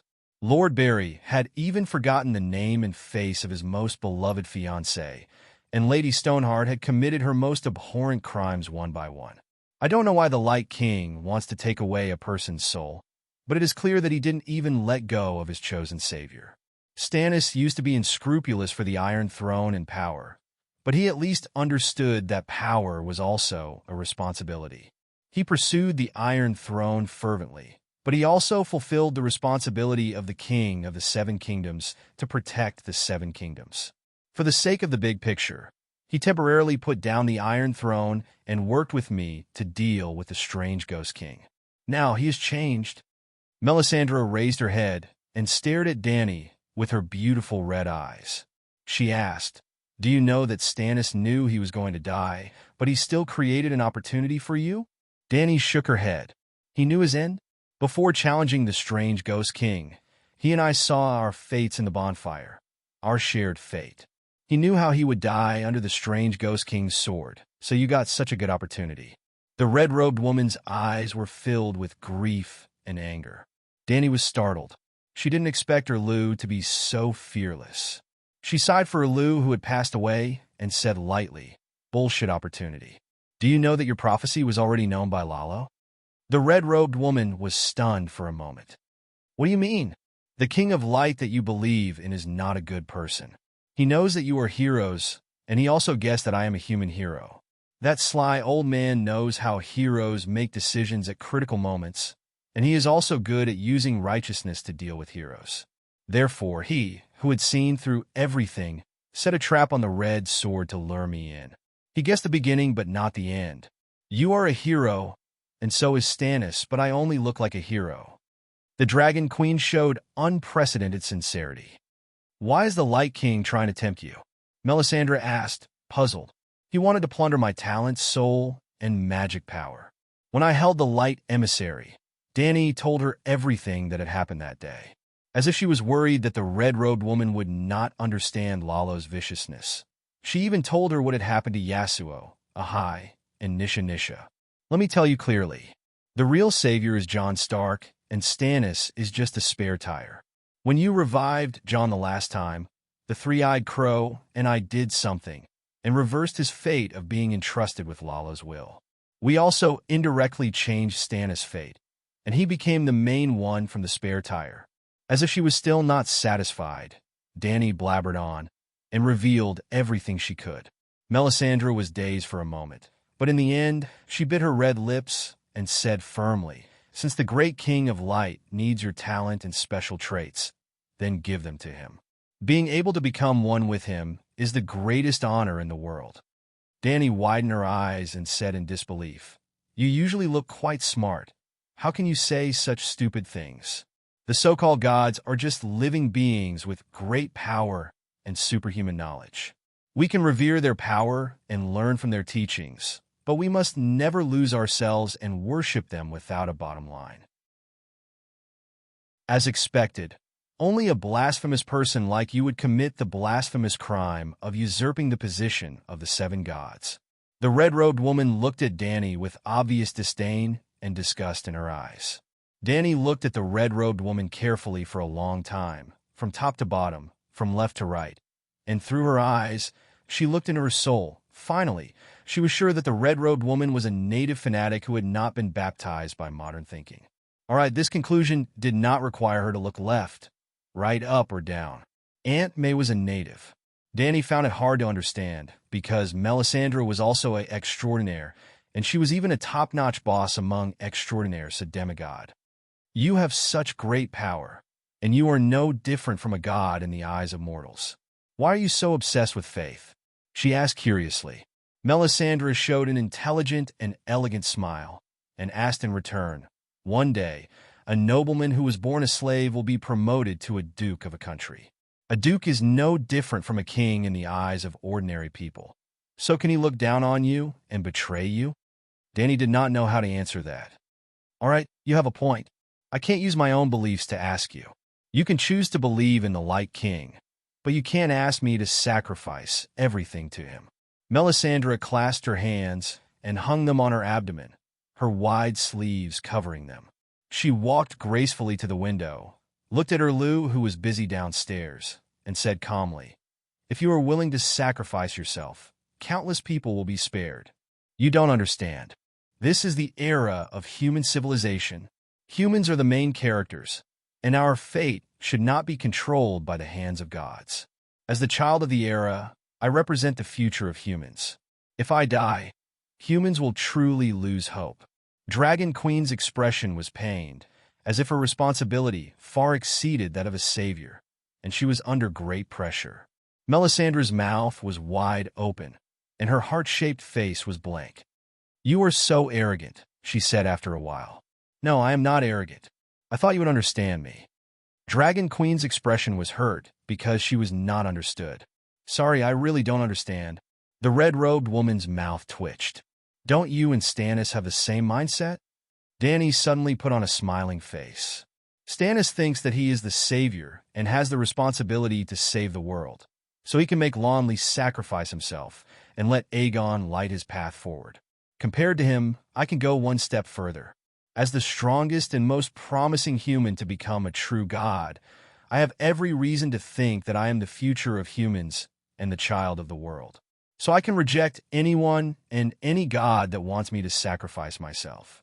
On the contrary, they should sacrifice themselves for me. I am the mandate of heaven." This time, it was Melisandre's turn to be speechless. "I am leaving. What else do you want?"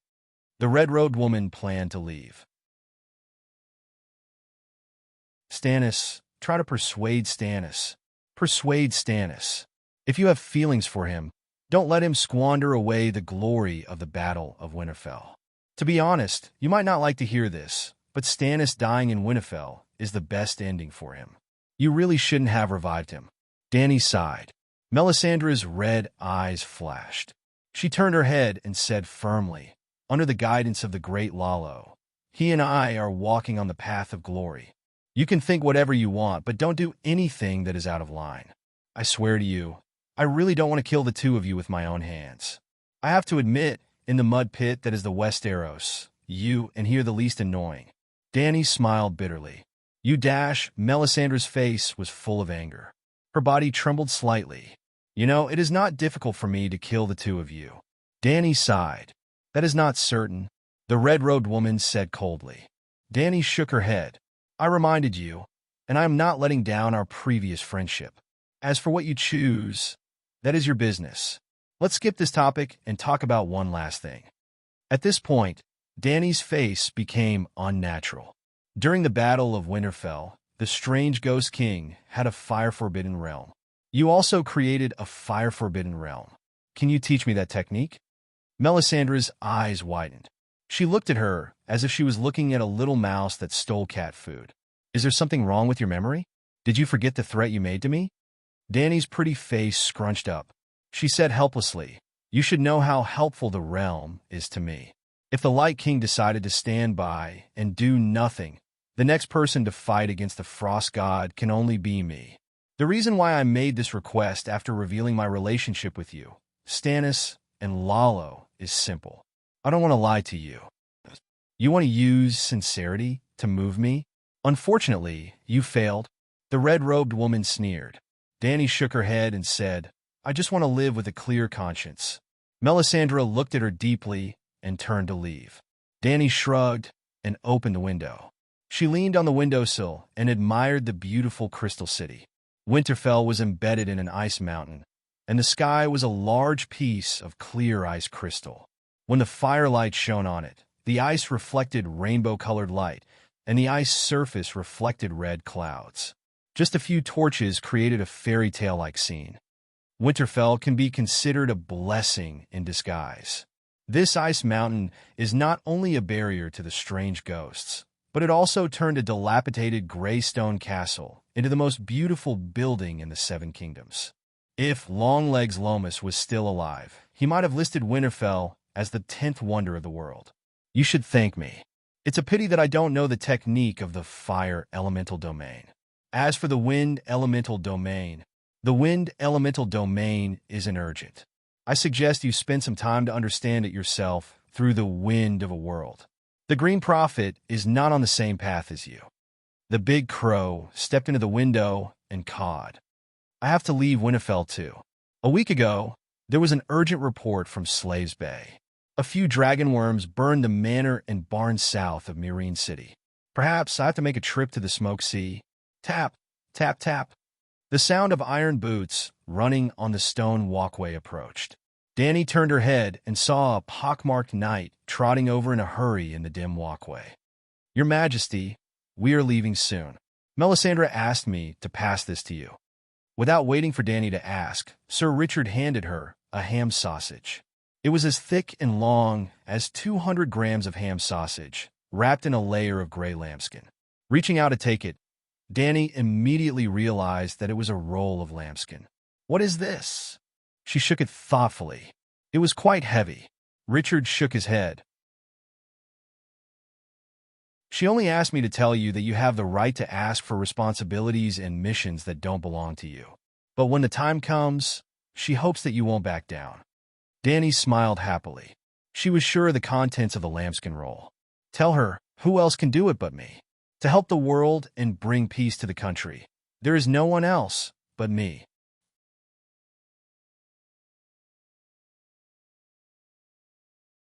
Chapter 831. After the pterosaur flew over from the White Blade River Air Force Base, Erlu brought Aunt May and left Winterfell. Jon led a group of Northern Territory nobles to send the king off. Danny received Aunt May's gift and started reading it on the spot. You're right. Territory should be comprehended by oneself. After a while, Danny looked away from the thin parchment and thought hard for a moment. She sighed and said, I'm an unorthodox person and lack a complete system of teaching. I've reached this stage and formed my own school. I can't learn from other schools. Melisandre was very generous. Since she gave away the secret book, she didn't hide it. The process of a fire wizard becoming a demigod and the realm after becoming a demigod were all recorded in the parchment. It was different from what Danny thought. After becoming a demigod, one had to study the divinity that was compatible with the element of the meditation technique. However, they studied the polarity of their meditation technique. The so-called polarity was a characteristic that was born after studying a certain rule to the extreme. It was like chemistry in high school. In university, one would be interested in chemistry and choose the chemistry department to further study. However, the chemistry department was divided into inorganic chemistry, organic chemistry, polymer chemistry, chemical materials, and many other departments. If one chose the materials department of the chemistry department, one would choose a research project in the materials department during their third or fourth year or postgraduate studies. For example, fuel cells, lithium-ion batteries, and polymer membranes belonged to the materials department. Transcendents were also scholars. Their research project was the laws of the universe. When one studied the laws to the extreme and sang the song of the laws, one would become a true god. In the process of comprehending the song of the laws, a true god would develop the polarity of the song of the laws according to his talent, characteristics, and hobbies. It was like a university student choosing a specialty based on his talent, hobbies, and social employment environment. Danny, Sheep Egg, and Lalo were the future, present, and past controllers of the Song of Fire, respectively. They all had their own fire polarity. Danny's fire polarity was the creation of fire. Lalo's fire polarity was the most primitive fire instinct, the greed of fire-like invasion. The greed of fire. Sheep Egg's fire polarity was fire rage. Currently, the supernatural world recognized Grand Adept Valeglia's meditation technique as the most advanced fire meditation technique in the world. In fact, the red-robed priest meditation technique was not weaker than the Grand Magus meditation technique. It was just that the polarity of the two was different. In the end, the meditation technique of the Grand Wizard and the fire meditation technique of the Red God Priest were both created by the true gods. They both used the Song of Fire of the true gods as the end point of evolution. After cultivating a true god's meditation technique to become a demigod, the cultivator would begin to study the polarity of the meditation technique, which was the polarity of a true god song of law. With the polarity of a true divinity's laws, simulating a true divinity's divine kingdom was a domain.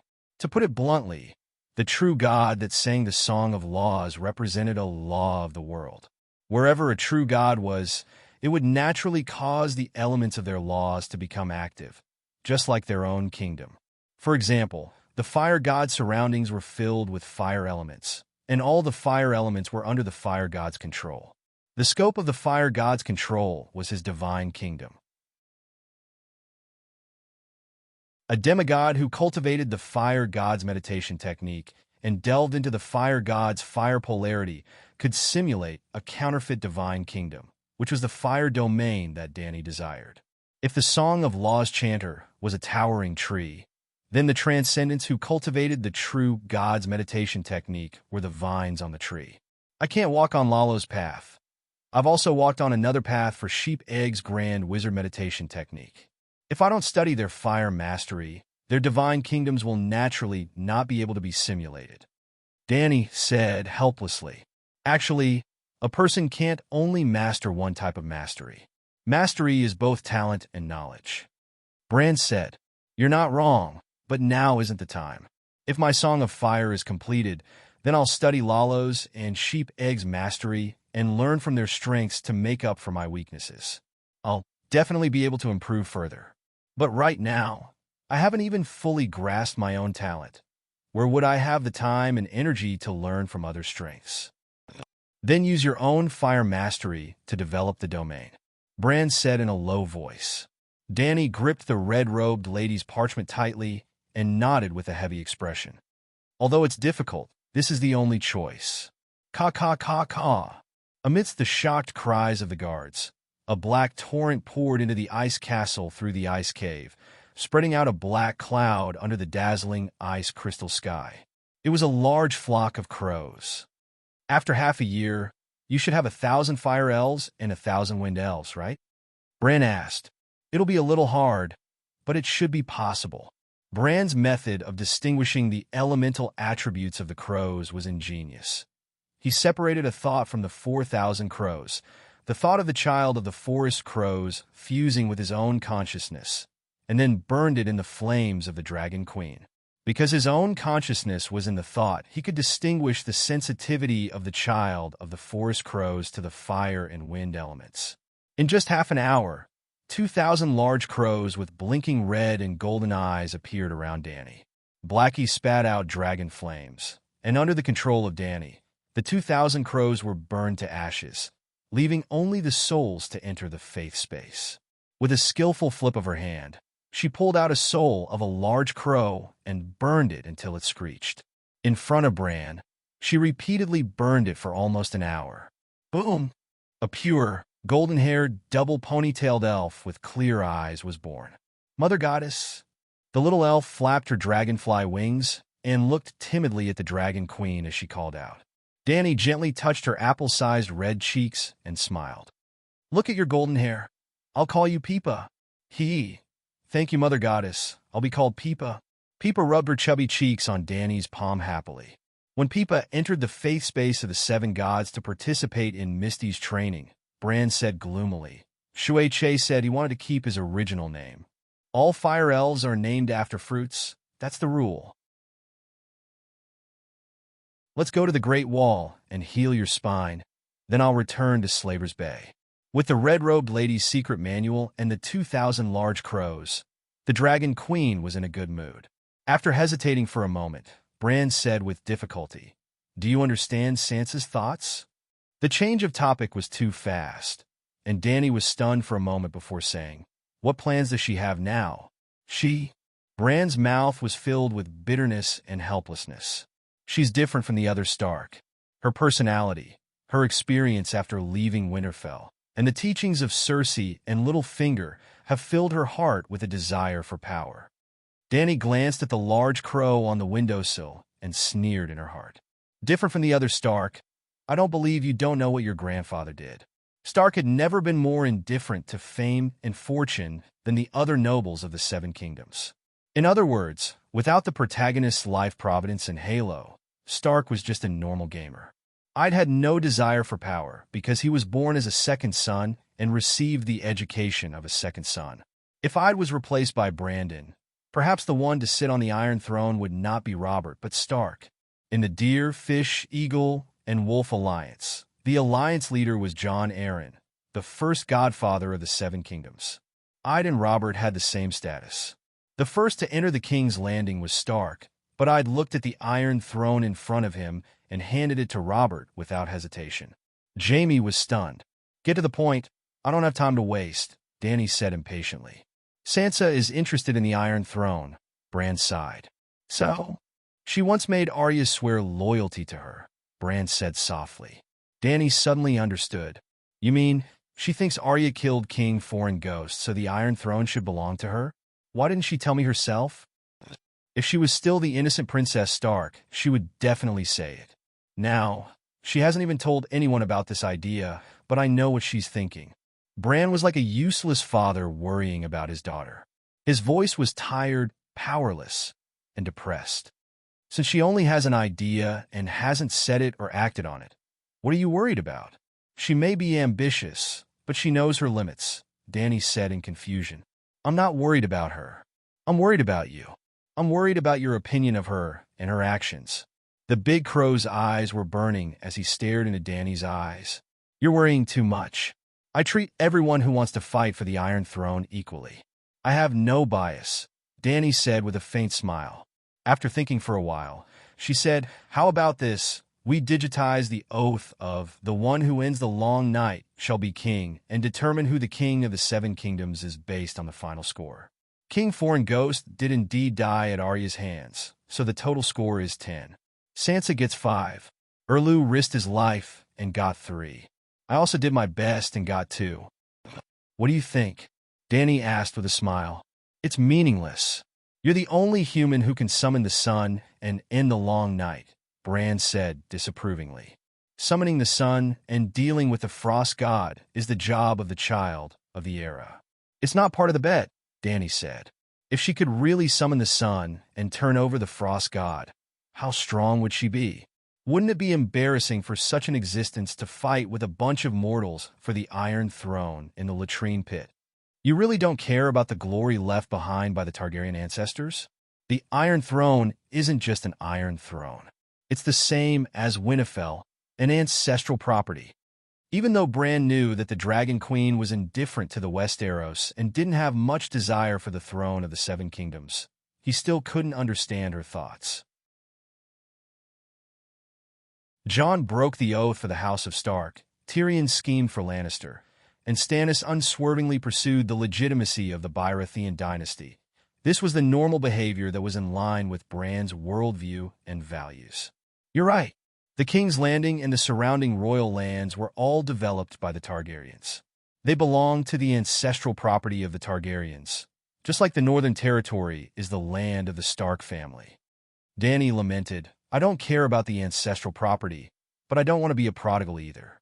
In the future, no matter who becomes the king of the Seven Kingdoms, they will have to find a new capital. The King's Landing will be like Winterfell and Storm's End Castle, becoming a Targaryen family castle. That's not what I meant, Bran mumbled. The two of them were talking by the stables in the corner of the training ground.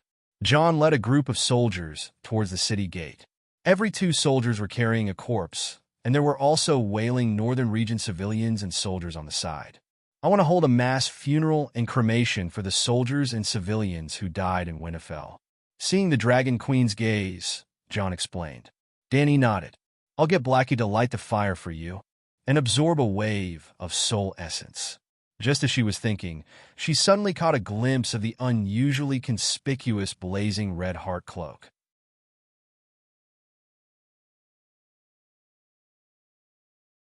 Chapter 832.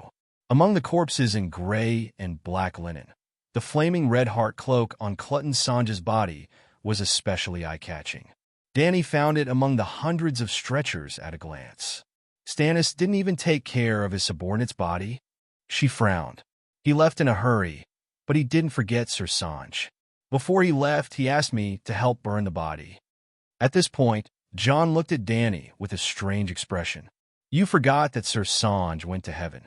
Or did you forget to summon stranger to receive his soul? He asked.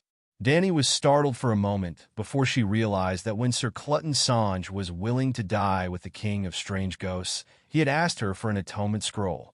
At that time, she didn't have one on her.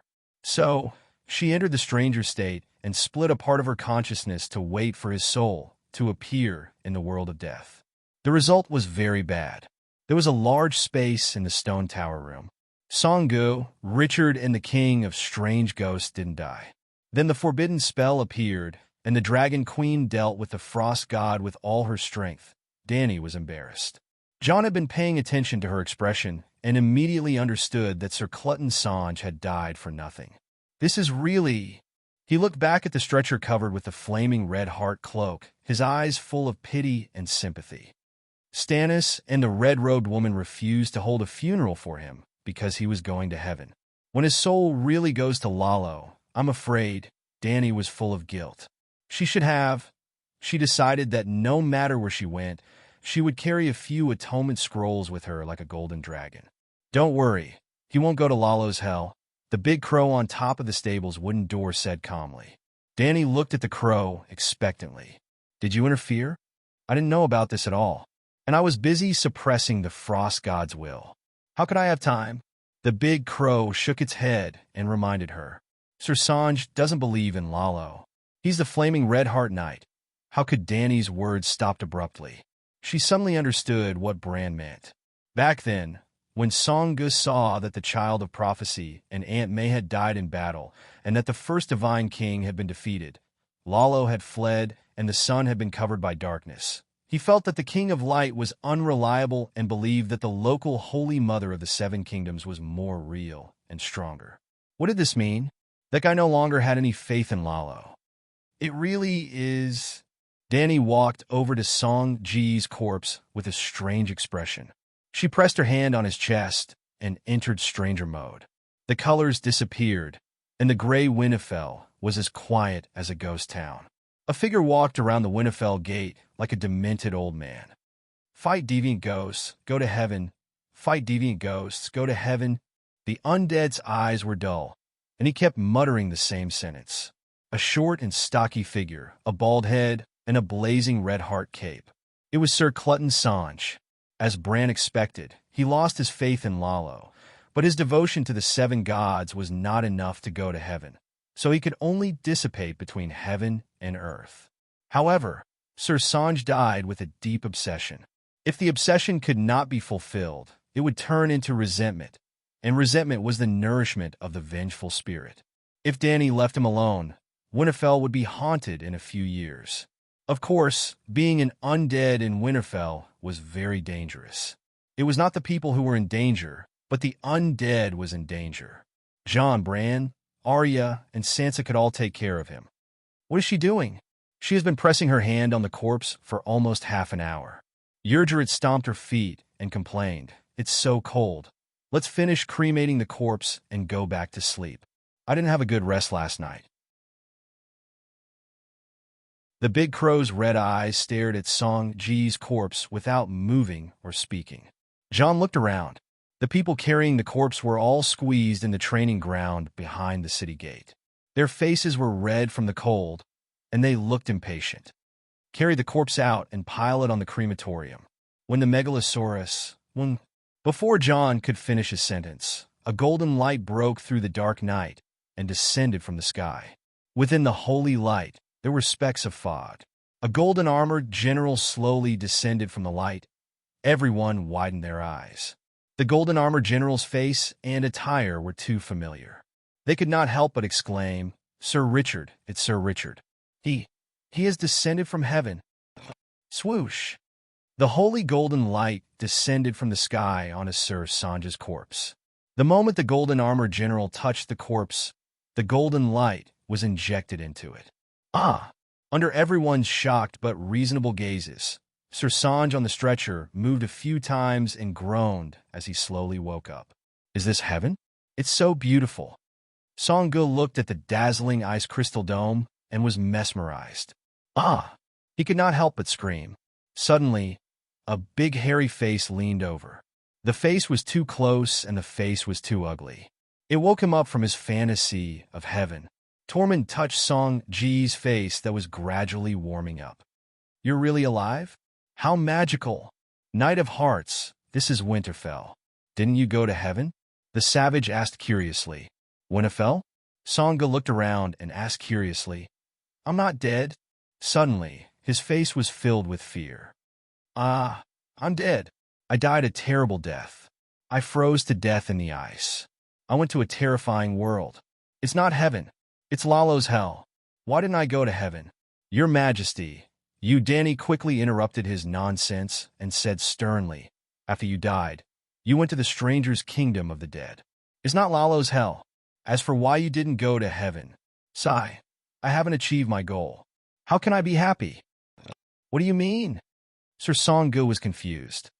"The king of the deviant ghosts is not dead. Your mission is not complete." Then, the Dragon Queen explained the second half of the Battle of Winterfell to Song-Gu with a serious expression. She also let Song-Gu understand the current situation. Finally, she comforted him. "Although you didn't go to heaven, you received a silver sacred garment from the seven gods, just like Sir Richard." Song-Gu felt better, but he still muttered, "The silver sacred garment sounds inferior to the gold sacred garment." Pope Dany said sternly, "The power of the sacred garment comes from the faith of the seven gods. As long as you're devout enough, it's normal for the bronze sacred garment to defeat the gold sacred garment.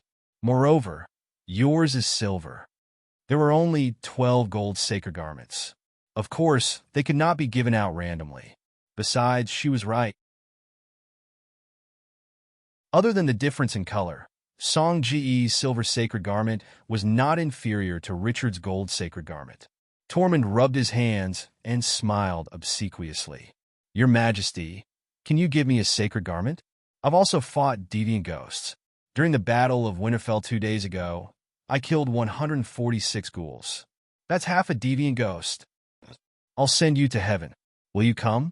Dany laughed. "If I can return from heaven, I'm willing to give you a sacred garment."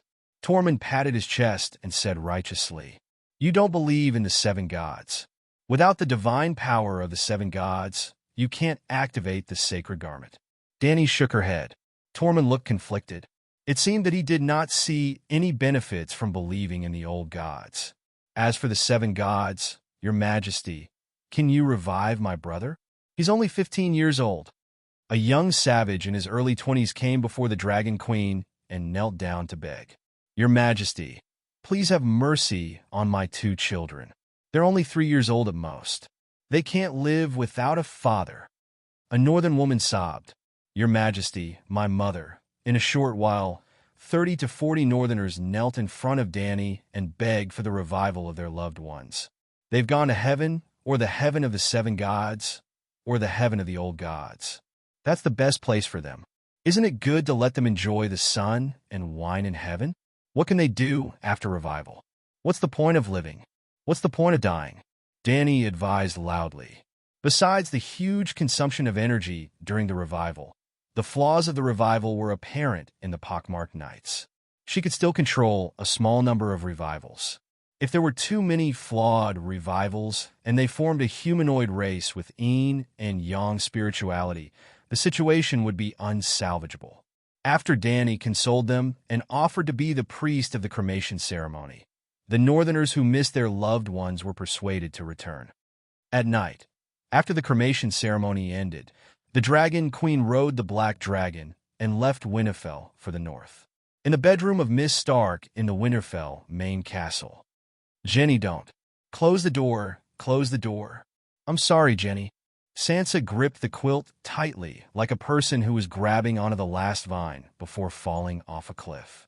Theon squatted by the bed and used a wet towel to wipe the sweat off Sansa's face and forehead. Has she always been like this? Arya stood at the end of the bed and frowned. She was fine before, but after she saw Jenny's body, she kept having nightmares. Theon sighed softly. What happened then? Jon asked. Sansa was terrified. When the white frost fell, I carried her and ran. She screamed and screamed as she closed the door. Then, when we entered the tomb, the guards locked the door. Jenny was left behind. Theon's expression was gloomy. His face was filled with sorrow and self-blame. When we recovered from the shock, we found Jenny blocked outside the door. Her cries seemed to come from another world. She always did things that she regretted. But what's the use of regretting? Bran said coldly. In this bedroom, other than the dead Robb and Rickon of the Valley, the rest of the Stark siblings were present. Yes, Theon was Id's adopted son. He could be considered their sworn brother. If Id was still alive, he would definitely be happy to see this warm, family reunion in the room. Bran, Sansa suddenly opened her eyes. Her beautiful eyes were filled with fear as they locked onto the big crow on the railing at the end of the bed. You're finally willing to see me? I really don't want to see you, Bran said flatly. You hate me? Sansa waved away Theon's towel and struggled to sit up. She stared into the crow's eyes and asked in a hoarse voice, Why do you hate me? Theon looked back and forth between Sansa and the big crow. He wanted to say something, but stopped. Arya's expression was blank. Jon quickly came out to smooth things over. He said gently, Sansa, you're overthinking. Bran didn't mean anything else. Jon, shut up. I want Bran to say it himself. Sansa suppressed her anger and said in a low voice. Bran was silent for a moment. He said helplessly, You're my sister. I love you just like I love Arya and Jon. But you've done, are doing, and are about to do too many stupid things. I have reason to dislike you. You're tuning into the Romance Rendezvous YouTube channel. We're so grateful for your support, and don't forget to subscribe to join us on this incredible journey through captivating stories. Your generosity through donations truly makes a world of difference, as it's the primary source of revenue that allows me to expand and enhance this channel for you. Thank you from the bottom of my heart for being a part of this adventure.